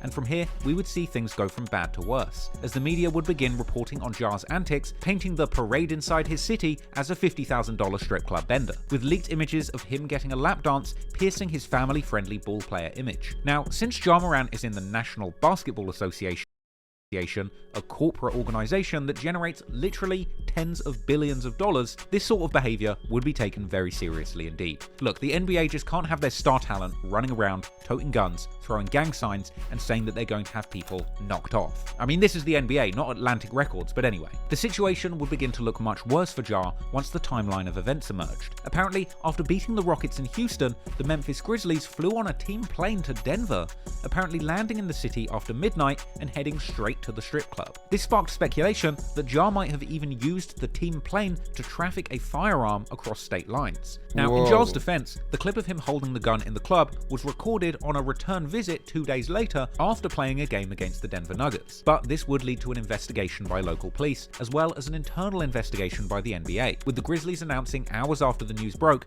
that Ja would be missing 2 games, with 4 more suspended games later being added. And an NBA investigation was launched to determine whether or not Ja had brought brought the firearm onto team premises or the team plane. But the trouble was far from over for Ja. In the midst of all of this, further reports would emerge seeming to allege that Ja had been involved in 2 violent incidents the last summer, with a 17-year-old accusing Ja and a friend of beating him and getting a gun out during a pickup game where Ja claimed that the kid actually threw a ball at his head. Ja was also accused of threatening security at a Memphis mall, and on the court, Ja was facing allegations by the Indiana Pacers that Ja and his crew aggressively confronted members of the team's traveling party after an on-court altercation, with it later being claimed that Ja and his friend had hopped in an SUV and spun the Pacers team bust, allegedly even aiming a red laser beam at them from their SUV, which the team believed could have been the red beam from a gun, with this incident actually resulting in Ja's best friend being banned from the Grizzlies stadium. I mean, that's crazy. After the incident, Ja would get into damage control, releasing an apologetic statement, vowing to get help and to find better ways of dealing with stress. Later appearing in an interview claiming that the gun wasn't his, but also taking responsibility for making a mistake and painting himself in a negative light. You at the spot, Shotgun Willie's. I've been there. You were holding a gun. And we both know how dangerous that can be. Whose gun were you holding? The gun wasn't mine. It's not who I am. I don't condone any type of violence. This nigga said, "Whose gun were you holding?" I guess he's gonna fucking tell you. I take full responsibility, for my actions. He flipped that bitch quick as fuck. And I can see the image, that I painted, over myself, with my recent mistakes. But in the future, I'm gonna show everybody who Ja really is, what I'm about, and change this narrative. In the end, the Colorado police would decline charging Ja, and he would make an explosive post-suspension return, telling the world he is completely sorry and supporting his team from the bench initially, and then returning in style, scoring 17 points and 5 assists after hopping off the bench and playing for 24 minutes while wearing a bizarre mask with rainbow-dipped dreads. However, in the end, Ja Morant's recovery would take a tragic turn, as in May 2023, after Youngboy released a new album, seemingly overcome by the realness of the latest murder anthem from the gravedigger Lil Top himself, Ja would be seen on Instagram bumping Youngboy when suddenly, as if in some kind of 4K Trey trance, he reaches for another gun and flashes it to the camera. This repeat incident would be followed by a cookie-cutter apology statement, and Ja's immediate suspension from all team activities, followed by endless ridicule from social media pundits calling Ja NBA Dumbboy, as well as pondering how Ja Morant could possibly be so stupid to throw his career away so recklessly. However, at a certain point, some people began pointing the finger at Youngboy, suggesting that in fact Ja Morant gotta drop a video for Silas at this point. He's way too influenced. His music had been a bad influence on Ja. The coverage of Youngboy's music highlighted a real concern about the impact and influence of violent gangster rap, and it made you wonder, if this music was leading a millionaire NBA player astray, then what impact could Youngboy's music be having on impressionable teenagers with very little? We're talking about the vulnerable kids who might still be growing up in the circumstances that Youngboy was in when he was a teenager raising hell. Over time, it seemed that Youngboy himself actually begun to consider these things, and eventually he would make a major life decision and begin a journey to try and change his ways, and vowing to put a stop to the violence. On December 3rd, 2022, Youngboy released the track This Not a Song, This For My Supporters. The song came with a cover art depicting Youngboy standing next to graffiti that said Stop the Violence, and it came with lyrics where Youngboy expressed regret at the violent content of his music, rapping that he had been telling his young shooters not to kill, in spite of the fact that people in Atlanta want him dead after the killing of King Von. But Youngboy would go on to urge those who want to see him dead not to continue the cycle, saying that he is now telling people to stop the violence and that he wants to see his enemies eat rather than beefing with him. In these lyrics, he says 12 bodies and 1 child dead, as well as another saying that he has counted 12 and that his ops aren't better than him. Perhaps it was another reference to the idea that he was competing in bodies with King Von, but Youngboy would go on to seemingly suggest that his team of killers were actually disappointed because he wasn't planning to put more money on people's heads, and he would question why would his people let their broke ops pull them into a beef that could end with them dying, ultimately saying they're on their own. Youngboy would rap on the song that he's seen plenty of killings and almost lost his soul to drugs. And at the end of the track, Youngboy dropped some deep street knowledge, telling people not to listen to other people's definitions of a real gangster, and questioning if it's really gangster to flunk out and lose your life. He would claim that his ops don't know what it means to fight until the other person has no fight in them, and ending the song with the thought-provoking statement, you are the person you're fighting. This is a line that I think is particularly deep. Interesting. Because I've said It is before, deep. it's crazy just how much Youngboy and his enemies like King Von or Lil Durk had in common. And it's tragic to see these young black men from difficult upbringings who became so-called gangsters and eventually music stars having so much in common, yet hating each other enough to want to see each other dead. And the statement, "You are the person you're fighting," cuts surprisingly deep. Youngboy actually goes on to accuse his critics of never having had to shoot a gun themselves. Yep. And despite the Stop the Violence message, Youngboy vowed to kill all the demons who come to do him harm. In this extended confession of a song, we got an extended look at Youngboy's remorseful side, as he painted a portrait of himself as a hurt young man who was tired of the endless war. But rapping to stop the violence in songs is one thing, but what Youngboy did next would have been unthinkable just a few like short 20 years minutes before. left. We're Despite the almost great done. deal of bloodshed on both sides of the Baton Rouge gang wars, in a 2021 interview with DJ Vlad, his biggest rival from Baton Rouge, Fredo Bang, would actually claim that he didn't want to see Youngboy in jail and that he has no problems with him, even going as far as to saying if Youngboy called him, he would pick up the phone. We really ain't never had no problems. Like, if there is tension anywhere, I don't know where it came from. I mean, if he want to reach out right now, you know what I'm saying, I'll pick up the phone. You feel me? Really? Yeah, I would. I'll pick up the phone. The following year, Fredo Bang would reiterate his feelings to academics, claiming that he doesn't even have a problem with Youngboy. They just don't mess with each other and that he's done dissing him. I personally don't got a problem with him. It's more of, I don't have a problem with him. We just each other. Okay. Well, y'all don't be dissing each other. Nah.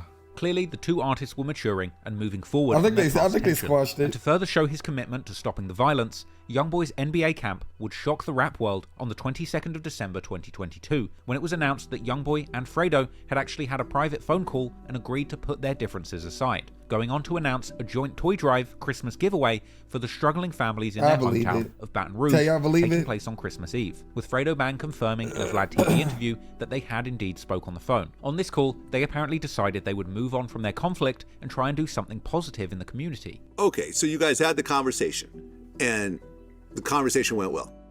Yeah. It was more so of us, how can we show that it's never been a problem from the start?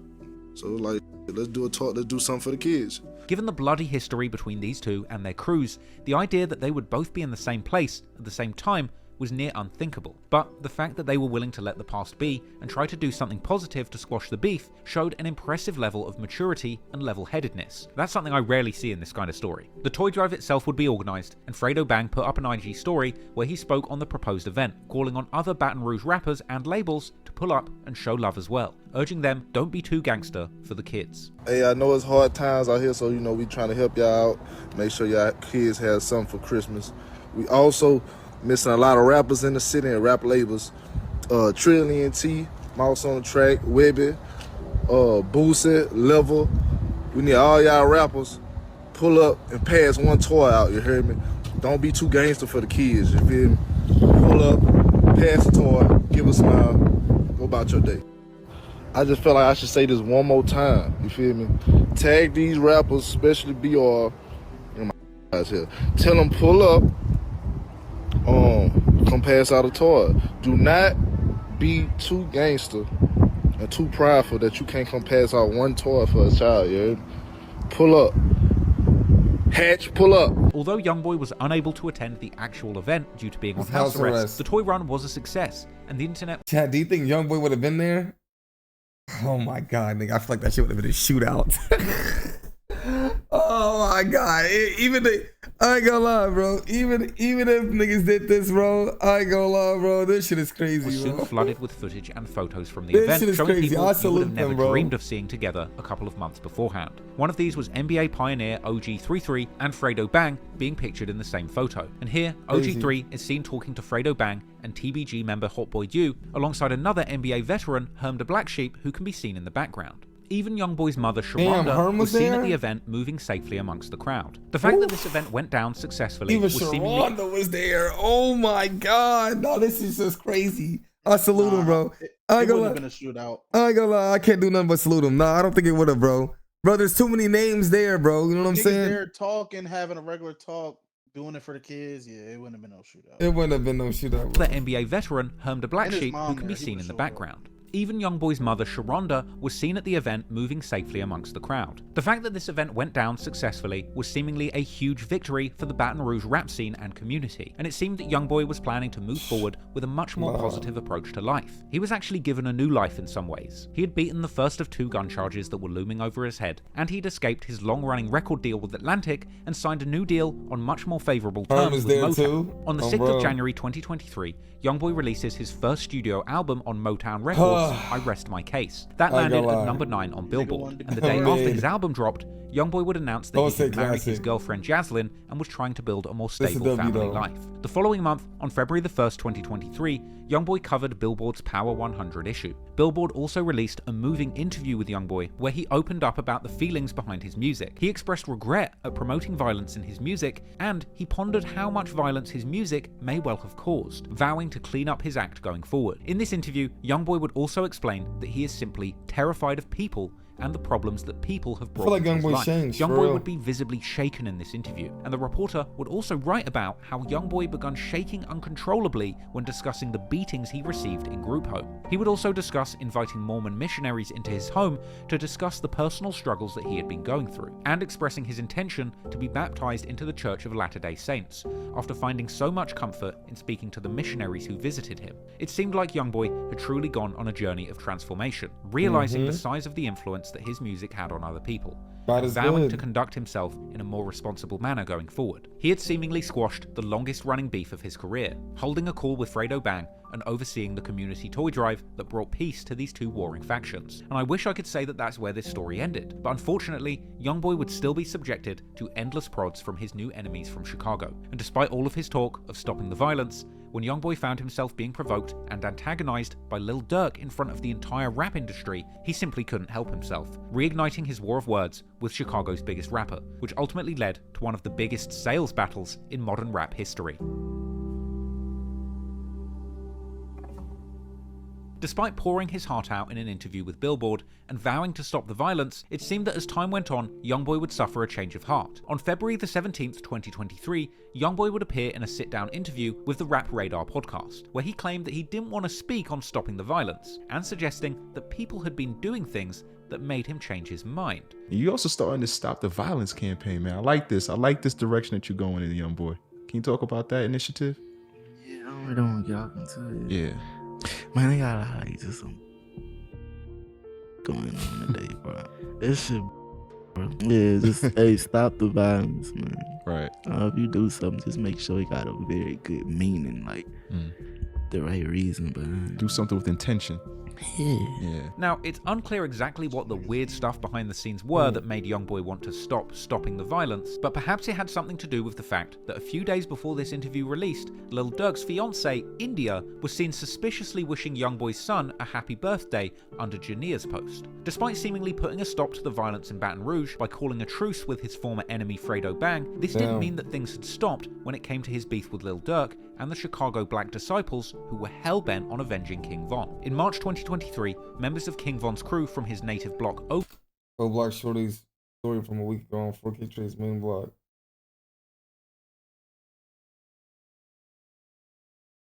I guess why be out there? Right? In Chicago was seen on social media, allegedly on the street that Youngboy I guess YB plays his block. This nigga is in Utah.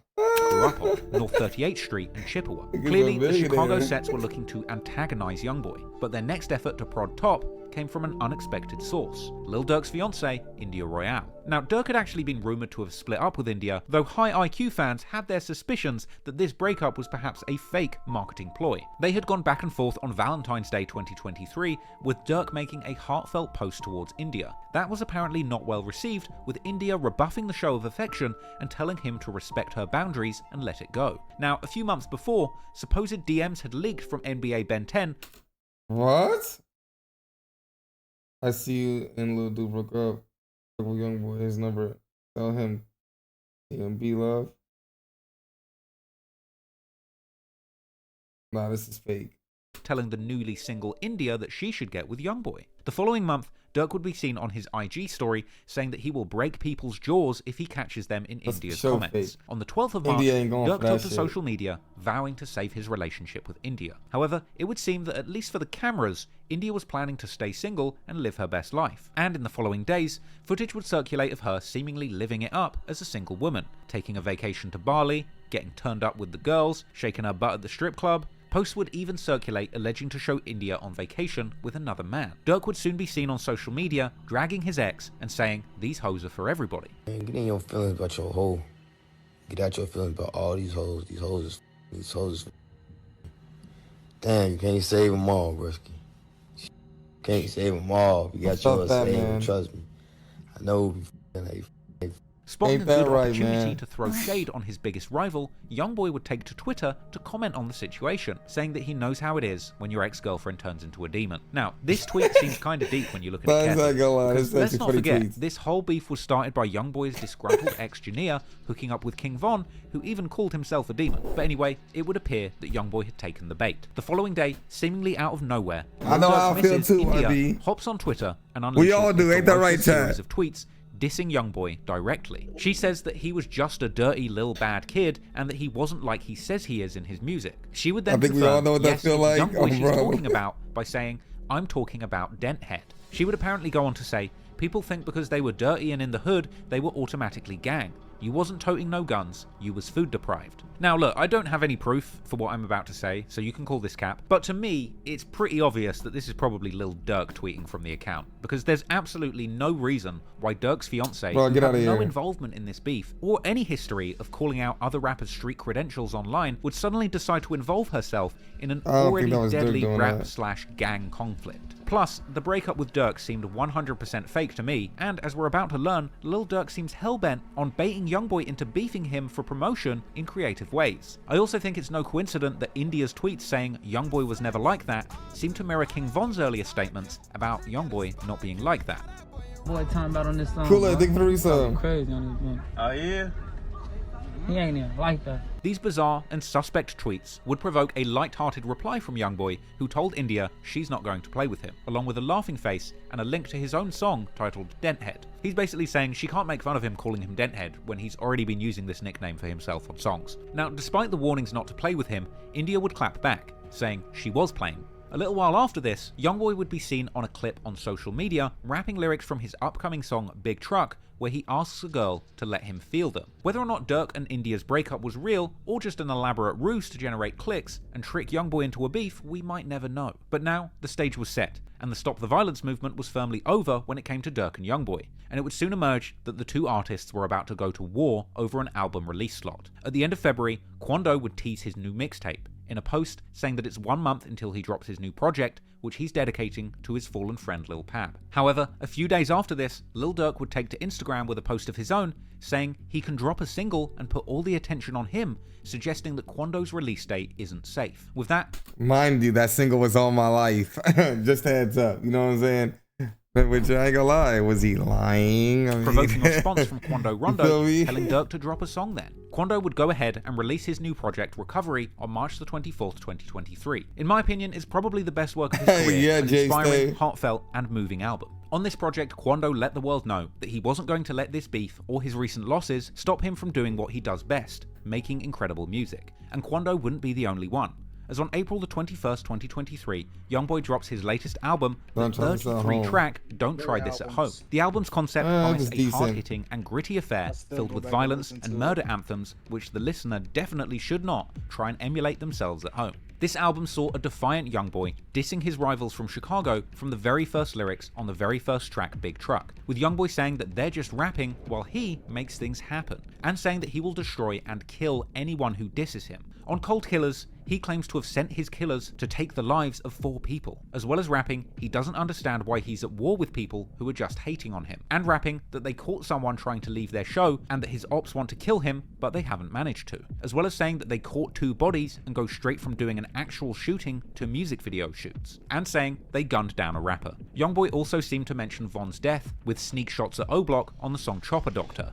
mentioning O's in 2 bars before saying people from your projects are dying, and that his hitters catch him, hop out, and walk him down. On the song Run the Hood, Youngboy censors a lyric, but we can kinda get a vibe of what he's saying, as he raps, "I'm on the phone with Tim, oh that's Von's killer, bitch dig your brother up," with this perhaps being a reference to the fact that NBA Ben 10 showed fans that he has Tim saved in his phone as Von Killer too. Youngboy goes on to say that he knows that Dirk is dissing him in all of his songs, and that they're going to kill him, as well as dissing Von again, saying that everybody wants to kill him, but they have failed, and that somebody died because of him, and that he knows all of his enemies hate him. Then, in the second verse, he says that all of Von's friends saying they're sliding for him have a death wish, and that they're next in line to lose their lives, as well as saying that if he didn't have a child with Jania, he would have shot her for messing with Von. He also had the aggressive track Grave Digger. Have a child with... Telling me if I wasn't her baby daddy, I would have busted her ass. I ain't got no fucking pigs, don't do no profession, get no nigga pass. He didn't say that shit. Jania, he would have shot her for messing with Von. He also had the aggressive track Gravedigger, where he says he makes murder music and kills both rappers and regular dudes from the hood. On the song Off the Lean, he threatened podcasters for even speaking on him, and dropped more shade on King Von, saying in Atlanta he won't fight, he's bringing out guns, and saying they boycotted Youngboy after Von's death and got Lil Durk lit. On Slimito, Youngboy would claim that a rapper started dissing him and that he got killed in response. Then, on his song I Is That, he proudly proclaims to be everything people say about him, saying he came up robbing houses, and alluding to the Von situation, saying once again, he doesn't fight, he shoots, and saying he doesn't like his ops like D. Von. A smart double entendre, comparing himself to WWE wrestler D. Von Dudley, as well as a reference to King Von, whose first name was Dave Von, as well as saying that he has plans to kill all the rappers dissing him. And then finally, on the last track, Like Madden, Youngboy mentions people getting shot in fights again, saying, in a fight with that fire, you're gonna lose. Despite this being a standout album, Youngboy's sales would ultimately disappoint in comparison to his previous output. It would debut at number 5 on the Billboard 200 albums chart,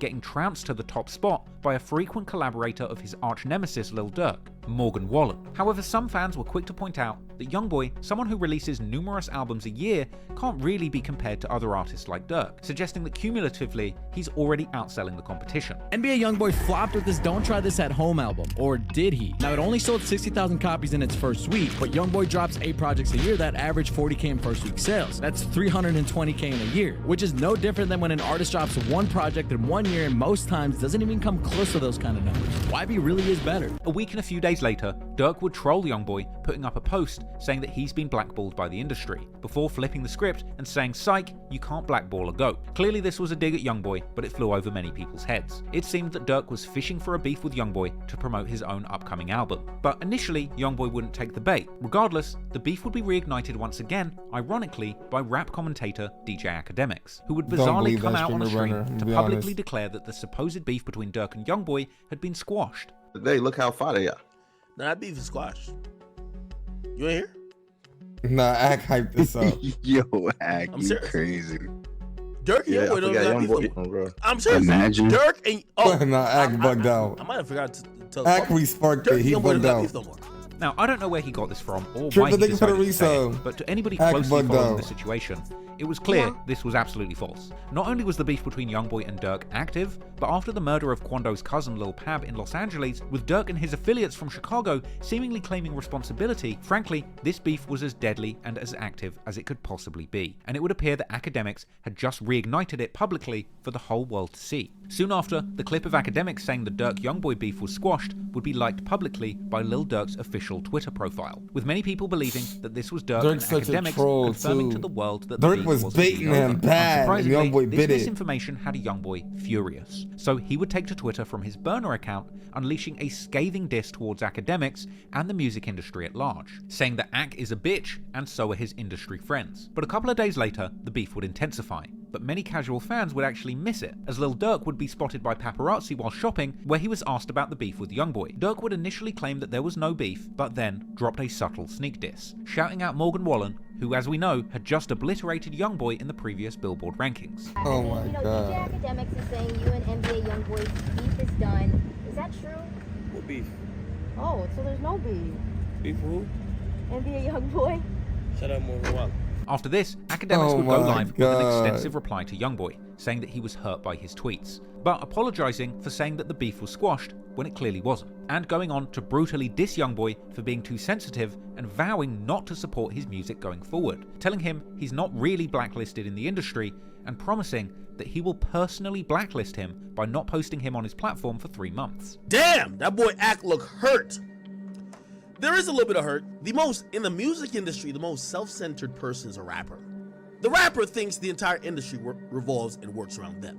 They forget the other pieces that help things happen. Did they officially squash beef? That is not true. So if I'll apologize, and I'll apologize publicly, if my words or my nonchalantness or whatever this clip made anyone feel like it's actually squashed, like they agreed to squash it, that's not true. He tweeted out. I want to know where he got that info from, though. Like, what made Ack say that? I gotta ask him off stream because I know how these clippers are. I love this. It turned out the same way every time.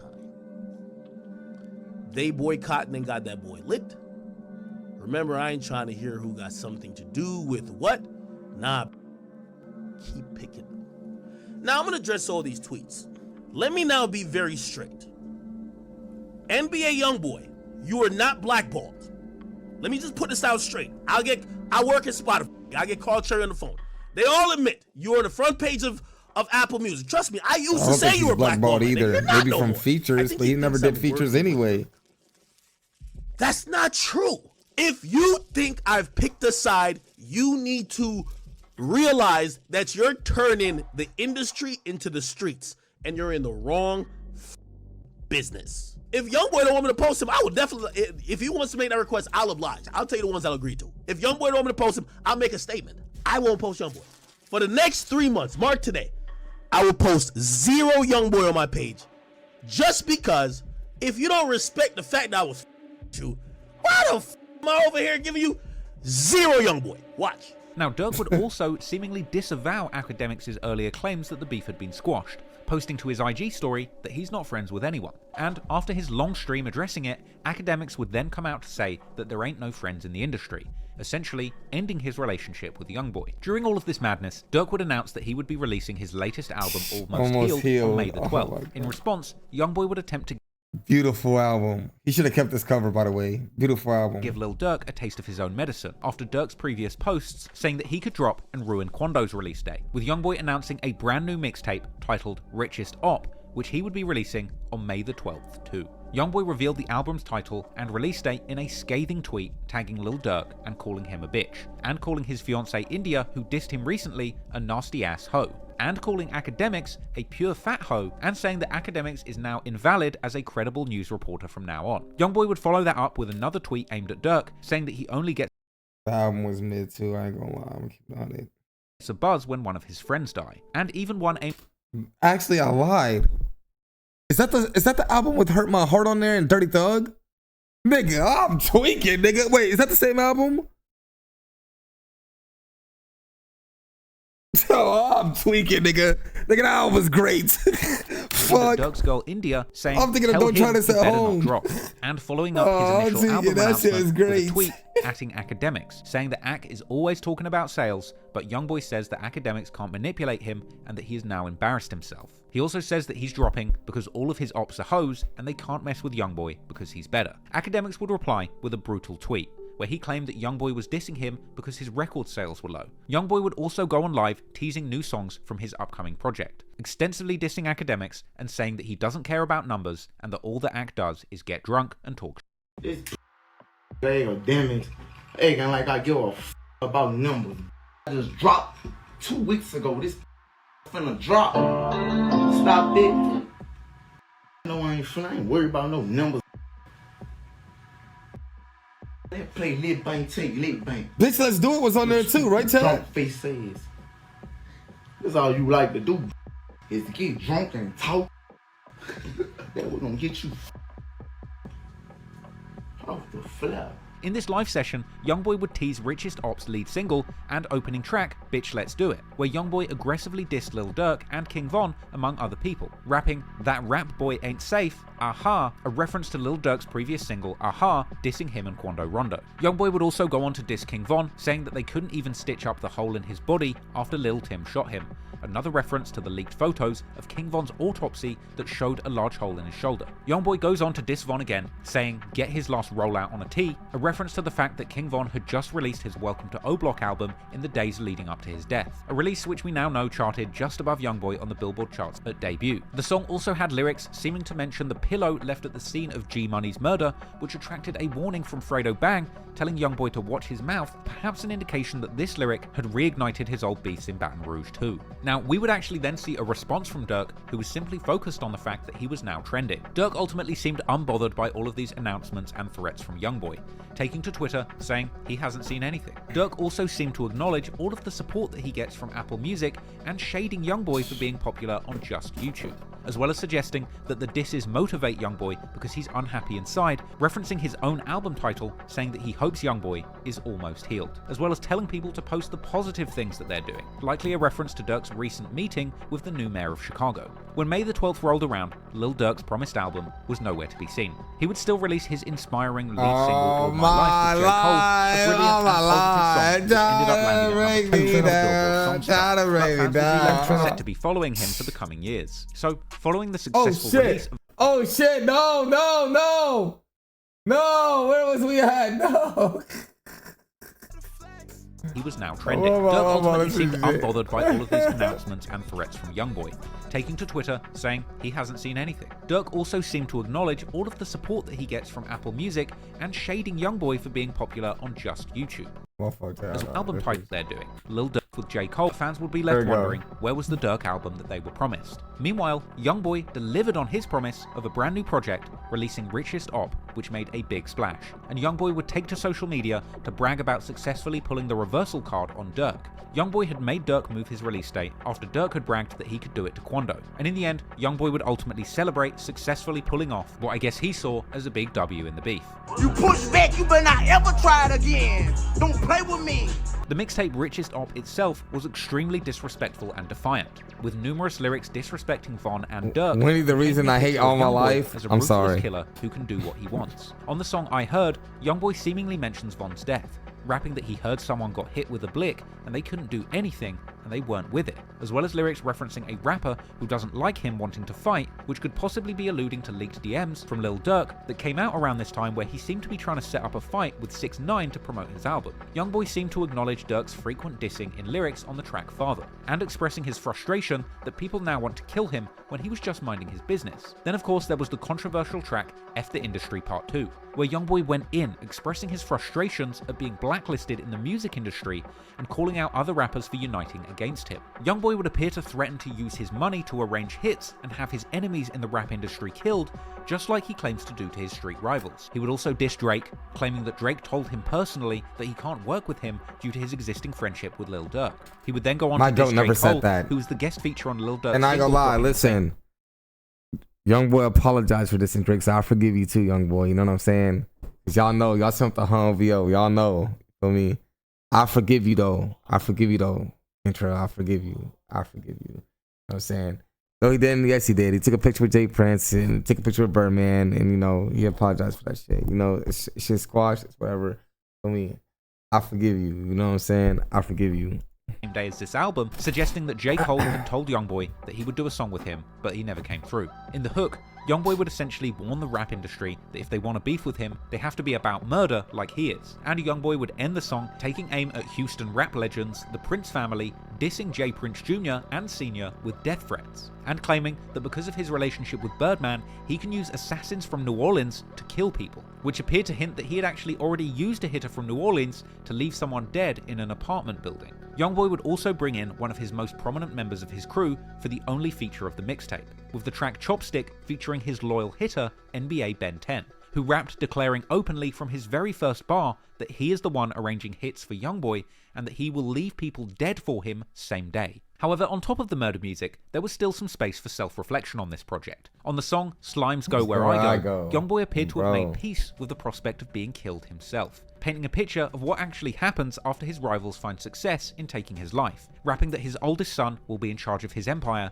and that he expects his shooters to avenge him as he's laid to rest covered in diamonds. In another lyric, he recounts lying to his grandfather and claiming that he didn't do any of the violent acts that he was rumored to have been involved in. Elsewhere, on the track Channel 9, Youngboy would once again muddy the waters between facts and lies, admitting that he's the murder man, but then going on to claim that he will never admit it. On the last track, I Want His Soul, Youngboy raps that his cousin Scully shoots people in the head and that he wants to do the same, as well as dropping a lyric referencing his earlier line in the song Forgiato, where he claims that if he kills another person, he has to start counting bodies on his toes, seemingly confirming that he is now indeed counting murders on his feet. And he would appear to follow this with another bold lyric, where he seemed to say outright that 12 people have died messing with him, and that when he catches his next body, it will be 13. Now that was an interesting way to end that album, and I think it's an interesting place to end this video. Youngboy's entire career has been built on the allure of violence. Arguably, this is a symptom of a very sick music industry, which in 2023 seems much quicker to celebrate an artist's skills behind the gun than behind the microphone.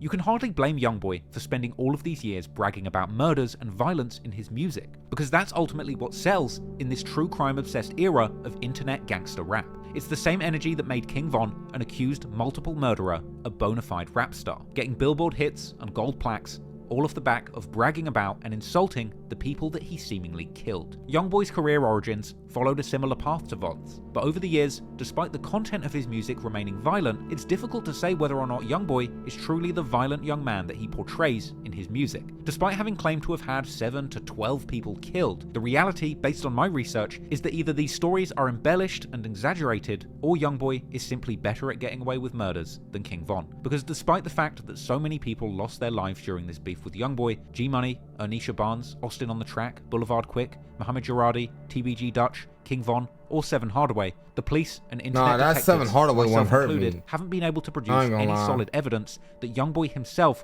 was directly responsible for these murders. Whether or not you believe that Youngboy is capable of taking a life or pulling the trigger isn't up for debate, as his double attempted murder charge in 2016 should be enough proof that there have been times when he truly was prepared to shoot and kill. But if he was truly responsible for 12 murders in his hometown, there would surely be something here to go on. But you can't call Youngboy's music fraudulent or phony, because his music is inspired by the real pain and trauma of losing so many people on his own side during his life. I don't think Youngboy had no involvement in Jada his cousin Youngboy. Boozilla, his manager Dump, or Quando Rondo's cousin Lil Pab. It's clear that Youngboy's life has been characterized I don't by really know death, too much about the losses, Bleeders, but I and doubt it. heartbreak. And that rings true in his music, and is part of what makes it so moving and real. So, the final question remains. Is Youngboy truly the gravedigger, responsible for a dozen bodies laying in the ground, or is he simply a fake gangster, embellishing his street credentials to make compelling music that appeals to the modern-day gangster rap audience? Well, right now, it appears that the true answer must be somewhere in between. Because if Youngboy is truly the murder man responsible for all these crimes, it would only be a matter of time before the federal authorities could work it out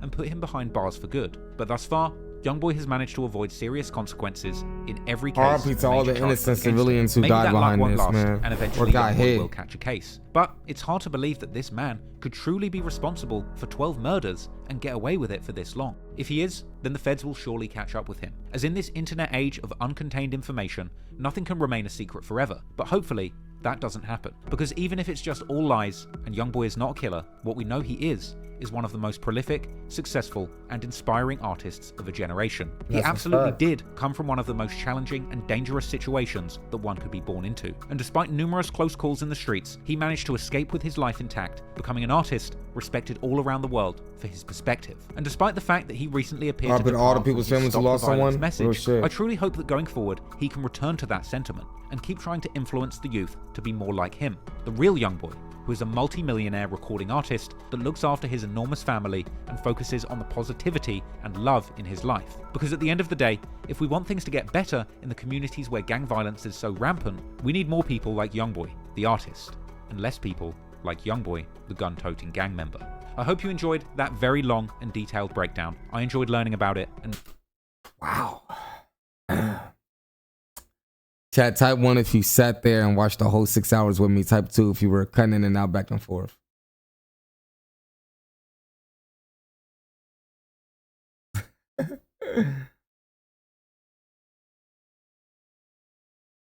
Wow. What a fucking documentary, boys. What a fucking documentary. Shit. I just literally sat there and watched 6 hours of this shit with y'all.